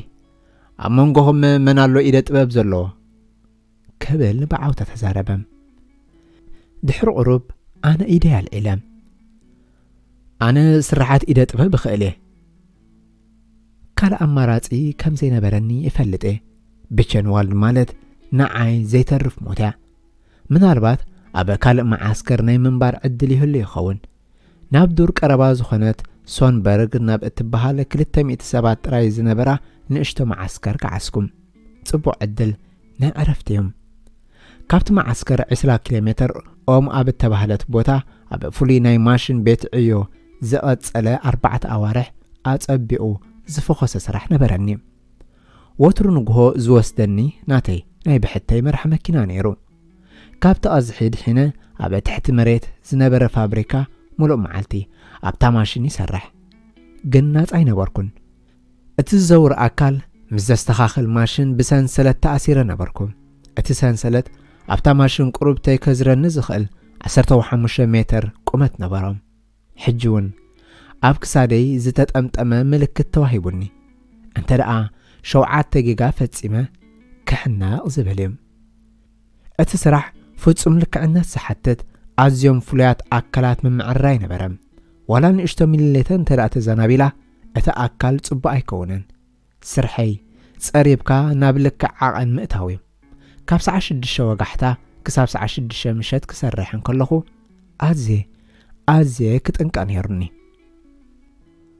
أمنناتهم ماشينات سرحو كالوت أسرات نيرم قربيتي كاباي زنبرو رحقت كنزرارب زخل قرباي نيرم انتخونا ቋንቋ ሩስያ ጥራይ ይዛረብ ስለዚ ድማ ዕላል የልቦን እታ ሓንቲ ምስ ሰብ ተራኽበኒ መስተሓለዋ እትግበር ርክብ ጥራያ ንሱ ወትሩ ንግሆ ምስታ ማሽን ብሰንሰለት ይኣስረኒ ምሸት ተመሪሱ ድማ ናብ ማዓስከር ይወስደኒ ንሱ ኣብ ነፍሲ ወከፍ 3 ሰዓት መጺኡ ክቋፀረኒ መቑንን ባን ከምጻለይን ናብ ዓይኒ ምድሪ ክወስደንን ነበሮ እንተኾነ ሰታይ ብምንባሩ ኣይቅልቀልን እዩ ዝነበረ ናብ ዓይኒ ምድሪ ክኸይድ ጽገም ነይረ እንታይ ከም ዝገብር ጠፍኣኒ ስለዚ ድማ ኣብ ድሕሪታ ማሽን ቦታ ኸፊተ ቁራጭ ጨርቂ ኣመሓይሸ ኣብታ ማሽን ሸይነ ዝዓጾ መተሓጻጸቢ ሰናዕኩም እቶም ሓለዋን ተረኺቦሙኒ ክመውቴ ግን ምስ ክብረተይ መማትሕሸኒ እዚ ሰኽራም ሓላዊ ዋላ ብደረጃ ኤስኤስ ኣዝዩ ሕሱር እዩ ንሱ ሓደ እዋን ሕማቕ መዓልቲ ስለ ዝወዓለን ብዙሕ ስለ ዝሰተየን ጥራይ بزي مخنيات يهرمني نما عسكر بمكينة خملسنن كله دما نزم مستير عقبو نزخونا سب انتدأ نجيركا بحقها وقعكا شعو نقولهم كهدم فتني لخ نقرمي قبل الرئيس يهوداوي قاليك خوني يبلني حدا معلتي أكايدت فابريكا كرخبني دل خمزلو أتحلاوي نقرني أنا شو عدت جيزة جيجا فتس إما أخون نابت محنا أخ خيدي له كم ماتكو نابتي أبا ماشين تايز نبرة روساوي قلبت إله ولا أقوى كرد عني زخيل انتي زي نبرة ناتي باني كوس دو بمنكس أسكلت كلهم نابت زخورو زلخو باني إدلينني بالكم أكايدت فابريكا قواهيو زبهال نسو كاباي زعابي نبوي دما بعدمة بعز في مرحو تصور رؤسو دما تصعدا لكع كم زحجي أنا زلخوه تصعدا جبالة بيسو نبرة أنا خاب استتصبخوه نسو خج الدر اللين سعيو دما كحنا النبرة انتخونا بهدأة تزاربني ودي إسيدور ديخا أبوي انتخونا خفلت حتتني ملسي أوام السمعة كبك جمرام نسو أب قدامي كينات عالم مسابوي ناي كينات أسور كمز نبرة أعللني بزعبات استفدت سما أزيو خمزوهي انتخونا دو نخبلو عقم خمزي بلو قالت ألاي إيدي كتهادم كحق زكاي كإلني نابس راح كتمنت انكل خاقن زيادة مقبخ تركبيخا اتهازنا أسد أنا قبل الكاز خيلها جن بجخا زخون اختبرعو زي كالكا كم زي ركب كتقبرو لكا بحق دمام كابتا معالتتيا ناب سراح بزمز قالو بدحرታ ماشين زيادة مግቢ تحابيኡ ركب ኣብ ጎንታ ዝሰርሓላ ማሽን ናይ ፍሉይ ክኢላ መሳርሒ ዝጥቀመላ ንእሽቶ ከፋት ቦታ ነይራ ናይ እብረ ስራሕ ክጅመር እንከለኹ ነዛ መቐመጢት መሳርሒታት ከፊተ ባኒ ገዓት ምስ ጸባ ሕልፍ ኢሉ ድማ ሰላም ስጋ ሓሰማ ረከብ እቲ መግቢ ዝዕግብ እዩ ሽዑ ግን ንሕና እቶም ብህይወት ዝተረፍና እሱራት ከም ዝንቀሳቐስ ዓስከሬን ኢና ስርዓተ ምሕቃቕ መግቢ ኣካላትና ብጥሜትን ሕማቕ መግብን ተበላሽዩ ዳርጋ ክንበልዕ ኣብ ዘይንኽእለሉ ደረጃ ነበርና እቲ ገዓት ስለ ዝኸብደኒ መታን በቐሊሉ ክሓቀለይ ናብ ዓይኒ ምድሪ ብምኻድ ተወሳኺ ማይ ሓዊሰ ክምገቦ ነይርኒ እቲ ጸባውን ኣዝዩ ሓፊስ ሰላም ክበልዖ ኣይክእልኒ ናብ ሞት መብጽሐኒ ንኻልኦት እሱራት እውን ክህቦም ኣይክእልኒ ምኽንያቱ ንዕዖም ምሃብ ነቲ ናይ ቀደም ዓርክቦይ ናብ ጸበባ ዝእቱ እዩ ስለዚ ድማ ናብታ ማሽነ እቴ ጥሒነ ይጉሕፎ ነይረ ሕስብ እመብሎ ብዓጸቦ ኣዝያ ተሃሲኻ ክትምገብካ ዘይትኽእል እቲ ሒደት ሕያውነት ሓድሽ ሓይሊ ሂቡኒ ሓይሊ ኢደይ ንዘይምሃብ እቲ ዘርኣየኒ ሕያውነት ጥዕናይ ንኽመልስ ክሕግዘኒ እኹል ኣይኮነን ምኽንያቱ ኣዝየ ሳፄ ነይረ እንተኾነ ሕያውነቱ ኩሉ ሰብ ከም ዘይጸልኣና ርዩኒ እዚዩ ምናልባት ክቡር ነገር ኢዲ ኣይትተሓለል ከም ዝብል ዝገበረኒ ምኽንያቱ እንተ ተሓሊለ ኣኺልኒ እንተ ደኣ ኢትካ ሂብካ እንተ ደኣ ካብ ሕጂ ንኔው ምንባር ዋጋ የብሉን ኢልካ ብዙሕ ኣይትጸንሕን ኢኻ ህይወት ኣብ ዘለወሉ ተስፋ ኣሎ ተስፋ ብዝህልወሉ ድማ ህይወት ኣሎ ሰራዊት ሩስያ ናብቲ ቦታ ቅድሚ ምቕራቡ ኣነ 4 ዋርሕ ኣብኡ ተቐሚጠ ነይረ ነፈርቲ እንግሊዝን ኣሜሪካን ምሸት ኣብ ልዕሊ እቲ መዓስከር ምዝንባይ ጀመራ ቀጺለን ቦምባ ዝነባ ዋላ ኣብቲ ዓሚቕ ፋብሪካ ኮይና ነቲ ዝትኮስ ክንሰምዖ ንኽእል ሓደ ምሸት ነፋሪት ኣብቲ ፋብሪካ ቦምባ ደርብያ ዕላማ ኣወቓዕት እቲ ነውፂ ናብቲ ኣነ ዝነበርኮ ነቆጣ ካልኣይ ደርቢ ኣቃሊሑ ናብ መሬት ደርበየኒ እሳት ብድሕረይ ኣብ ቀረባይ እቶም ሓለውቲ ራዕዲ ክኣትዎም ጀመረ በቲ መጉልሒ ድምፂ እናጎየዩ ውፁ ውፁ ጨደሩ ኣነ ግን እንታይ ክገብር ንሓደ ካብቶም ሓለውቲ ፀዊዐ ንሱ ምስቲ ማሽን መቑሕኒ ዝነበረ ሰንሰለት ፈትሓለይ ኣብ ላዕሊ ምስ ወፃና ጥራዩ ኣነ እሱር ጥራይ ዘይኮንኩስ ኣይሁዳዊ ምዃነይ ክርዳእ ዝኸኣለ ንዓይ ከድሕን ህይወቱ ብሓደጋ ብምእታው ድማ ተቆጥዑ ብሰረፍ ብረት ኣትሪሩ ወቕዕኒ ገጸይ ድማ ተጨደደ ንሰሙናት ሕማም ርእስ ነበረኒ ገጸይ ተሰፊዩ ናብ ካልእ ናብ ዝዓመቐ ትሕቲ መሬት ማርሻ መኪና ኣብ ዝስራሓሉ ክፍሊ እቲ ፋብሪካ ተመዲበ እቲ ናይ ናዚ ናይ መሳርዕ ኩናት ማርሻ ናይ ኩሉ ዓይነት ማሽናት የድልዮ ነበረ ንመካይን ናይ ጽዕነት ታንክታት መዳፍዕን ንኹሉ ናበይ ከም ዝኣተወ ኣይፈለጥን በዚ ኮይኑ በቲ ግን እቲ ኩናት ንጀርመናውያን ጽቡቕ ይኸድሎም ከም ዘይነበረ ብሩህ ኮነ ካብ ርሑቕ ቦምባታት ክትኮስ ክሰምዕ እንከለኹ ቦም ዝብል መዳፍዕ ሩስያ መሬት ዘንቀጥቅጥ ደብዳብ ነፈርቲ እንግሊዝ 2 ወርሒ ድሕሪ ምጅማር ደብዳብ ናዚ እቶም እስራት ኣቅዓዝዎም ኣብቲ እዋንቲ ግን ውጥን ኣይነበሮምን ካብ ሩስያውያን ኣርሒቖም ይኸዱ ናብ ኣሜሪካውያን ይጽጉዑ ቀጺሎም ድማ ንድሕሪት ይምለሱ ኣብ መወዳእታ ኣብ ክቢ ኣስታ 300 ኪሎ ሜትር ኮለልና ንዓና እንታይ ገብሩና ምዃኖም ኣይፈልጡን ኣነ የቆትሉና ይኾኑ ዝብል ስግኣት ሓደረኒ እቲ ኩናት ከም እተዛዘመ ፍሉጥ ነበረ ንሕና መሰኻኽር ናይቲ ዝፈጸምዎ ግፍዕታት ኢና ቀታል እንተደኣ ኾንካ ድማ ነቲ ምስክር ተጥፍኦ በብመዓልቱ ንሕና ዝያዳ ንደክም እቶም ናዚ ቀቢጸ ተስፋ ይኾኑ ነበሩ ዋላቶም ናዚ ካሃድሙ ደለዩ ኩሉ ግዜ ምሸት እቶም ሓለውቲ ስርሖም ገዲፎም ብጸልማት ጸሊቖም የምልጡ ኣብቲ ብኽልቲኡ ወገን መትረባት ዝነበሮ ሰፊሕ ጽርግያ ጀርመን ንምርሽ ነበርና ኣብ ትሕቲ ጽርግያ ዝነበረ መትረባት መሕለፊ ማይ ብተደጋጋሚ ተሰይሩ ማይ ካብቲ ሓደ ወገን ጽርግያ ናብቲ ካልእ ይውሕዝ ነበረ በዚ ድማ ንኸምልጥ ዕድል ዘለኒ ኮይኑ ተራእየኒ እንተኾነ መሳርሒ የድልየኒ ኣብ መንገድና ጀርመናውያን ንኮከምበር ዙኪኒ መሰል ብኣቾተን ጨውን ዝኣልኩሉ ብዕንፀይቲ ተሰርሐ ገዚፍ መራቢል ምስ ዓበይቲ መኽደኑ ረኣኹም ኣዝዩ ሰፊሕን ረጊድን እዩ ካብዚ መኽደን ክልተ ወሲደ ናብ ዝኸትክዎ ምሳይ ሒዘዮ ነበርኩም እቶም ካልኦት እሱራት እተጸለልኩ መሰሎም መን እዚ ዕቡድ ኣይሁዳዊ ጀርመን ተዳኺሙ እንከሎ ነዚ ጠቕሚ ኣልቦ ዕንፀይቲ ሒዙ ኳዓ ዝበሉኒ ኣብ ዕረፍቲ ምስኮና እቶም ናዚ መታንከይ ርኡኒ ኣብቲ መኽደን ኮፍ በልኩም ቀፂሉ ሓደ ለይቲ ኣብ ግራት ዋናታቱ ዝገደፍዎ ፈረስ ረኸብና እዚ ምስኪን ፈረስ ኣዝዩ ዓቢሩ ካባይ ንላዕሊ ዓቢሩ ነበረ እቲ ኣዛዚ ነቲ ፈረስ ጠሚቱ ድራርና ምዃኑ ፈለጠ ንሱ ኣብታ ለይቲ ኩላትና መራእ ከም እንረከብ ሓበረና እታ ለይቲ ኩሎም ሓለዋን እሱራትን ብዙርያ ዓውጊጎም መራእ ፈረስ ክወሃቦም ተጸበዩ እዚኣ ዕድለይ ምዃና ፈለጥኩ ሕጂ እንተዘይኮይና ፈጺማይ ትኸውንና ዝኾነ ክርእየና ብዘይክእለሉ ጸላም ካብቲ ጽርግያ ወፅአ ብህድማ ናብቲ ጉድጓድ ካብኡ ናብ መትረብ ዘለልኩ እቲ መትረባት ፍርቁ ኣብ ማይ ኣትዩ ብምንባሩ ኣነ ኣብ ቀዝሒ ማይ ጠሓልኩ እቲ ማይ ብናህሪ ውሕዝ ብምንባሩ ሽዑ ንሽዑ ጫማይ ኣብኡ ጠፍአም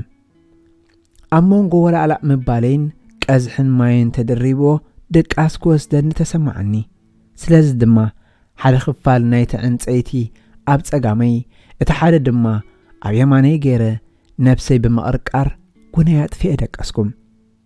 ክንደይ ከም ዝደቀስኩ ይፈልጥን ምስ ተሳእኩ ግን እቲ ብኽልቲኡ ወገን ኣካላተይ ቀርቂሩ ሒዙኒ ዝነበረ ዕንፀይቲ ብጠያይት ተበሲዑ ነበረ 38 ኣብ ጸጋማይ ወገን ዝነበረ ዕንፀይቲ 10 ኣብ የማናይ እቲ መእለኽ ዙኪኒ መሰልኩ ኩምበር ዝነበረ መኽደም በርሚል እንተዘይህልወኒ ሞይተ ሸሻያና ጽምኾንኩ ነይረ ክንጓዓዝ እንከለና እቶም ኤስኤስ ብድሕሪና ተሪፎም ብብሬናቶም ናብቲ መትረባት ይትኩሱ ብምንባሮም ድማ ካብኡ ዝወፅእ ነገር ክርኢ ዘይከኣልኩም ካብቲ መትረባት ክወፅእ እንከለኹ ናዚ ዝበሃል ኣይነበረን ናፃ ኾይነ ግን ኣብ ግናይ ቁመና እምነምፅኤ ነታ ኣብ ኢደይ ዝነበረት ውቃጦ ቁፅሪ ክሳብ ዝደሚ ፋሕፊሐ ውቃጦ ናዚ ከም ዘይትረአ ገበርኩዋ ነዊሕ ተጓዒዘ ኣብ ሓንቲ ንእሽቶ ዓዲ ኣብ ዝነበረት ቤት በጻሕኩ እታ ቤት ምስታ ኣብ ፖላንድ ብጥኢት ዝተወጋእኩላ ተመሳስል ነይራ ማዕጾት ቤት ክኳሕኩሕ እንከለኹ ወጋሕታ እዩ ዝነበረ መንእሰይ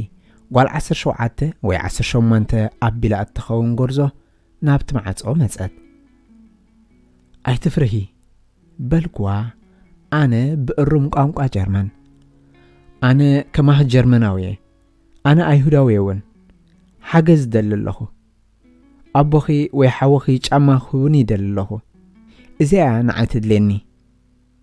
በልክዋ ነቦኣ ተዳሃየቶ ናብቲ ማዕጾ መጸ ዕድሚኡ ኣስታት 50 ዓመት እዩ ንሱ ናብቲ ክሳብ ሽዑ ዝደምዝ ነበረ ኢደይ ጠሚቱ ነቲ ናይ እሱር ለጻይ ርእሰይ ርእዩ ብኻት ጀመረ ኢዱ ሰዲዱ ድማ ተቐበለኒ ንዓእቶ በለኒ ንሱም ኣይፋለይ በልክዋ ኣነ ሰብኣይ ኣመንነ ንሱ ክዳውንቲ ክበኒ ምዃኑ ጸቒጡ ነገረኒ ኣብ 3 ዓመት ዘይለበስክዎ ጎልፎ ድልዱል ናይ ፀሓይ መከላኸሊ ዘለዎ ቆቢዕን ምስ ጉቡእ ጫማ ቆርበትን ቀረበለይ እቲ ሽራጥ ዘለዎ ቆቢዕ ዕስራት ሽዑ ጓሓፍክዎ እቲ ሰብኣይ ሽዑ ለይቲ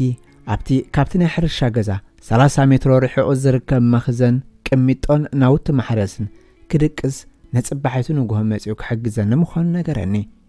ሽዑ ለይቲ ኣብቲ መኽዘን ቅሚጦን ናውቲ ማሕረስን ሓዲረ ወጋሕታ ተስኤ ሰተት ኢለ ብምውፃእ 4 ኪሎሜትር ከይደ ኣብቲ ጫካ ካብ ሰባት ተሓባእኩም ኣብታ ለይቲ ዝድቅሰላ በዓት እኳ እንተረኸብኩ ኣብኣ ንምጽናሕ ግን ምችእቲ ነበረትን ለይቲ ኣማኢት መንከዓት እናበረራ ርእሰይ ሃረማኒ ብፀጉረይ ከይሕዛነ ግን ብዕድል መላጤ ነይረ ንጽባሒቱ ዝኾነ ሰብ ክረኽበኒ ዘይክእል መሕቢእ በዓቲ ረኸብኩም እታ በዓቲ ኣዝያ ዓማቕን ጸልማትን ብምንባራ ሓደ እዋን ማዕረ ኣንፈተይ ጠፍኣኒ ነበረ ዕለታዊ መግበይ ኣብኡ ዝሓዝኮ ኣሬነን ንዕዑ ዝመስል ለመምታን ብጥረ መብላዕ ነበረ ሓደ መዓልቲ ናብታ ዝነበርኳ በዓቲ ደርሆ መጻ ዘሊለ ነዛ ምስኪን ፍጥረት ብኢደይ ቀተልኳ ብጥሜት ተላሒሰ ነይረ ንምብሳላ ግን ሓውኽ ኣጉዳይ ከኣልኩን ብዕንፀይትን እምንን ፈቲነ ግን ኣይሰርሓለይን ካብቲ ንእሽቶ ወሓዚ ማይ ረኺበ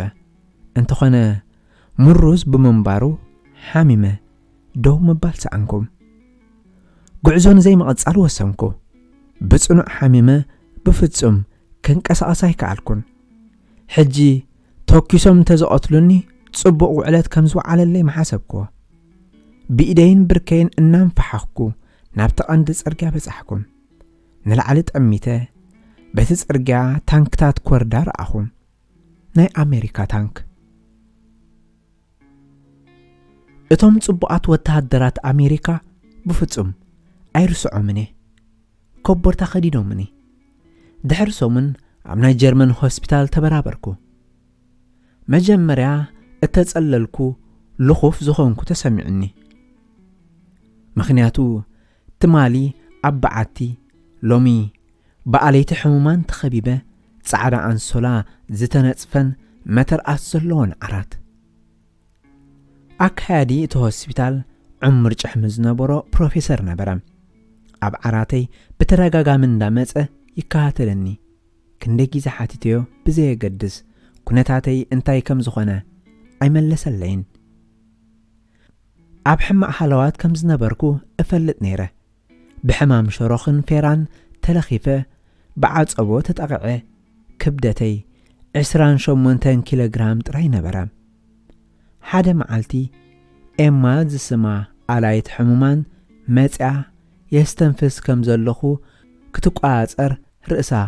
ኣብ ኮቦርታ ጸጋዓቶ ኣነ ብኢደይ ሒዘ ኤማ እቲ ዶክተር እንታይ ከም ዝበለኪ ከይነገርክኒ ኣይክለቀክኒ በልክዋ ብኸት ጀመርኩም ንሳ ኣብ እዝነይ ሕሹኽ ብምባል ንምማት ዘለካ ዓድል 65 ሚእታዊት እዩ ንኽትነብር 35 ሚእታዊት ዕድል እንተለካ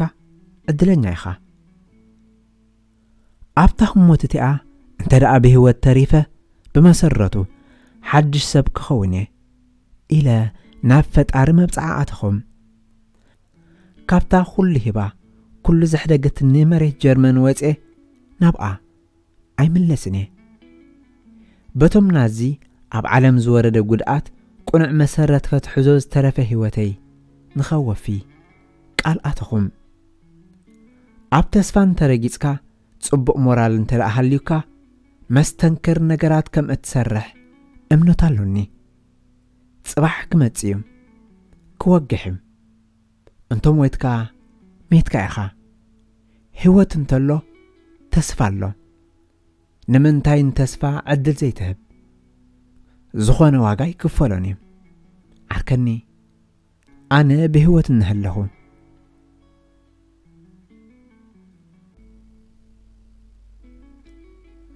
ምዕራፍ 11 ኣብ ዓለም ኩሉ ግዜ ተኣምራት ኣሎ ዋላ እውን ጸልማት ኣብ ዝመስለሎም ሓይለይ ቀስ በቐስ ንኽምለስ ኣብ ሆስፒታል 6 ሳምንታት ጸናሕኩም ብዛዕባ ስድራ ቤተይ ድሃይ ክገብር ናብ በልጅም ክብገስ ወሰንኩም ቅድሚ ምብጋሰይ መሰረታዊ ወረቓቕቲ ስደተኛታት ተራ ክዳውንቲ ተዋሃብኩም ገለ ስረ 2 ኻምቻን ቆብዕን ብእግረይ ተበጊሰ ዝማልኣኒ ኣብ ዝረኽበሉ ማኪና እናተሰቐልኩም ኣብ ዶብ በጻሕኩም ኣብኡ ጀርመናዊ ብምዃነይ ከኣቱ ስለ ዘይፍቀደለይ ደው በልኩ ኣይፋልካን በልክዎ ኣብ ዶብ ንዝነበረ ሰብኣይ ኣነ ጀርመናዊ ይኮንኩን ኣነ ኣይሁድ እቶም ንኽቕተሉ በልጅም ናብ ናዚ ዝሰለመቶም ብዛዕባ እዚ ክምጉቱ ይክእሉን እዮም ከኣቱ ገዲፎምኒ ጥራይ ዘይኮነ ዕጽፊ መቆነን ኣኻዕቢቶም ሃቡኒ ድሕሪ ኩናት ሳሕቲ ዝርከብ ዘበለ መቕንን ኩሉ ከም ጠስሚ ባንን ስጋን ንዓይ ዝያዳ ሃቡኒ ኣነ ናብ ብራስለስ ተመሊሰ ናብቲ ካብ ጀርመን ፈለማ ዝሃድምናሉ ወለደይ ዝነበሩ ጽቡቕ ኣፓርታማ ከትኩም እቲ ኣፓርታማ ከምታ ዝነበራ ጸንሓኒ እንተኾነ እቲ ካሃድሞም ከለዉ ገዲፎሞ ክኸዱ ዝተገደዱ ንብረት ጠፊኡ ብርግጽ ንሳቶም ድማ ኣብኡ ይነበሩን ባዶ ቤት ጥራሕ ካልኣይ ከም ዘይሪኦም እናፈለጥኩ ኣብኡ ምህላወይ ኣዝዩ ከቢድ ነበረ ካብ ቤተሰበይ ሓረኳ ክረክብ ኣይከኣልኩን ቅድሚ እቲ ኹናት ኣብ መላእ ኤውሮጳ ልዕሊ 100 ኣዝማድ ነይሮምኒ ድሕሪ ኹናት ግን ክሳብ ኣነ ዝፈልጦ በይነይ ከም ዝተረፍኩ እዮም ብናጽነት ብዙሕ ዝሕጎሰሉ ዘለኒ ይመስለንን ናጽነት ማለት ሓርነት እዩ ግን ሓርነት ንምንታይ በይንኻ ንምትራፍ ንኻልኦት ሰባት ከድሽ ጸሎት ኣይሁድ ክትገብር ንሱ ህይወት ኣይኮነን ናጻ ምስ ወጻና ህይወቶም ባዕላቶም ዘሕልፉ ሰባት ፈልጥ ብዙሕ ግዜ መሪር ጓሂ ተሰሚዕኒ ብጽምዋ ተበልዐ ኣደይስ ኢነ እንታይ ክገብር ከም ዘለኒ ክወስን ኣለኒ ብህይወት ክነብር ዶ ከኒና ደልየ ረኺበ ከም ወለደይ ክመወት እንተኾነ ክሳብ ዝተኽኣለኒ ዝበለጸ ህይወት ክሕልፍ ብዝተረፈ ሞት ወለደይ ኩሉ ዝሕልፍዎ ስቓይን ንብላሽ ክኸውን እዩ ስለዚ ድማ ንፈጣርን ነብሰይን መብጽዓት እየ ስለዚ ክነብር መረጽኩ ዝኸደ ቦታ ስለ ዘይነበረንን ዝረኣይ ሰብውን ስለ ዘይብለይን ግዜይ ንምሕላፍ ኣብቲ ብሕብረተሰብ ኣይሁድ ዝቖመ ካንቲና ቤት ምግቢ ሰራሕተኛታት ተማሃሮ ማሕበራት ከትኩም እታ ካንቲና ኣብ መላእ ብራስለስ ንዝነበሩ ስደተኛታት ከምኡውን ምስ ሓይልታት ኪዳን ተሰሊፎም ዝነበሩ ኣይሁዳውያን ወተሃደራት መግቢ ተቐርብን ርክባትን ምሕዝነትን ንኽፈጥሩ ሰሪሓ ነዚ ንኽትሪኦ ክንደይ ከይሐጉስ ህዝበይ ክህረም ክሳቐን ብጥሜት ናብ ሬሳ ተቐይሩ ድሕር ምርኣይ ሕጂ ብሓያላት ብኹናት ዝላደዩ ብጥዕንኦም ሙሉኣት ወተሃደራት ክትረክብ ወተሃደራት መላእ ዓለም ኤውሮጳ ኣሜሪካን እንግሊዝን ፍልስጤምን ከመይ ዝበለ ዘይእመን ትርኢት እዩ ዝያዳ ዘይእመን ድማ ሓደ ነገር ኣሎ ኣብቲ መግቢ ንምርካብ ምስቶም ካልኦት ተሰሪዑ ዝጸንሓኒ እቲ ኣብ ዓለም ዝበለጸ ዓርኪ ኩርት ኣዝየ የተሓጒሰ እዚ ገለ ዓይነት ነገር እዩ ክትሓስቦ ዶ ትኽእል እዚ ሰብ እዚ ከም ሓወይ ኣብቲ ገሃንም መሬት ኣብ ጎነይ ኮይኑ ንኽነብር ዝረድኣኒ ኣብ ግሌዊቲዝ ሞይቱ ተሪፉ ዝበልክዎ ኣብዚ ቡን ይሰቲ ኬክ ይበልዕን ኣብ በልጅም ጽቡቕ ይነብርን ኣሎ ሆ ንዕዑ ብምርኣየ ሕጉስ ነበርኩ ተሓቋቒፍና በኸና ናይ ሓጎስ ንብዓት ኣፍሰስና እናተመገብና ታሪኹ ዋዕሊሉኒ ቅድሚ ጫማ ናይቶም እናቐረቡ ዝመጹ ዝነበሩ ወተሃደራት ምስምዑ ኣብታ ተሓቢኡላ ዝነበረት ጉድጓድ 2 መዓልቲ ገይሩ ነበረ ብርግጽ ናይ መወዳእታ መዓልቲ ነያ ብምባል ንሱን እቶም ካልኦት ሰብኡትን ክሳብ እቶም ወተሃደራት ብቋንቋ ሩስያ ይዛረቡ ከም ዘለዉ ዝፈልጡ ርዒዶም ነበሩ ናብኣቶም ድማ ኢዶም ሃቡ ዘይጓድኡ ሰባት ከም ዝኾኑ ነቶም ሩስያውያን ንኽእምኑ ቁርብተይ ግዜ ወሲዶም ነበሩ ንሳቶም ቋንቋ ሩስያ ኣይዛረቡን እቶም ሩስያውያን ድማ ቋንቋ ጀርመን ኣይዛረቡን እቶም ሩስያውያን መረጋገጺ ናይቲ ናዚ ኣብ መላእ ኤውሮጳ ዝፈጸምዎ ግፍዕታት ርኦም እዮም በቲ ዝተፈጸመ ግፍዒ ድማ ርትዓዊ ዝኾነ ሓያል ነድሪ ሓድሮም እንተኾነ ኩርትን እቶም ካልኦት ሰባትን ግዳያት ምዃኖም ተገንዚቦም ብጽቡቕ ሓዝዎም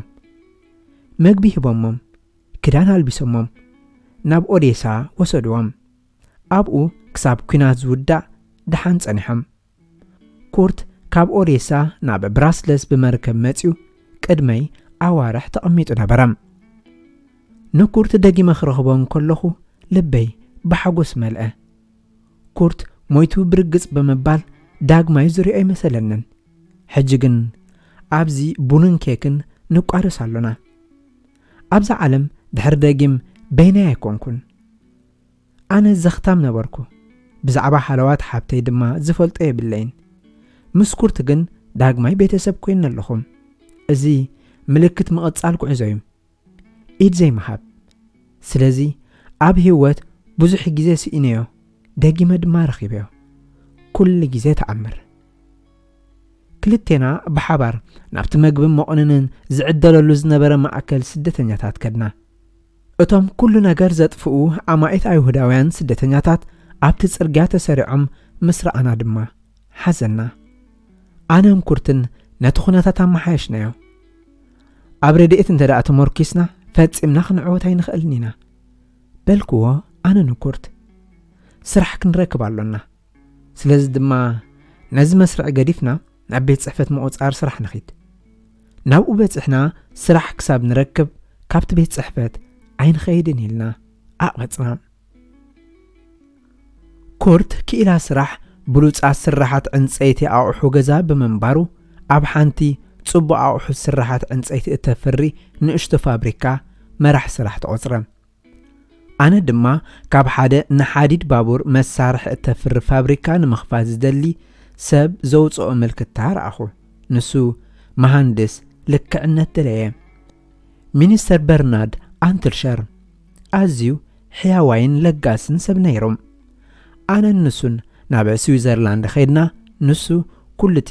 ዘድሌና ፍሉይ ማሽነሪታት ዓደገም ብኡ ንብኡ ኣነ ከማካየዲ ስራሕ ተመዚዘ ኣብ ትሕተይ 25 ሰራሕተኛታት ነበሮም ሰሙን ድሕሪ ስራሕ ምርካብና ኩርትን ኣነን ኣብ ማእከል ብራስለስ ንዝርከብ ጽቡቕ ኣፓርታማ ቅድመ ክፍሊት ገበርና ማኪናን ብዙሕ ገንዘብን ወነና ህይወት ሃንደበት ኣዝያ ስለ ዝጸበቐት ገለ እዋናት ግን ሕማቕ ይስማዓና ነበረ ኣይሁዳውያን ዝበልጸጉ ብምምሳሎም ሰባት ገና ጥርጣረ ነበሮም ዝጸንሐ ጸረ ሴማዊ ስምዒት ብሓደ ለይቲ ዝጠፋ ኣይኮነን ሓደ እዋን ሰባት ኣብቲ ፋብሪካ ከም ኣይሁዳውያን ሱሳዓት ወይ ከም ኣነ ነቲ ስራሕ ካብ ስድራ ቤት ቤልጅም ከም ዝወሰድክዎ ዘመልክት ዘረባታት ከውፅኡ እስማዕ እዚ ዘረባ እዚ ብፍላይ ድሕሪ ቤልጅም ንኹሎም ቤተሰበይ መጥፋኣ ምስምዑ ኣዝዩ ሃሳዩ ኩላ ስድራይ ግን ኣይኮነትን ጠፊኣ ድሕሪ ኣዋርሕ ኣብ ብራስለስ ድሕሪ ምድልዳለይ እቶም ካብ ህልቂት ሆሎኮስት ብህይወት ዝተረፉ ፋሒሎም ዘለዉ ስድራ ቤቶም ብህይወት ከም ዘለዉ መታን ክፈልጡ ሓንቲ ናይቲ ከባቢ ጋዜጣ ኣብ ዘውፅኣቶ ዓምዲ ስእለይ ጠቂዓ ነበረት ብድሕሪኡ ነዊሕ ኣብ ዘይኮነ ግዜ ሓብተይ ሄኒ መግብን መዕቆብን እትረኽበሉ ገዛ ተኻርያ ረኸብክዋ ንሳ ካብቲ ኩናት ብህይወት ወፅያ ኣብቲ ናይ ሞት ጉዕዞ ተፈላሊና እቲ ናይ መወዳእታ ኣዋርሕ መአጎሪ ፈንስ ብሩኽ ኣብ ዝርከብ ሕርሻ ትፋሕና ሸቀለት ብተዛማዲ ድሓን ነይራ ክልተ ተኣምራት ኣብ ዓለም ክልቲኦም ንዓይ ዝኸበሩ ሰባት ብህይወት ተሪፎም ከኣምኑ ይከኣልኩን ምሳና ክትነብር ከም ዘለዋ ኣነን ኩርትን ወሰና ስድራ ቤተይ ኣጥፊአ ብድሕሪ ሕጂ ሓደ ዘመድ ንምግባር ዕድል የብለይም ቢለ ኣሓስብ ነበርኩ እንተኾነ ሕጂ ክልተ ካብቶም ኣብ ዓለም ዘፍቅሮም ሰባት ብህይወት ኣብ ጎነይ ኣለዉ ዋላ እኳ ጸገም እንተገጠመኒ ስድራ ቤት ነይሩኒ ምህላው ስድራ ድማ ተስፋ ሂቡኒ ህይወተይ ዳግማይ ምህናጽ ክጅምር እየ ሓደ መዓልቲ ኣብ ኣፓርታማ ኮፍ ኢልና ጋዜጣ ለስዋን እንዳንበብና ኣብ ዓምድታ ጋዜጣ ብዛዕባ ካብ ድልድል ጸዲፈን ርእሰ ቅትለት ንምፍጻም ዝፈተና ክልተ ኣይሁዳውያን ረኣና ንሳተን ኣብ ኦስፒችካል ኣይ ቢርኪናው ዝነበራየን ስድራ ቤተን ክረኽባ ናብ ብራስለስ ምስ መጻ ድማ ኩሎም ሞይቶም ስለ ዝጸንሕወን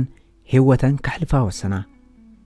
እቲ ክጸድፋሉ ዝሓሰባ ድልድል ብዙሕ በሪኽ እኳ እንተዘይነበረ ብትሕቲኡ ግን ኣዘውቲራ እትሓልፍ ጃልባ ነይራ ኣብታ ጃልባ ዘሊልካ እንተዓሊብካ ከም እትመውት ርግጸኛ ኢኻ እተን መሳኪን ኣዋልድ ነታ ጃልባ ስሒተን ናብ ማይ ዓሊበን ሽዑ ንሽዑ ተኣሲረን ናብ ሆስፒታል ስነ ኣእምሮ ድማ ተወስዳ ንዓዓትን ንምሕጋዝ ገለ ነገር ክንገብር ከም ዘለና ወሰና ኩርትን ኣነን ናብቲ ሆስፒታል ብምኻድ ነተን ኣዋልድ ክንረኽበን ሓተትና ናብተን ኣዋልድን ካልእ ርእሰ ቅትለት ዝፈተነት ሳልሰይቲ መንእሰይ ኣይሁዳዊት ጓልን ዝነበርኦ ክፍሊ ድማ ኸድና ልቢ ዝሰብር ነይሩ እቲ ሆስፒታል نتناوالد زخوناي نبران اتخونتات زسكحكح نبرام نابتي نتو هوسبيتال بحلافنت زمرح كوميشنر كيدا دما نتناوالد بحلافنت وسيدا كحجزن حتتكم صبو أبارتام አሎኒ ብርክት ዝበለ ገንዘቡን አሎኒ ነዘናዋልደ ከአሌን ክእለት አሎኒ በኽብረትካ አይተዕጸወን እዚ ሆስፒታል ግናዩ ዋላውን ብጥዑያ አእምሮ መጺኻ ድሕሪ 3 ዋርሕ ናብ ዕቡዴኻ ተቐየር ንዕኡ ከእምኖ ከአልኩም ስለዚ ድማ እተን 3 ዋልድ ምሳና ክቕመጣ መጻ ማዕጾ ኸፊተ ስምዓ ንሕና ክልተ ሰብኡት ኢና ግን ኣብዚ ዘየድሊ ጠባያት ቅቡል ኣይኮነን ካብሎምን እንዳሓር ንስኻትክን ኣሓትና ኢኸን ኣብቲ መዓስከር ብዝወረደን ጸበባን ግፍዕን ዘስዓበለን በስራ ክሳብ ዝሓውያ ምሳና ብሓባር ተቐመጣ ቆርበተን ኣብ ኣዝዩ ሕማቕ ኩነታት ብምንባሩ ብሳልፈር ቀመማዊ ማዕድን ክሕጸባ ብመኪና ብስሩዕ ናብ ሆስፒታል ኣመላለስክወን ኩላትና ብኸምዚ ዓይነት መሕጸቢ ንጥቀም ነርና እንተላይ እታ ኻባይን ካብ ኩርትን ኣብ ዝሓሸ ኩነታት ጥዕና ዝነበረት ሓብተ ሓደ እዋን ኩርትን ኣነን ኣብ ሰሙን 2 ግዜ ንኸይድ ነበርና እተን ኣዋልድ ጥዕናአን ቀልጢፉ ክመሓየሽ ጀመረ ዕቡዳት ኣይኮናን ዓቢደን እውን ኣይነበራን ኣብ ገሃነብ ስለ ዝነበራ ጥራየን እታ ሓንቲ ዝደሊኣ ዝነበራ ንእሽቶ ሕያውነት እያ እዚ እቶም ኣብ መዓስከራት ዘይነበሩ ሰባት ክርድእዎ ዝኸብዶም ነገራት እዮም ንዓኣተን ዝነብራሉ ቤትን ዝሓውያሉ ቦታን ምሃብ ንኹርትን ንዓይን ንፈጣሪ የቐኒልና ብህይወት ዘጽናሕካልና መባል ሞስኡ ምምላስ እዩ ንሳተን ሙሉእ ብምሉእ ሓውየን ምስ ዓለመን ተጸምቢረን ስርሐን ዘፍቅርወን ሰብኡትን ንምርካብ ወፃ ካብኡ ጀሚርና ሓድሕድ ርክባትና ይቋረጽናን ነተን ኣዋልድ ምርካብን ምሕጋዝን ነቲ ኣቦይ ዝህበኒ ዝነበረ ምዕዶ ከም ዝርዳእ ገይሩኒ ንሱ ነቶም ዝተሸገሩ ምሕጋዝ ናይቶም ዕድል ዝገበሩ ሰባት ጉቡእ እዩ ብለኒ ነይሩ ካብ ምቕባል ድማ መሃብ ይበልጽ ይብለኒ ነበረ ዋላ እውን ኩሉ ተስፋ ዘይብሉን ተመሰለ ኩሉ ግዜ ኣብ ዓለም ተኣምራት ኣሎ ተኣምራት እንተዘይልቦውን ንስኻ ክትፈጥሮ ትኽእል ኢኻ በታ ንእሽቶ ሕያውነት ንኻልእ ሰብ ካብ ተስፋ ምቑራጽ ተድሕኖ በዚ ድማ ህይወቶም ክድሕን ይኽእል ይኸውን እዚዩ ድማ ካብ ኩሉ ተኣምር ዝዓበየ ምዕራፍ 12 እቲ ዝበለጸ መድሓኒት ፍቕሪ እዩ ኣብ ኤውሮጳ ሙሉእ ብምሉእ ኣብ ሃገረይ ዘለኹ ኮይኑ ይስምዓንን እዩ ነቲ ግፍዒ ምስጓግን ቅትለትን ህዝበይ ንምክልኻል ወላ ሓንቲ ብዘይገበሩ ሰባት ተኸቢብና ከምዘይ ነበርና ክርስዖ ከቢድ እዩ ካብ በልጅም ብጠቕላላ ልዕሊ 25,000 ኣይሁዳውያን ተጠሪዞም ካብ 1300 ዘይውሕዱ ድማ ሞይቶም ኣብ ብራስለስ ሓደ እዋን በቶም ምስና ዝተሓባበሩ ተኸቢበ ዘለኹ ኮይኑ ይስምዓኒ እቶም ስድራ ቤተይ ዝኾነኑ ክፈልጦም ፍጹም ኣይክእልን መን እዮም ምናልባት ኣብ ጣውላ ቤት ሻሂ ተዓይቡን ይሰትዩ ይህልው ሰባት ኣይሁዳዊ ብሰንኪ ጽልኢ ጸረ ሰምነት ብፍርሂ ወይ ስስዕ ኾኒኖሞም ጎረባብቲ ኣይሁድ እቲ ንብረት ኣይሁዳውያን ኣህሪፍዎም ምስ ተሰጉ መታን ክዘምትዎ ብዙሓት ስድራ ቤታት ተቐቲለን ሓደ መዓልቲ ኩርትን ኣነን ኣብቲ ጽቡቕ ማእከል ዕዳጋ ብራስለስ እናተዛወርና ከኣምኖ ዘይክእል ነገር ተዓዘብኩም ናብ ሓደ ቅድሚ ሕጂ ዝፈልጦ ፍሉይ ዓይነት ልብሲ ተኸዲኑ ዝነበረ ሰብ ብምምልካት ንኹርት እቲ ሰብኣይ ትሪኦ ኣለኻ ዶ በልክዎ ክሪኦ ብምዕዳም እቲ ልብሲ ናተይ እዩ ከረጋግጸልካ በልክዎ ትጻወት ኣለኻ ኣይፋለይን በልክዎ እከታተሉ እየ ዘለኹ ኣብቲ ዝሓለፈ እዋን ነቲ ልብሲ ኣብ ኣፓርታማ ስድራ ቤተይ ኣብ ከብሒ ተሰቒሉ ርአዮ ነይረ ነዚ ሰብኣይ ክሳብ ናብ እንዳ ሻሂ ዝኣቱ ተኸታቲልናዮም ኣብኡ ናብኡ ቀሪበ መጎትክዎ ክዳነይ ለቢሱ ከም ዘሎ ነጊረ ካበይ ከም ዘምጽኦ ሓተትክዎ ንሱ ጽሉል ምዃነይ እቲ ክዳን ድማ ንዕዑ ዘስፈዮ ምዃኑ ተዛረበ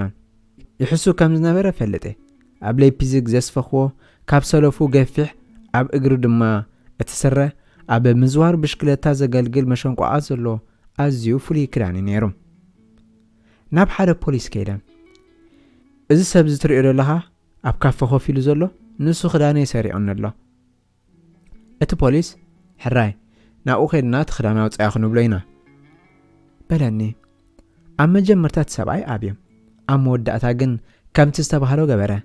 ነቲ ጃኬት መሰውፅኦ ብርግጽ ምልክት ንግዲ ናይቲ ቅድሚ ኩናት ዝኸትክዎ ናይ ሌፕዚግ ዝነበረ ኣዝዩ ክኢላ ሰፋያ ዝነበረ እዩ እቲ ሰብኣይ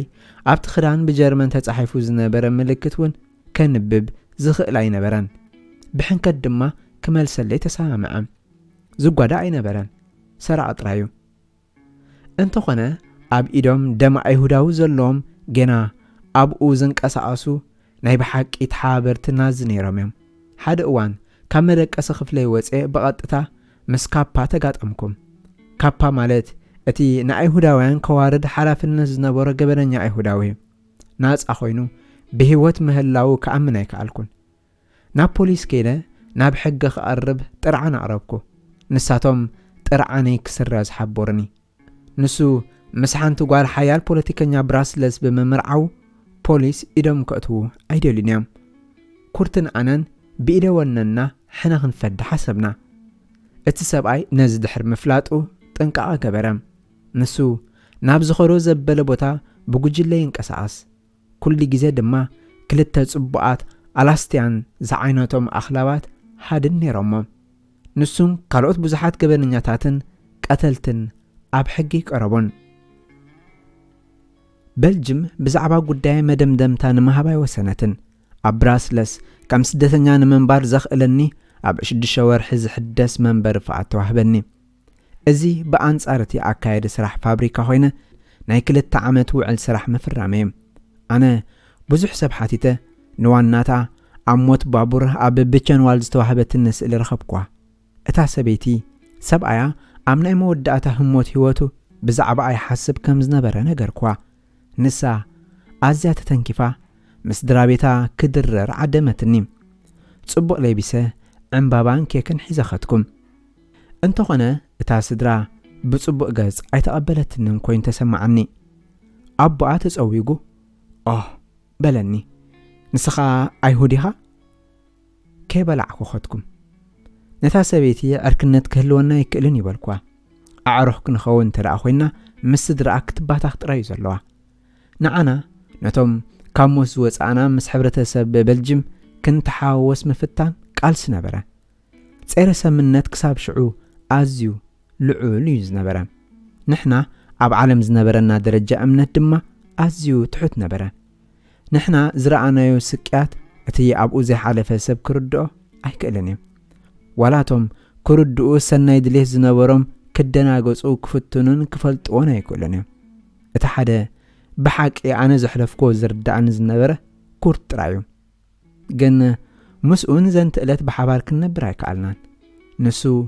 ሻርሎት ዝስማ ፍትውቱ ጓል ረኺቡ ኣብ ለካቲት 1946 ተመርዓወ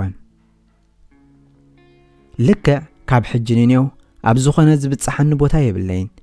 ወይ ምስ ዝኾነ ክዛመድ ኣይክእልን ኢለ ኣብ ዝፈራሕ ኩሉ እዋን ፍሎር ሞልሆ ዝስማ ጽብቕቲ ሰበይቲ ረኸብኩ ንሳ ካብ ቤተሰብ ኣይሁድ ሰፋርዲክ ኣብ ሶሎኒካ ግሪክ ተወሊዳ ኣብ በልጅም ዓብያ ፍሎር ኣብ እዋን ኩናት ኣብ ኣዳራሽ ሞለንበክ ክፍሊ ምምሕዳር ከተማ ብራስለስ ኣብ ዝነበረ ምእካብ ወረቐት መዐደሊ መቑንን ዝከታተል ማይሰን ኩመናለ ዝተባህለ ትካል ትሰርሕ ነበረት ሓደ መዓልቲ ነቲ ናይ ድርብ መቑንን ካርዳ ኣሪበ መግቢ ንምግዛእ ዘኽእል ወረቐት ክወስድ ከትኩም ኣብኡ ዝጸንሑ ንፍሎር ክጽውዕዋ ዝኸዱ ሰባት ውቃጥ ዘለዎ ሰብኣይ ይጽበያ ከም ዘሎ ነገርዋ ንሳ ታሪኽ ናይቲ ማዓስከራት መዳጎኒ ሰሚዓ ብምንባራ ብኡ ዝሓለፈ ዝኾነ ሰብ ክትዛረብ ወሲና ነበረት ስለዚ ድማ ክትረኽበኒ መጸት ብናይ ፈለማ ምርኣይ ብፍቕሪ ተተሓስኩም ንዓዓ ወሲደ ሓድሽ ህይወት ንኽጅምር ዝኾነ ነገር ክህባ ከም ዝኾንኩ ምስ ነገርኳ ንሳ ሰሓቐት ንሳ ናብ ቤት ጽሕፈት ተመሊሳ ነቶም መሳርሕታ ሓደ ካብቶም እስራት ንወፃኢ ክወስዳ ከም ዝሓተታ ኣዕለለቶም ኩሎም ንሳቶም ዋዛዩ ኢሎም ገመቱ ኣብ ግዜ ኩናት ንሳ ዕድለኛ ነበረት ኣይሁዳዊት ኮይና ተሓቢኣ ካብ ሞት ድሒና ጀርመን ኣብ ጉንበ 1940 ንቤልጅም ክትወርርን ከላ ንሳ ኣብ ምምሕዳር እትነብረሉ ከባቢ ትሰርሕ ነይራ። ናዚ ኣይሁዳዊት ምዃና ይፈለጡን። ብዋሕደ ሃለኽቲ ነገራት ስዒቡውን ሽዑን ሽዑ ኣብ ኩሉ ነገራት ካብ ሙዚቃ ናይ ኣሜሪካ መስማዕ ክሳብ ብምሸት ኣብ ጎደና ብናጽነት ምንቅስቓስ ብዝተገብረ እገዳ ህይወት እናጸንከረ ኸደም። እንተኾነ ብገለ መንገዲ ህይወት ፍሎር ከም ንቡር ቀጸለ። ክሳብ ኣብ 1942 ኣብ ቤት ጽሕፈት ገስታፖ ጸጥታ ናዚ ትጽዋዕ። ንሳ ኣብ ገዛኣ እትቕመጥን ናብ ስራሕ ትወፍርን ነበረት። ነቲ ስራሓ ንበዓልቲ ቤቱ ክህብ ዝደለየ ሓደ ሰብ ተኾኒና ፍሎር ካብቲ ግዜ ትጀሚራ ኣብ ስራሕ ምሕደራ ከም ዘይትሰርሕ ተነጊርዋ ተባረረት።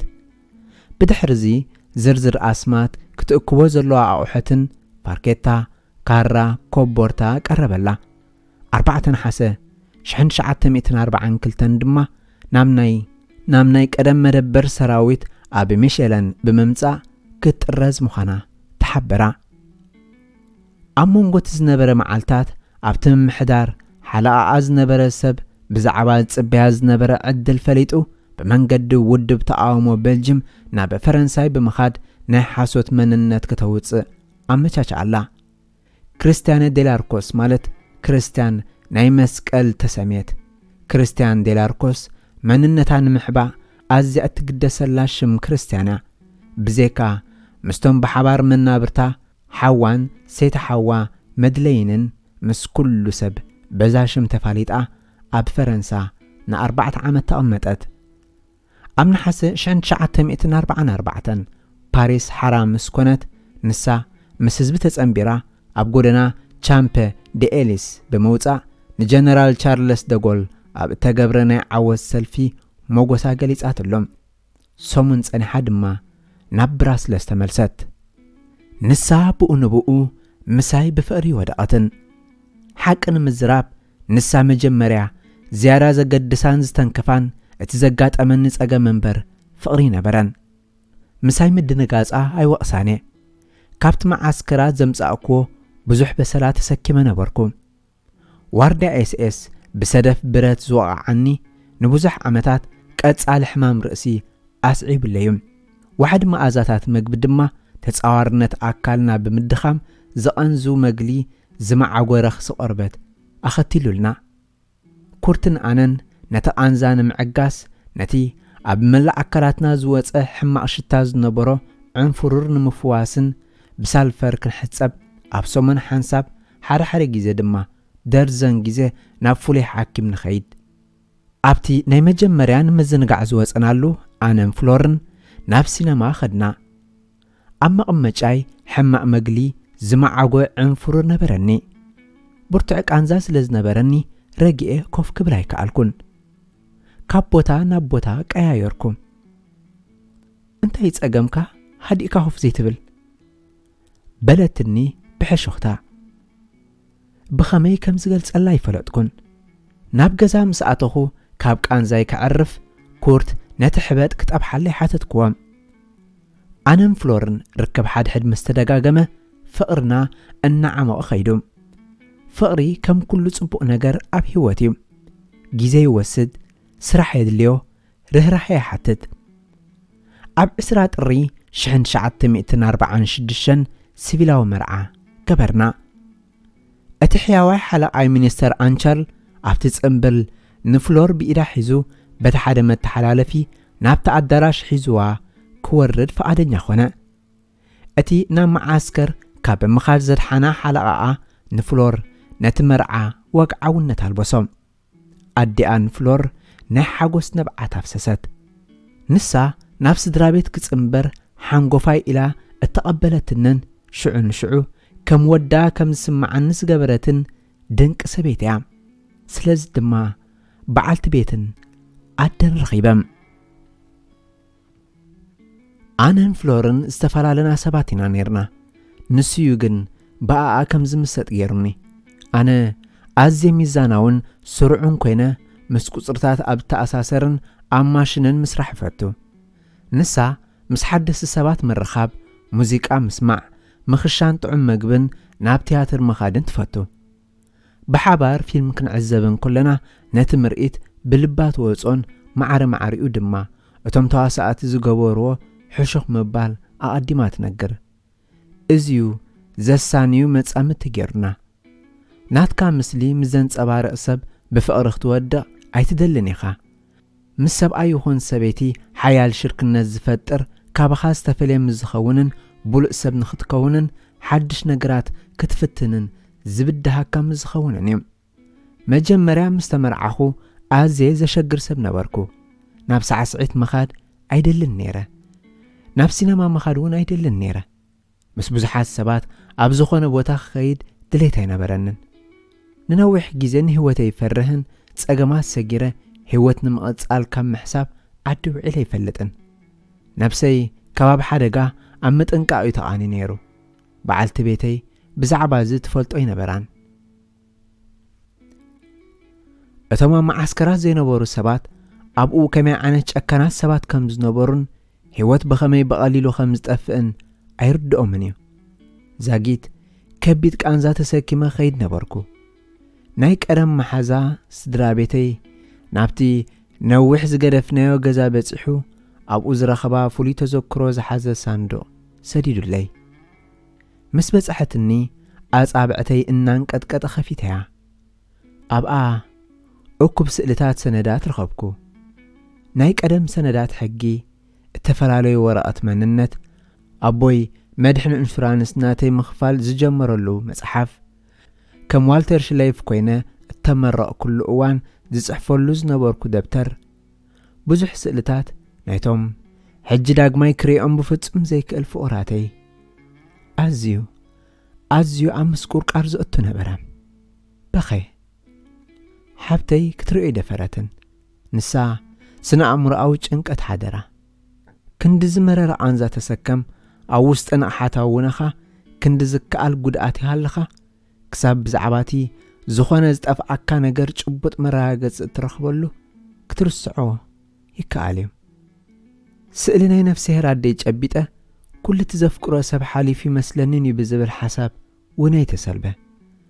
ኣብዝንህ መራገጺ ሳንዱቕ ዘኽረታት መናፍስቲ ዘረንጹ ነበረ ካባየር ሕዓዮ ንነዊሕ እዋን ደጊመ ክሪኦ ነፍሲ ኣይገበረለይን حقوس سباي نبركن بقنعنا مزراب أنا كساب لومي نمنتاي بهوت كم تصنحكو وين تدأخ نبر بحق ازدل نيرة رقص أنيا يكونكن دحر التماليسة كريون كلخو بزعبها سبيتي حما أسمعني أبتن مجمريا كلت عمت مساي بدها خونتات كتموا أنا أزيو قوهي نتسول سب نسا ملكعتي وزن حيلن زنبرا ناب حبرتسب بلجم بملئات تحاويسا كاب كل دحر بايتا زموصو محازوت نيروا أنا عصو مورالي بفصم زورق نبره أبو مسكونكو جن إزو خلو تغيره حد عمت دحر مرعنا فلور دك حزت أخل أتت بمقبار سدرابيتي كتقور أنا أبحانتي أملا إيروبا ناوت ماشنريتات اتتكل كوبانا تقصركو اتسرح ناب كتماتات بمزوار فلوين التحلالخن مسارحتات حكمنا متكالن قصيلكا دما نتوم ابو سرحو سبات اتن ماشنات زسرحالو اقابن مصقانن زملكت سلطنا مهاب زتقالل نبرم كل دميركا نفس وكف امام 3 و 4 معالتي زوسد نبرم بعلت بيته حرس مس تتحزت وراك مصانن كله امونغو حدا كابزتل اخو سرحي نبركو حلقاي بهصص ناب براسلس تملسنن اشتو طيارا تخاريلي نشتو نغرا ات بايلوتون التعصو خفلي نورون انن ات بايلوتن مكلاخل قابعن فولي منصر عينن ودينا بالعلينا كفوت سماي نرئي هبوبلا مسقطمنا دحر دقيم بعلت بيتين ولادين يرئني بالكم أبتو بوتا مسبس أحكو دحر فرق ساعات هزان كم ما هزانا دي واتم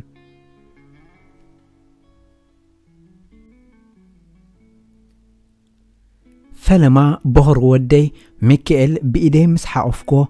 ተኣምር ኮነኒ ኣብታ ሞት እቲኣ ልበይ ተፈሲሑ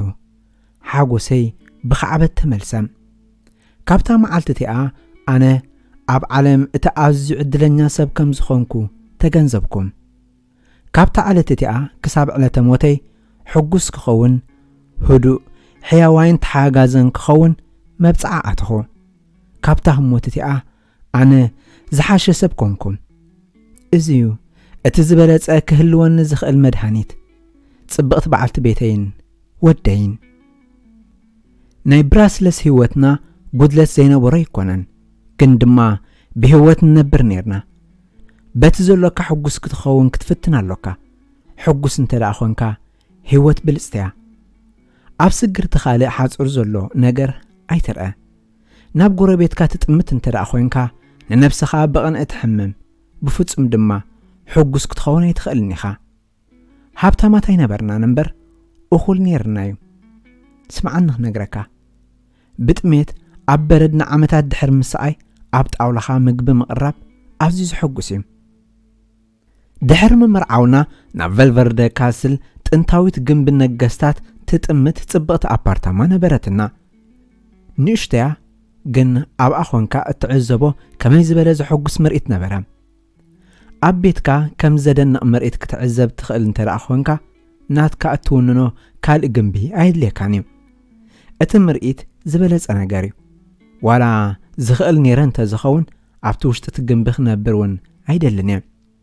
ብጽፈት ንብዙሓት ከቢድ እዩ ኣብ ከባቢና ዝነበሩ ሰባት ካብ ናትና ዝበዝሐ ገንዘብ ነይርዎም ሓደ ማርሴዲስ የሽከርክር እቲ ሓደ ኣልማዝ ሰዓት ይኣስር እንታይ እሞዚ ማኪና ኣይድልየትናን ናይ ክልተ ሰብ ኮረሻ ዘለዋ ብሽክለታ ገዚእና ክልቴና ብሓባር ተወጥሕና ክንዝውር ንኽእል ግድን ድማ ነታ ብሽክለታ ከመሓይሻ ከም ዘለኒ ብምሕሳብ ኣብኣ ክልተ ንኣሽቱ ሞተር ገጠምኩላ በዚ ድማ ብእግርና ምዝዋር ኣይድልየናን ንሕና ብሽክለታና ኣብ ለጥላጥ ባይታ ክንዝውር እንከለና ብሓደ ሞተር እየ ዝንቀሳቐስ ንዓቐብ ክንዲብ እንከለና ድማ ክልቲኡ ሞተር የተንስኦ እዚ ንዓና እኹል ነበራም ጽብቕቲ በዓልቲ ቤተይን ጽቡቕ ወደየን ክሓቁፉ እንከለኹ ከመይ ዝበለ መስተንክር እዩ ኣብ መዓስከር መዳጎኒ ክሳቐ ብጥሜት ክማስንን እንከለኹ ዕድለኛ ክኸውን ኢኻ እንተበሉኒ ብፍጹም ኣይኣመንክዎምን ምስ ግዜ በዓልቲ ቤተይ ካብ በዓልቲ ቤተይ ንላዕሊ ኾነት ንሳ ዝበለጸት መሓዛ ይኮነት ፍቕሪ ኣድሒኑኒ ስድራ ቤተይ ኣድሒኖምኒ ኣብዝሎ እቲ ዝተምሃርክዎ ሓጎስ ካብ ሰማይ ነጥብን እዩ ሓጎስ ኣብ ኢትካ እዩ ዘሎ ሓጎስ ካብ ውሽጥኻን ካብቶም እተፍቅሮም ሰባት እዩ ዝምንጩ ጥዕናኻ ሙሉእን ሕጉስን እንተደኣ ኾንካ ሚልዮነር ኢኻ እቲ ኣብ ዓለም ምስ ሰብ ክትካፈሎም ከለኻ ብዕጽፊ ዝውስኽ ሓጎስ ጥራይ እዩ ዕርክነተይ ምስኩርቲ ንሓጎሰይ ብዕጽፊ ወስኾ ምሳኻ ኸ ኣንተ ሓድሽ ዓርከ ሓጎስካ ከምኡ ዕጽፊ ክውስኽ ተስፋ ገብር ኣነን ፍሎርን ዕለተ መርዓና በብዓመቱ 20 ሚያዝያ ነብዕል ዕለተ ልደት ሂትለር እያ ንሕና ክሳብ ሕጂ ኣብዙለና ሂትለር ኣብቲ ኺነው ኣሎ ሓደ ሓደ እዋን ምሸት ኩባያ ሻህን ቢስኮትን ሒዝና ቴሌቪዥን ንርኢ ዕድለኛሃት ዶይኮንና ንሕና ኢለ ኣስተንትን ኣነ ብርዩተይ እዚ እቲ ዝበለጸ ሕነ ምፍዳዩ እዚ ጥራዩ ድማ እቲ እንኮ ኣነ ዝግደሰሉ ምፍዳይ ሕነ ኣብ ዓለም እቲ ኣዝዩ ሕጉስ ሰብ ምዃን ምዕራፍ 13 ንሕና ኣካል ናይ ሰፊሕ ሕብረተሰብ ኢና ስራሕና ድማ ኣበርክቶ ንነፃን ውሕስ ህይወትን ንኹሉ እዩ ኣብ ቤልጅየም ክንነብር ኣይንኽእልን ኢና ብተግባር ኣነ ዛጊ ስደተኛ ብምንባሬ ፍቓድ ንምሕዳስ ኣብ ነፍሲ ወከፍ 6 ወርሒ ከመልክት ነበረኒ ኣብኡ ሕጉሳት ነበርና እንተኾነም ኣብ ነፍሲ ወከፍ 6 ወርሒ ህይወት ክንሃንጽ ኣይከኣልን እዩ ኩርት ምስ በዓልቲ ቤቱ ናብ እስራኤል ግዒዙ ሓብተይ ተመርዓ ናብ ኣውስትራልያ ግዒዛ ኣነ ድማ ክልተ ምልክት ታሕቶ ቀሪበ ሓደ ናብ ኣውስትራልያ ሓደ ድማ ናብ ፈረንሳ ኣብ መጋቢት 1950 ኣብ ኣውስትራልያ ክነብር ክሰርሕን ፍቓድ ረኸብኩም። ኤምኤ ሶሬንቶ ብእተሰሜት ብሃፋእ ተንሳፍፍ መርከብ ካብ ብራስለስ ንፓሪስ ሓደ ወርሒ ካብኡ ንጀነዋ ኢጣልያ ቀፂልና ድማ ናብ ኣውስትራልያ ሲድኒ ብ13 ሓምለ ኣቶና ነቲ ጉዕዞ ንኹላትና እተገብረ 1,000 ፓውንድ ወፃኢ ኮሚቴ ማሕበራዊ ምክፍፋል ኣይሁድ ኣሜሪካውያን እተሰሜየ ሰብኣዊ ማሕበር ኣይሁድ ከፈሎም። እቲ ማሕበር ሓባራዊ እውን ይስመይ ነቲ ዝተኸፍለልና ክመልስ ቃልኣቴ ኣብታ ዝኻእል ኩላ ግዜ መሊሰዮም ካብቲ ዘሕለፉሉ ብዙሕ ሰብ ስለ ዘይመለሰ በታ ኣነ ዝገበርኮ ከም እተገረሙ ነገሩኒ። እቲ ገንዘብ እንተደኣ ረኺቦም ከምቲ ኣነ ዝተሓጐዝኩሉ ካልእ ሰብ እውን ክሕግዙሉ ይኽእሉም። ሓሙስ መዓልቲ ሲድኒ ምስ ኣቶና ከይወዓልኩ ከይሓደርኩ ኣብቲ ከም ኣፍራይ መሳርሕታት ሕክምና ዝሰርሓሉ ኣብ ጎደና ኮነል ዝርከብ ቤት ጽሕፈት ኣሕዋት ኢልዮን እተሰሜየ ኩባንያ ኸትኩም እንኸደሉ ቦታ ስለ ዘይነበረና በዓልቲ ቤተይን ወደይን ምሳይ ነበሩ። እቲ ሓለቓ ሰሓቐ። መሳርሒ ዘፍሪ ሓደ ሰብ ጥራይ ዝደሊ 3 ይኮነን በለ ንሱም። ብድሕሪ እዚ ንሱ ንዝርዝራት ኣዝዩ ዝተሓላለኸ ማሽን ዘርኢ ስእሊ ምፅአ። እቲ ኢንዱስትሪ ብኹናት ቅድሚ ምዕናው ተመሳሳሊ ማሽን ኣብ ኤውሮጳ ዘፍርዮ ዝነበረ እዩ። ግርም በልኩ ኣነ ኣዝዩ ቀሊል። ኣብ ዝቐጸለ ሶኒ ስርሐይ ጀመርኩም። እቲ ኣብ ሲድኒ ዝነበረ ናይ ሽዑ ክረምቲ ኣብ ታሪኽ ሓደ ካብቲ ዝናብ ዝበዝሖ ወቕቲ ነበረ። ካብታ ካብ ጃልባ ወሪድና ባይታ ዝረገጽናላ ሰዓት ን3 ወርሒ ዝናብ ኣይቋረጸን። ኣብ ኦስፒች ዝያዳ ፀሓይ ርኤ መስለኒ። በዓልቲ ቤተይን ኣነን ሞራልና ኣዝዩ ተተንከፈ። ስእልታት ሲድኒ ምስ ጽቡቕ ገምገም ባሕሪ ገረብ ስየን ርኢና። በንጻሩ ዘጋጠመና ግን ንሰሙናት ዝቐጸለ ብርቱዕ ዛሕልን ዝናብን ነበረ። ኩሉ ዝወነናዮ ጠሊ ገበረ። ካብ ስራሕ ክመጽእ እንከለኹ ክደረቕ ካምቻታት ምስ ሰጣሕኮ ጠሊ ይስሕብ። ጌጋዶ ገበርና ኢልና ምስ ነፍስና እንዳተዛረብና ዳሕራይ ግን ፀሓይ መጽያ ጽቡቕ ድማ ኾነ። ኣብ ከባቢ ከተማ ኩጂ ምስ ኣይሁድ ፖላን ወዲ ሓውብኡ ነቦይ ብሓባር ነብረላ ጽብቕቲ ገዛ ረኸብና። ምስኦም ተራኺብና ይንፈልጥን ኢና። ናብ ጀርመን መጽኦም ኣይፈልጡን እዮም።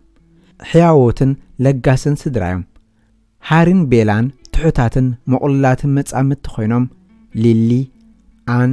ጃክ ዝበሃሉ ቆልዑት ዘፍረዩ ሰብ ሓዳር ነበሩ።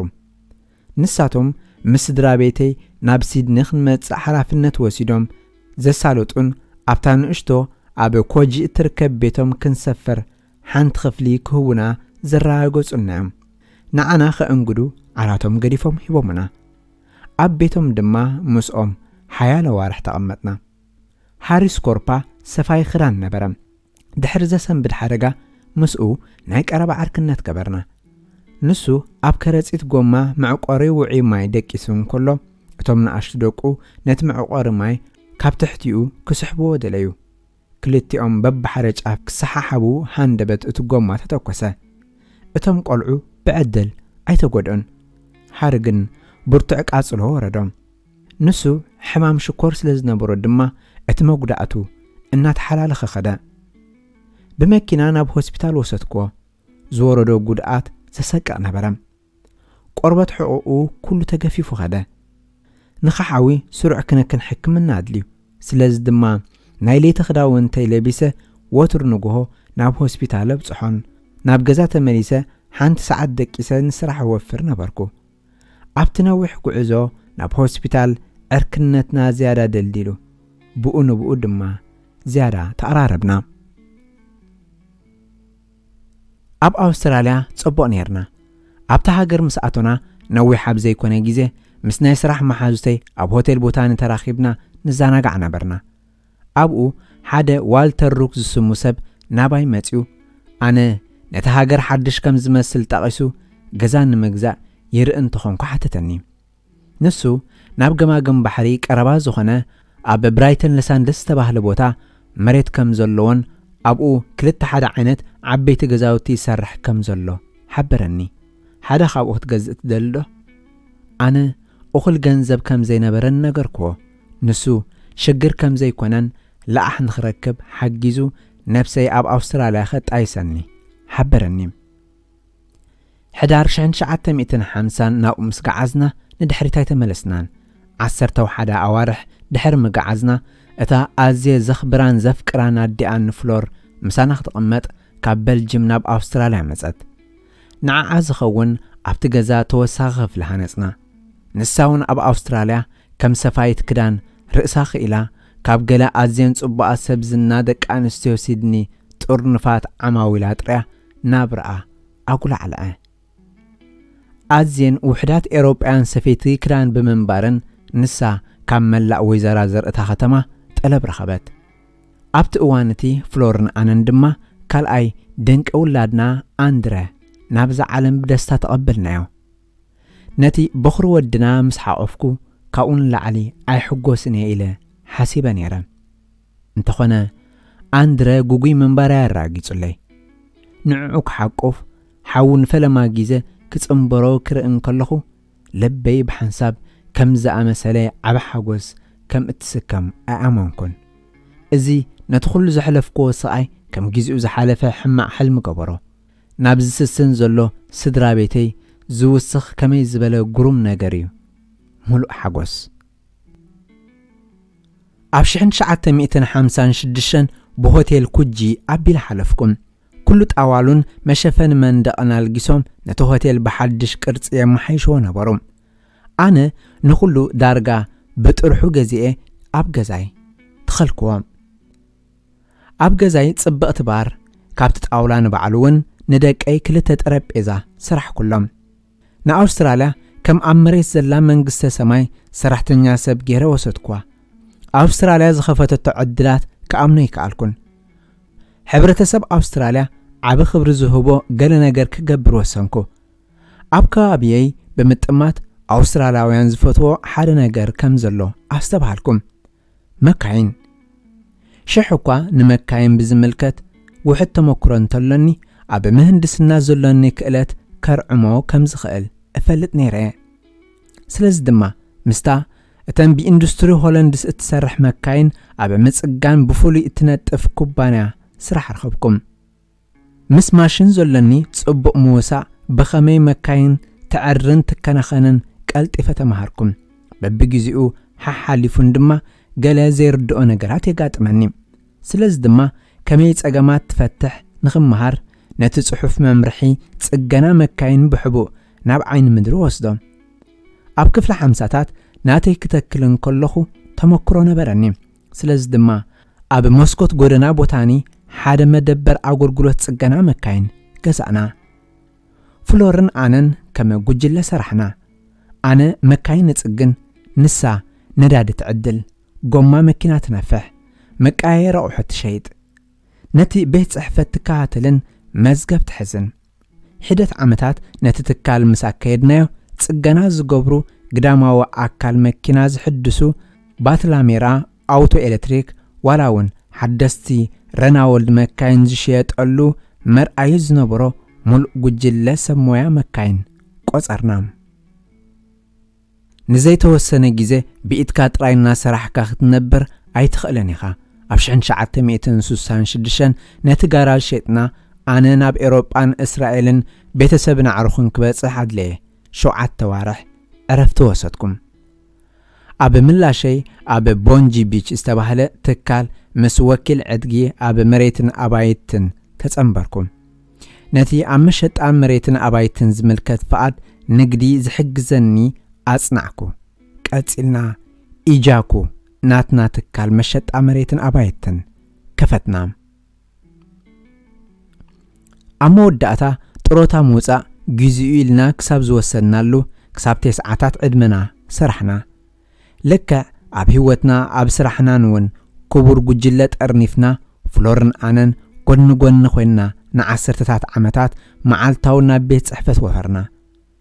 أب سرحنا نبوزحات سبات نبرتهم كشوتون نبرت ككاريون محجازهم يعقبنا من بارو لمون كي ترفه اتهم قد معسرتات عمتات زفلتنا سبات ندقنا رخيبهم كما نازع مسألة قنع تكال مشت عم مكارين كم زي رخبو ينقروهم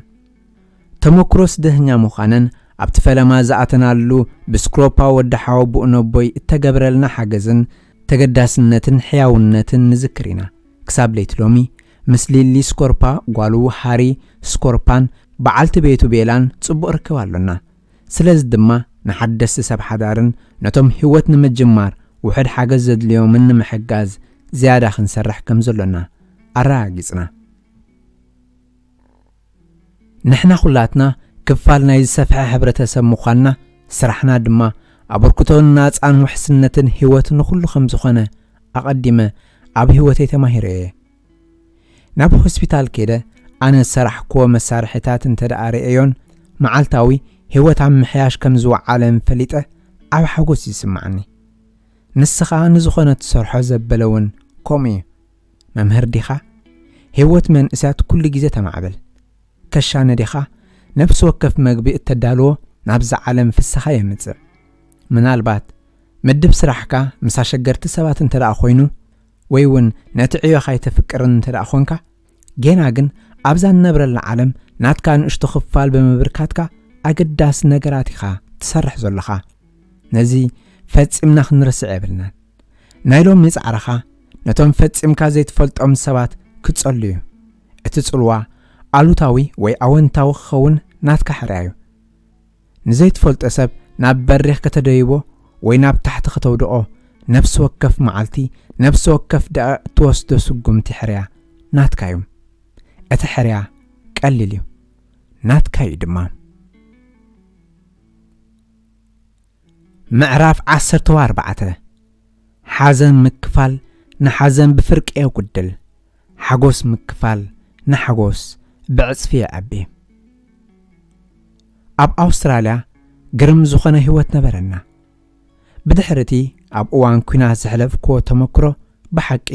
ኣብ መንግስተ ሰማይ ከም ዘለኹ ኮይኑ ይስምዓኒ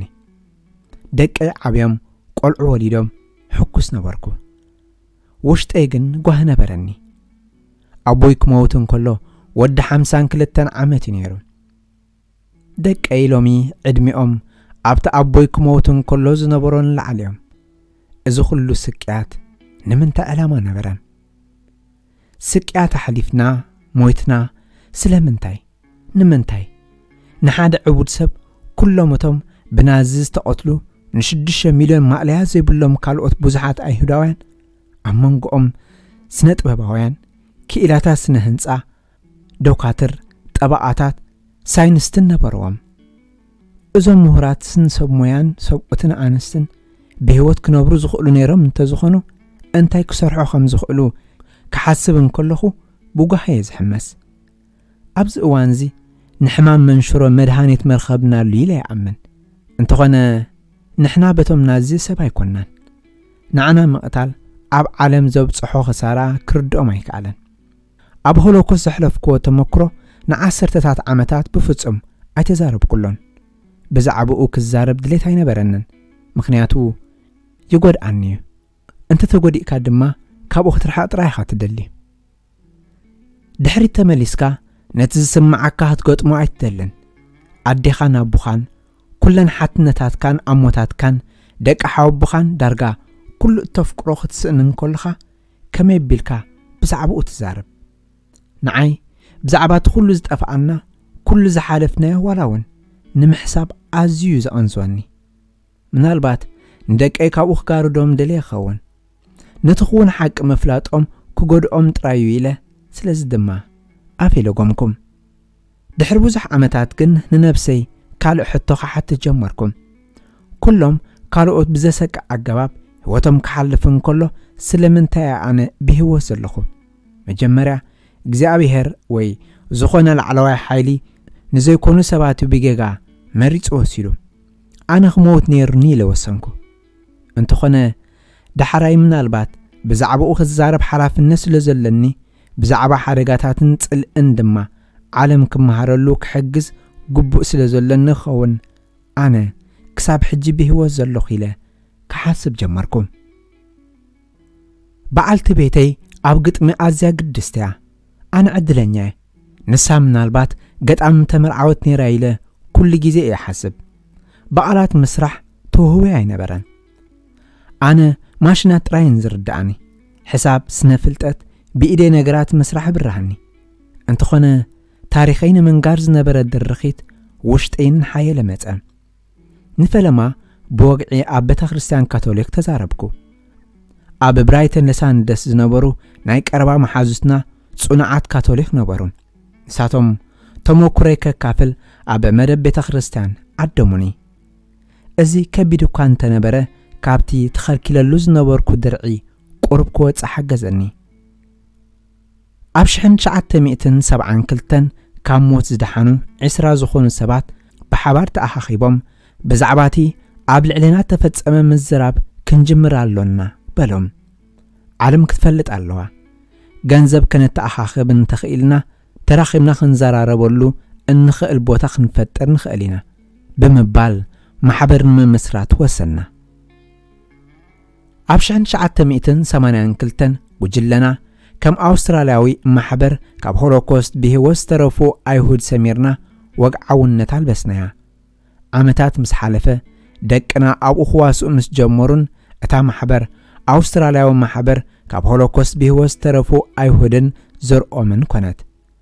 بوتا خنركب تنكسعسنا بيت مذكر أيهود سيدني رخبنا حادة كاب أبالات محبرنا جون ساوندرس مزبهال أوزي عوت بعلوانين أركنت نبرا جون ساوندرس مس فرانك لوري مسراتو ججلة ويستفيلد أب أستراليا نيوزيلاندن أمريكان إنجليزن مأكلات عداقا زنبريم أزي أبتو ججلة ويستفيلد أبزلع على ترز معبالة بيتسحو أب ويليام ستريت نوحتهن ساعتات ويستفيلد زهنة تسألو زنبر أواني مينستر ساوندرس نتي أب قدامي كينات عالم زنبرو أيهوداوين نمذكر أبشان 923 استمسرته أب دارلينغ هيرس زركب بيت مذكر أدراش ماكبيان داقم نمقامو 6 مليون دولار هيبو كابقو بيت مذكر أيهود سيدني تولدم أب كل تشحن شوعاتن نعودة بيت مذكر أسفحنايو حجي تاريخ هولوكوست راي كونن زقرب نابتي 16 أيهوداوين زنبرو نايك قدامي جفرا مركب نوح بمخاد ባህልን ታሪኽን ኣውስትራልያ ይቐርብ ኣብ 2011 ካብ ሞት ዘምለጡ ተራኺቦም ተሞክሮታቶም ዝካፈልሉ ንኣሽቱ ጉጅለታት መስሪትና እዚ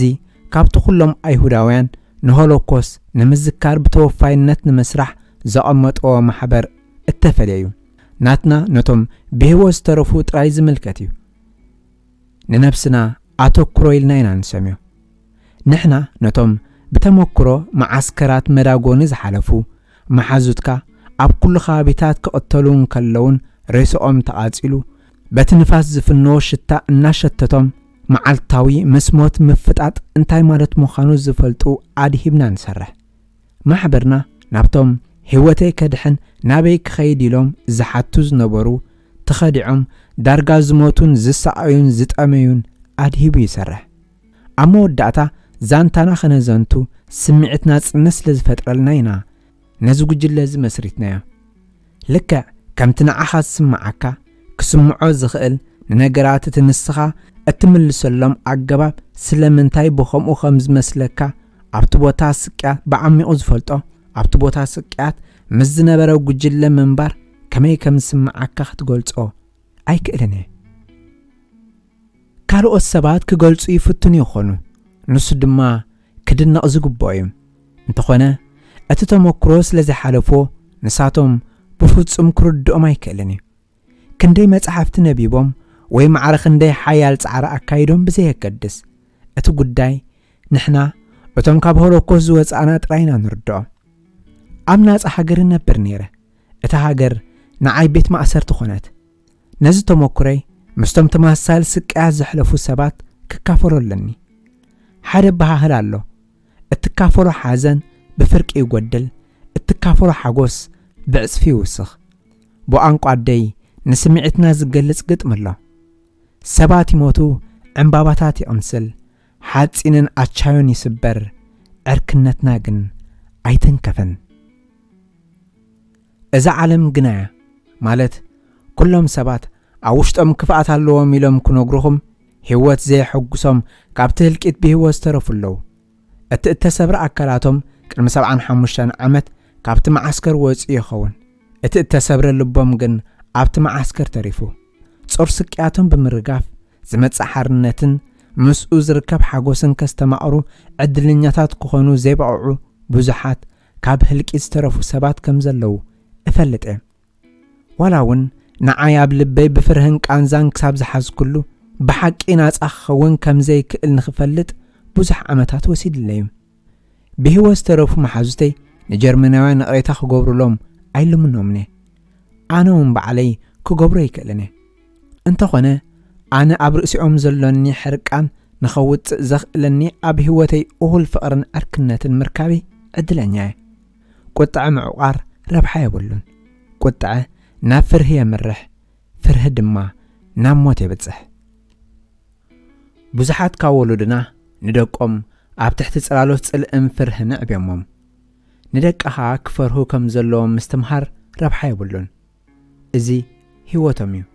ነብሲ ወከፍ ደቂቕ ካብ ህይወቶም ክድሰቱሉ ኣለዎም ንስኻ ናብዚ ዓለም ኣምጺኻዮም ንስኻ ክትሕግዞም ኣለካ ክትድግፎም ኣለካ እምበር ናብ ኣሉታዊ ኣተሓሳስባ ክደፍኦም የብልካን እዚ እቶም ብህይወት ዝተረፍና ክንርድኦ ዝግባአና ኣገዳሲ ትምህርቲ እዩ ንስኻ ካብ ልብኻ ናጻ እንተደኣ ዘይኮንካ ንደቅኻ ናጽነቶም ኣይትውሰደሎም ኩሉ ግዜ ንደቀይ ኣነ ናብዚ ዓለም ዘምጽኣኹኹም ከፍቅረኩም ስለ ዝደለኹ እየ ኣነ ፍቕሪ እምበር ካልእ ወላ ሓንቲ ኣይእውደኩምን እየ ሓንቲ ኸባኹም ዝደልያ ፍቕርን ኣኽብሮትን ጥራያ ይብሎም ንስዩ ኣነ ዝሕበነሉ መኽሰብ ህይወተይ ስድራ ቤተይ እዮም ስድራ ቤትካ ክዓብን ከጉልዓልዕን እቶም ደቅኻ ንባዕሎም ወለዲ ኮይኖም ክሕገሱ ካብ ምርኣይ ንላዕሊ ድንቂ ነገር የልቦን እዚ ፍሉይ ምትእስሳር እዩ ኣነ ኣቦ ሓጎ ምስ ኮንኩ እቲ ኣዝዩ ኣገዳሲ ነገራት ብሓቂ ተረዲአዮ ወደይ ንወዱ ክዓቁፍ ክዓብን ከሎ ክሪኦ ቆልዓ ምስ ኮነ ቀፂሉ ኣኺሉ ትምህርቲ ክቐስም ፍቕሪ ጀሚር ህይወት ክምስርት ከምቲ ኣነ ዝሕጎሶ ንሱ እውን ዝስማዕ ሓጎስ ርኤ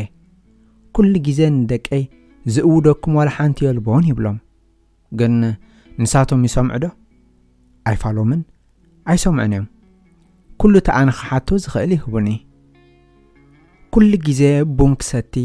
ኣብ መንበረይ ተቐሚጠ ብስእልታት ጽቡቓት ደቀይን ሚካኤልን ኣንድረን ኣንስቶም ሊንዳን ኤቫን ደቂ ደቀይ ዳንኤልን ማርክን ፊሊፕን ካርሊን ከምኡውን ደቂ ደቀይ ላራ ዮኤልዞ ሳሙኤልን ቶቢን ይኽበብ ኣብ ውሽጦም ድማ ንነብሰይን ፍቕርተይን ፍሎርን እሪኣ ከምኡውን ኣቦይና ደይን ኣብታ ሓጻር ዕድሚኦም ኣብ ዓለም ዝሃቡነ ፍቕሪ የርኢ እዚ እወቲ ብቓላት ዘይግለጽ ድንቂ ነገር እዩ እዞም ቆልዑ ክቕጽሉ እዮም ናቶም ቃልሲ ክህልዎም እዩ ናቶም ዓወት ከመዝግቡ እዮም ከዓብዩን ክሃንጹን ነቲ ኣዝዩ ብዙሕ ዘሕለፈሎም ሕብረተሰብ ድማ መስኡ ክመልሱ እዮም እዚዩ ድማ ትርጉም ህላወና ብህይወት ንሰርሕን ንደክምን እቲ ዝበለጸ ናትና ንመጻኢ ወለዶ ንምትሕልላፍ እዩ ሕያውነት ካብ ኩሉ ዝዓበየ ሃብቲ እዩ ንእሽቶ ተግባር ሕያውነት ካብ ዕድመ ህይወትካ ንላዕሊ ይጸንሕ እዚ ትምህርቲ እዚ ሕያውነትን ልግስን ከምኡውን እምነትን ኣብ ወዲ ሰብ ከማኻ ካብ ገንዘብ ንላዕሊ ኣገዳሲ ምዃኑ እቲ ንፈለማ እዋን ኣቦይ ዝመሃረኒ ዝዓበየ ትምህርቲ እዩ ብኸምዚ ገባብ ድማ ኩሉ ግዜ ምሳና ኣሎ ኩሉ ግዜ ንዘለዓለም ምሳና ክነብር እዩ ኣነ ክነብረሉ ዝፅዕርን ኣብ ቅድሚ ህዝቢ መደረ ክቐርብ ከለኹ ዝጠቕሶን ኣብዚ እንሆ እትማቐሎ ብዙሕ ፍቕሪ ይፈጥረልካ ሙሉእ ጽቡቕ ጥዕና ይህበካ ዝግደስልካ ብዙሓት ንፍዓት መሓዙት ይፈጥረልካ ምዕራፍ 15 እቲ ክማቐሎ ዘሎኒ ቃንዛይ ኣይኮነን እቲ ዝማቐሎ ተስፋ እዩ ንደቀይ ንነዊሕ ግዜ በቲ ዘሕለፍክዎ ታሪኽ ጾር ክፈጥረሎም ኣይደለኹን እቲ ፈለማ ኣነ እንታይ ከም ዘሕለፍኩ ብዘይ ኣፍልጦ እዮም ክሰምዖ ዝኽኣሉ ሚካኤል ወደይ እኹል ምስ ኮነ ብዛዕባ እቲ ምስኡ ብፍጹም ዘይዕለልክዎ ንተመክሮታተይ ኣብ ሆሎኮስት ኣመልኪተ ኣብቲ ዓቢ ቤት ጸሎት ኣይሁድ መደረ ክቐርብ ምዃኑ ይሰምዐ። ንሱ ቅድመይ ኣብቲ ቦታ ተረኺቡ መታ ናብኡ ከም እተረኽበ ከይፍለጥ ብድሕር መጋረጃ ተሓብአ። ዳሕራይ ግን ካብቲ መጋረጃ ወፂኡ እናነብዐ ሓቆፈኒ። እዚዩ እቲ ንፈለማ ግዜ ዝፈለጥሉ ኣጋጣሚ። ካብኡ ጀሚሩ ደቀይ ኣብቲ ንህዝቢ ዘቕርቦ መደረ ተረኺቦም ይሰምዑ ነይሮም። እንተኾነ ብዛዕባ ተሞክረይ ገጽ ንገጽ ተራኺብና ክነግሮም ብፍጹም ዓቕሚ ይነበረንን። ንወደይ ክነግሮም ከለኹ ኣቦይ ኣብ ገጹ ርእዮ ብሓቂ ኣዝዩ ከቢድ እዩ። ሓደ ሓደ እዋን እቶም ታሪኽና ከይነገርና ነዊሕ ዝጸናሕና ጌጋ ጌርና ኢላ ሓስብ። ሓደ ሓደ እዋን ነዚ ሎሚ ኣብ መላእ ዓለም እናገረደ ዝኸይድ ዘሎ ጽልኢ ክውግዱ ዝኽእሉ ዝነበሩ ነዛ ዓለም ዝሓሸት ንምግባራ ኣበርክቶ ክህልዎም ዝኽእል ዝነበረን ወለዶ ከም ዝኸሰርና ኮይኑ ይስምዓኒ። ምናልባት ብዛዕባኡ ከምቲ ዝድለይ ተዛረብናን። ኣብዚ እዋን እዚ ሆሎኮስት ኣይተፈጸመን ኢሎም ዝኣምኑን ነቲ ክውንነት ዝኽሕዱን ሰባት እውን ኣለዉ። ሕስብ ብመብል 6 ሚልዮን ህዝብና ኣበይ ከይዱ ኢሎም ይሓስቡ። እዚ ውቃጦ ካበይ ኣምጽዮ ኢሎም ይሓስቡ። ሎሚ ታሪኸይ ከዘንቱ ግቡእ ኮይኑ ይስምዓኒ። ኣደይ ሎሚ ኣብዚ እንተትህሉ ግበሮ ምእንታይ ተዛረብ እዛ ዓለም ዝሓሸ ስፍራ ክትኸውን ጻዕር እበለትኒ። ኣብ ዝቐጸለ ዓመታት መልእኽተይ ናብ ዓለም ክዝርጋሕ ርኤ። ድንቂ ነገር እዩ። ንብዙሓት ኣሽሓት ንኣሽቱ ተምሃሮ ፖለቲከኛታት ሰብ ሞያ መደረ ኣቕሪበ። ታሪኸይ ንኹሉ ሰብ ዝምልከት እዩ። ኣብ ዝሓለፈ 20 ዓመታት ነቶም መንእስያት ወተሃደራት መደረ ኸስምዕ ዓመታዊ ናብ ኣካዳሚ ሓይልታት ምክልኻል ኣውስትራልያ በጽሐ። እዚኦም እዮም እቶም ኣነ ክረኽቦም ዝደሊ። እወ ነቶም መኮንናት ሰራዊት ብፍላይ ግና ነቶም ሓደ መዓልቲ ኣብ ውግእ ዝኣትዉ መንእስያት ወተሃደራት ክረኽቦም ደሊ። መልእኽተይ ዝያዳ ዝጠቅም ነቲ ምናልባት ዝኾነ ብረት ዝዓጥቕ ሰብ እዩ። ኣብ ቤት ትምህርቲ መደረ ኣብ ዘቕርበሉ ወትሩ ብኽብረትኩም ካባኹም ካብዛ ኣኼባ ምስ ወጻእኩም ነዲኡ ኣደ የፍቅረኪ እየ ዝበለ ኢዱ የልዕል ይብሎም። ሓደ ምሸት ናብ ገዛ ምስ ተመለስኩ በዓልቲ ቤተይ ኢዲ ሚስላይ ደው ኢላ ነይራ። ንሳ ክትድውለላ ደልያ ኣላ በለትኒ። ቴሌፎን ደው ኢለ። ሚስ መሳይ ክትዛረብ ትደሊ ኣለኺ? እወ ሚስተር ጃኮ። ንጓለይ እንታይ ገበርካያ? ሚስላይ በልክዋ ኣነ ወላ ሓንቲ ዝገበርክዎ የልቦን። በንጻሩ ንስኻ ተኣምር ሰሪሕካ በለትኒ። ንሳ ናብ ገዛ መጽያ ብእዳዋ ሕቆይ ጠምጢማ ናብ እዝነይ ቀሪባ ብሕሹኽታ ኣደ የፍቅረኪ እየ በለት። ጓለይ ዕድሚኣ 17 ዓመት እዩ።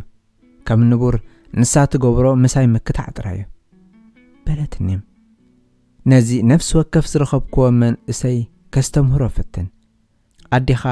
ንዓኻ ኩለያ ትገብረልካ። በቲ እትገብረልካ ክብሪ ከም እትህባ ንገራ፣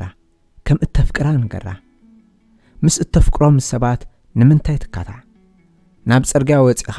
ምስቲ ጽርግያ ዘጋዕዝ ትኻታዕ። ኣብ ክንዲ መሰዲኻ ክትካትዖም ዝግባኣካ ካልኦት ሚልዮናት ሰባት ኣለዉ። ነፍሲ ወከፍ ሰሙን ካብ ድቃሰይ ተበራቢረ ንበዓልቲ ቤተይ ስዒመ ክዳውንተይ ለቢሰ ታሪኸይ ክነግር ናብ ቤተ መዘክር ኣይሁድ ኸይድ። መጀመርያ ክሰምዑ ዝመፁ ዝነበሩ ቆልዑ ኣይሁድ እዮም ነይሮም። ስዒቡ ካብ ካልኦት ኣብያተ ትምህርቲ መላእ ሲድኒ መፁ።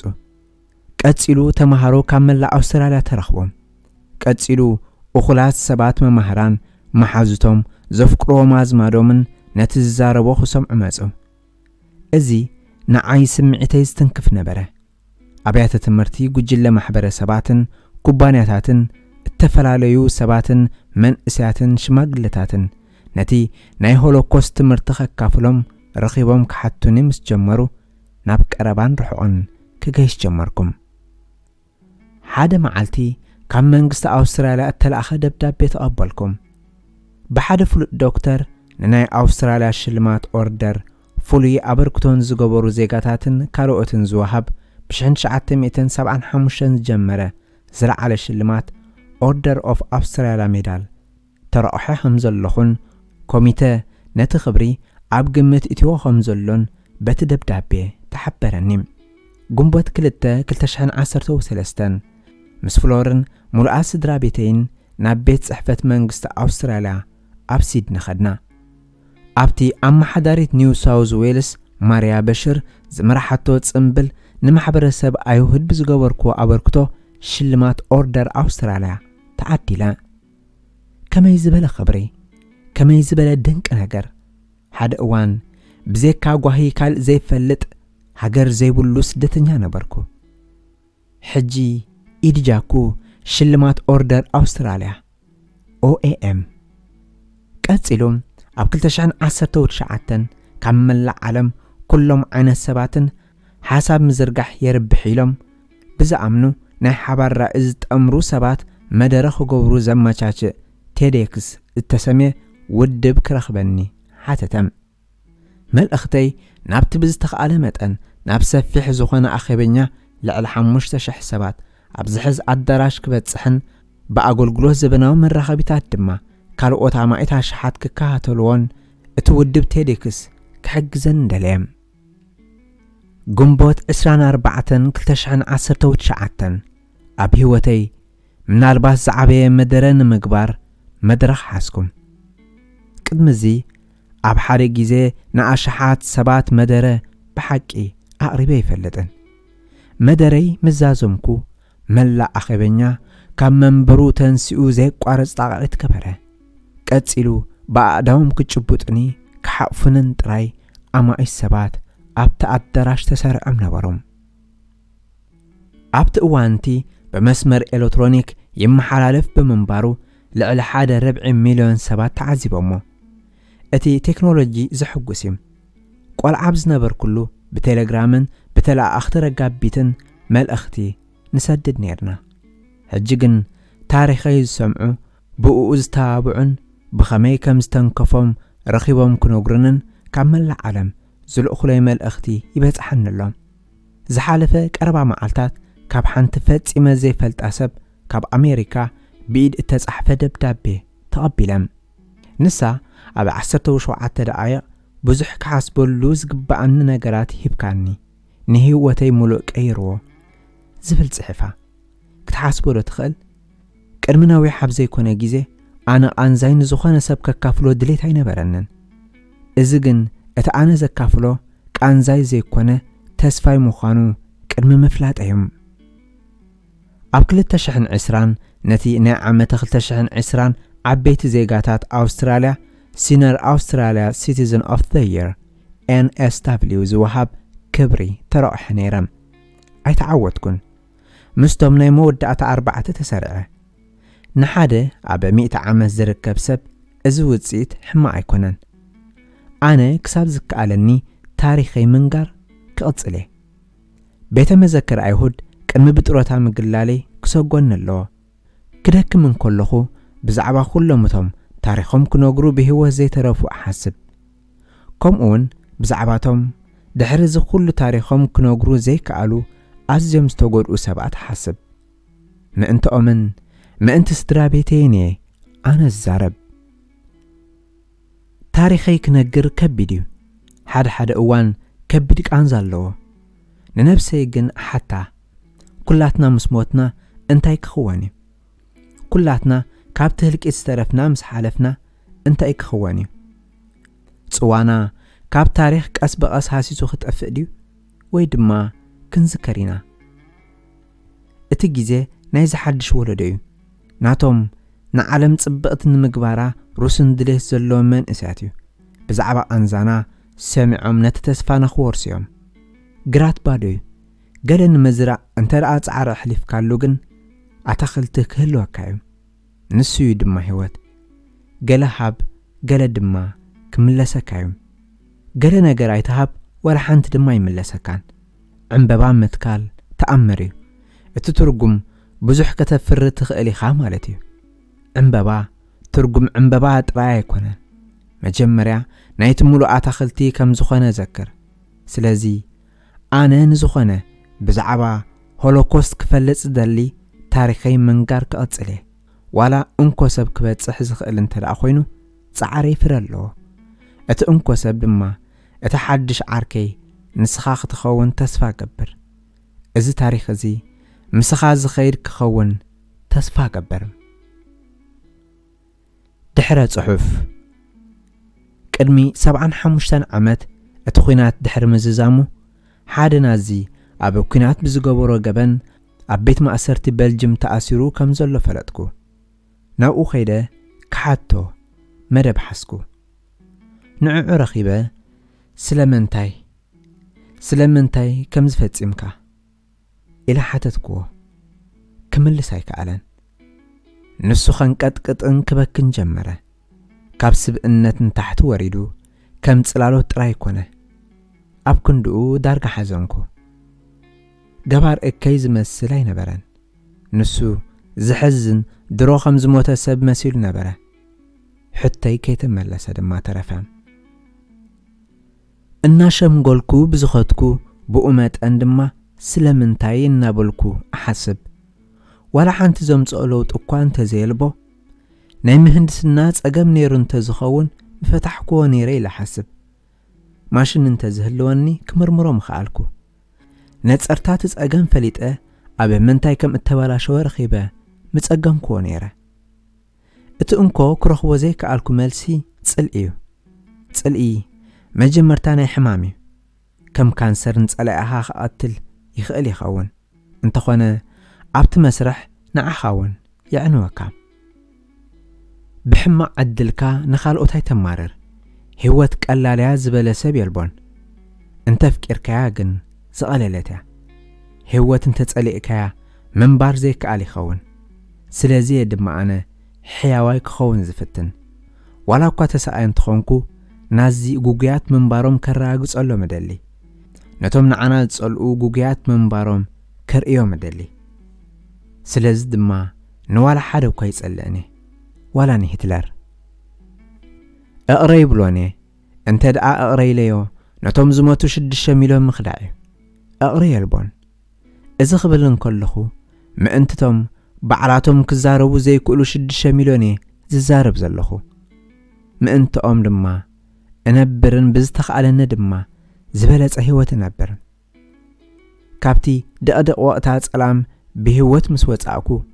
ኣነ ዝተረፈ ህይወተይ ሕጉስ ክኸውን ፍሽኽ ክብልን ምኽንያቱ ፍሽኽ እንተልካ ዓለም ምስኻ ፍሽኽ ኣትብል ብምባል መብጽዓ ኣተኹ ህይወት ኩሉ ግዜ ሓጎስ ኣይኮነትን ሓደ እዋን ብዙሕ ከበድቲ ሽግራት ኣለዋ እንተኾነ ብህይወት ምህላውካ ዕድለኛ ምዃንካ ዘክር በዚ መዳይ እዚ ኩላትና ዕድለኛሃት ኢና ነፍሲ ወከፍ እነስተንፍሶ ህያብ እዩ ክትገብራ እንተደኣ ደሊኻ ህይወት ጽብቕቲ እያ ሓጎስ ኣብ ኢትካ እዩ ዘሎ ቅድሚ 75 ዓመት ኣነ ቆልዑት ክህልውኒ ደቅደቀይ ክህልውኒ ብፍጹም ኣሓሰብኩን ኣብ ዝተሓተ ደረጃ ሰብኣውነት ነበርኩ ሕጂ እንሆ ኣብዚ ኣለኹም ስለዚ ድማ እዛ መጽሓፍ ምስ ኣቐመጥካያ በጀኻ ግዜ ወሲትካ ንነብሲ ወከፍ ደቐቕ ናይ ህይወትካ ክብሪ ሃባ ንሕማቕን ንጽቡቕን ሓደ እዋን ነብዓት ክህሉ እዩ ሓደ እዋን ወኻዕታ ክህሉ እዩ ከምቲ ኣነ ኣብ ሙሉእ ህይወተይ ዝፈለጥክዎ ዕድለኛ እንተደኣ ኾንካ ንኹሉ ዝካፈሉ መሓዙት ክህልውኻ እዮም በጀኻ ሕጉስ ክትኸውንን ከምኡውን ንኻልኦት ከተሐጉስ ኩሉ ግዜ ዘክር እዚ ዝበልኩኻ ንሓድሽ ዓርካኻ ንዲዲ ክትብል ፈጽሞ ንኣፍልጦ መጽሓፍ ክጽሕፍ መደብ ኣይነበረንን ዋላ እኳ ክጽሕፍ ብዙሓት ነዊሕ እዋን እንተኣተባብዑኒ ካብ ሆለትስ ብህይወት ዝተረፉ መሓዙተይ ቅድመይን ተመክሮኦም ብጽሑፍ እንተኣስፈሩን ኣነ ክጽሕፍ ሓሲበ ይፈልጥን ኣብ መወዳእታ ተመክሮዬን ሓሳባተይን ኣብዚ ብሱል ዕድመ 100 ዓመተይ ብተወፋይነት ክጽሕፍ ቀሪቡ ዘእመነኒ ፓን ማክሚላን እዩ ነዚ ድማ ንኣሕታሚ ኬት ብለንከን صحافي ليام بيبارن بلبي كمسكنهم يقبعني كيت نرأسة أمانتا أبت بروجكت صنعتان نليم دما بتي سمعتي ترديو قراتي أب صحف أمسفار زر أيو كألتن أمسكنهم كابو زين إس زتجبر أجداس سعر دما متبعن أبركتو كبرت سدرا بيتين فقرت بعلت بيتين فلورن دكين ميكيلن أندرانيو إذا مصحف نوع من دكين دانيال جاكو غرينفيلد مارك جاكو فيليب جاكو كارل جاكون ندك أي لارا يؤلن زورينفيلدن ساميئلن توبي جاكون نبيت سبي قرابن رحقون نزر ولدو حبت يوهانا ليا ولفن مريامن اوبنهايمن حوان خبرت ولاديتين أوكوين موريتزن إسانن أموي سالا ديساور كلتي أتوم كرمتي عنوت كاب إيروبا ناب فلسطين كيرم إذا مصحف بتوسخي نخبرتهم أب تاريخ ودسب بأزيوج أكان حبرتسب زتقاتلو كلهم أزماديام نزخرتهم ننفسهم كزاربو زي كلو 6 مليون نصحان أيهوداويانن نزخري بحل موزيكان اتمس زبرسن جزف عور عقمنيا كاب هولوكوسات حيزو أبزي 75 عمت نزات رخو عروخ اتبيت مذاكر كاب تخفتلو كاب 909 كلتنات حيزم نمن اسياتن عبيتن تاريخي كزنتو وترو زتابعني نبيت مذاكر أيهود سيدنن اتم بروز سراحتنياتاتن أفلت أوكوهبهم كمسكنو من الدليم اتبيت مذاكر كم كال أي بيتي سراحتنياتاتن ولنتنياتاتن دما كال أي سدراي نبرو قانقو انجليز قانقو أدي أيكونان مسؤو بعدما مدفع زسعب والسننت عقمنا زعمام مفتصام قليلاي نبران بزو خوينو باتي نبابتي اتزفس السعري نتفريات زبقع انتر أخوينو رخيبكم مخد خونو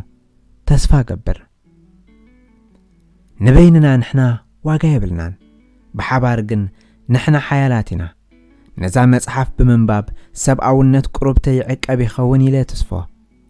علم زحاشت بوتاخت خون دم دلي بزي كازي تسفايت أورات قبلك دلي حياوين أدبن أفكارن سبن مخان جزئي حلفن نخل سب صبو عدلي مني لكم إيدي جاكم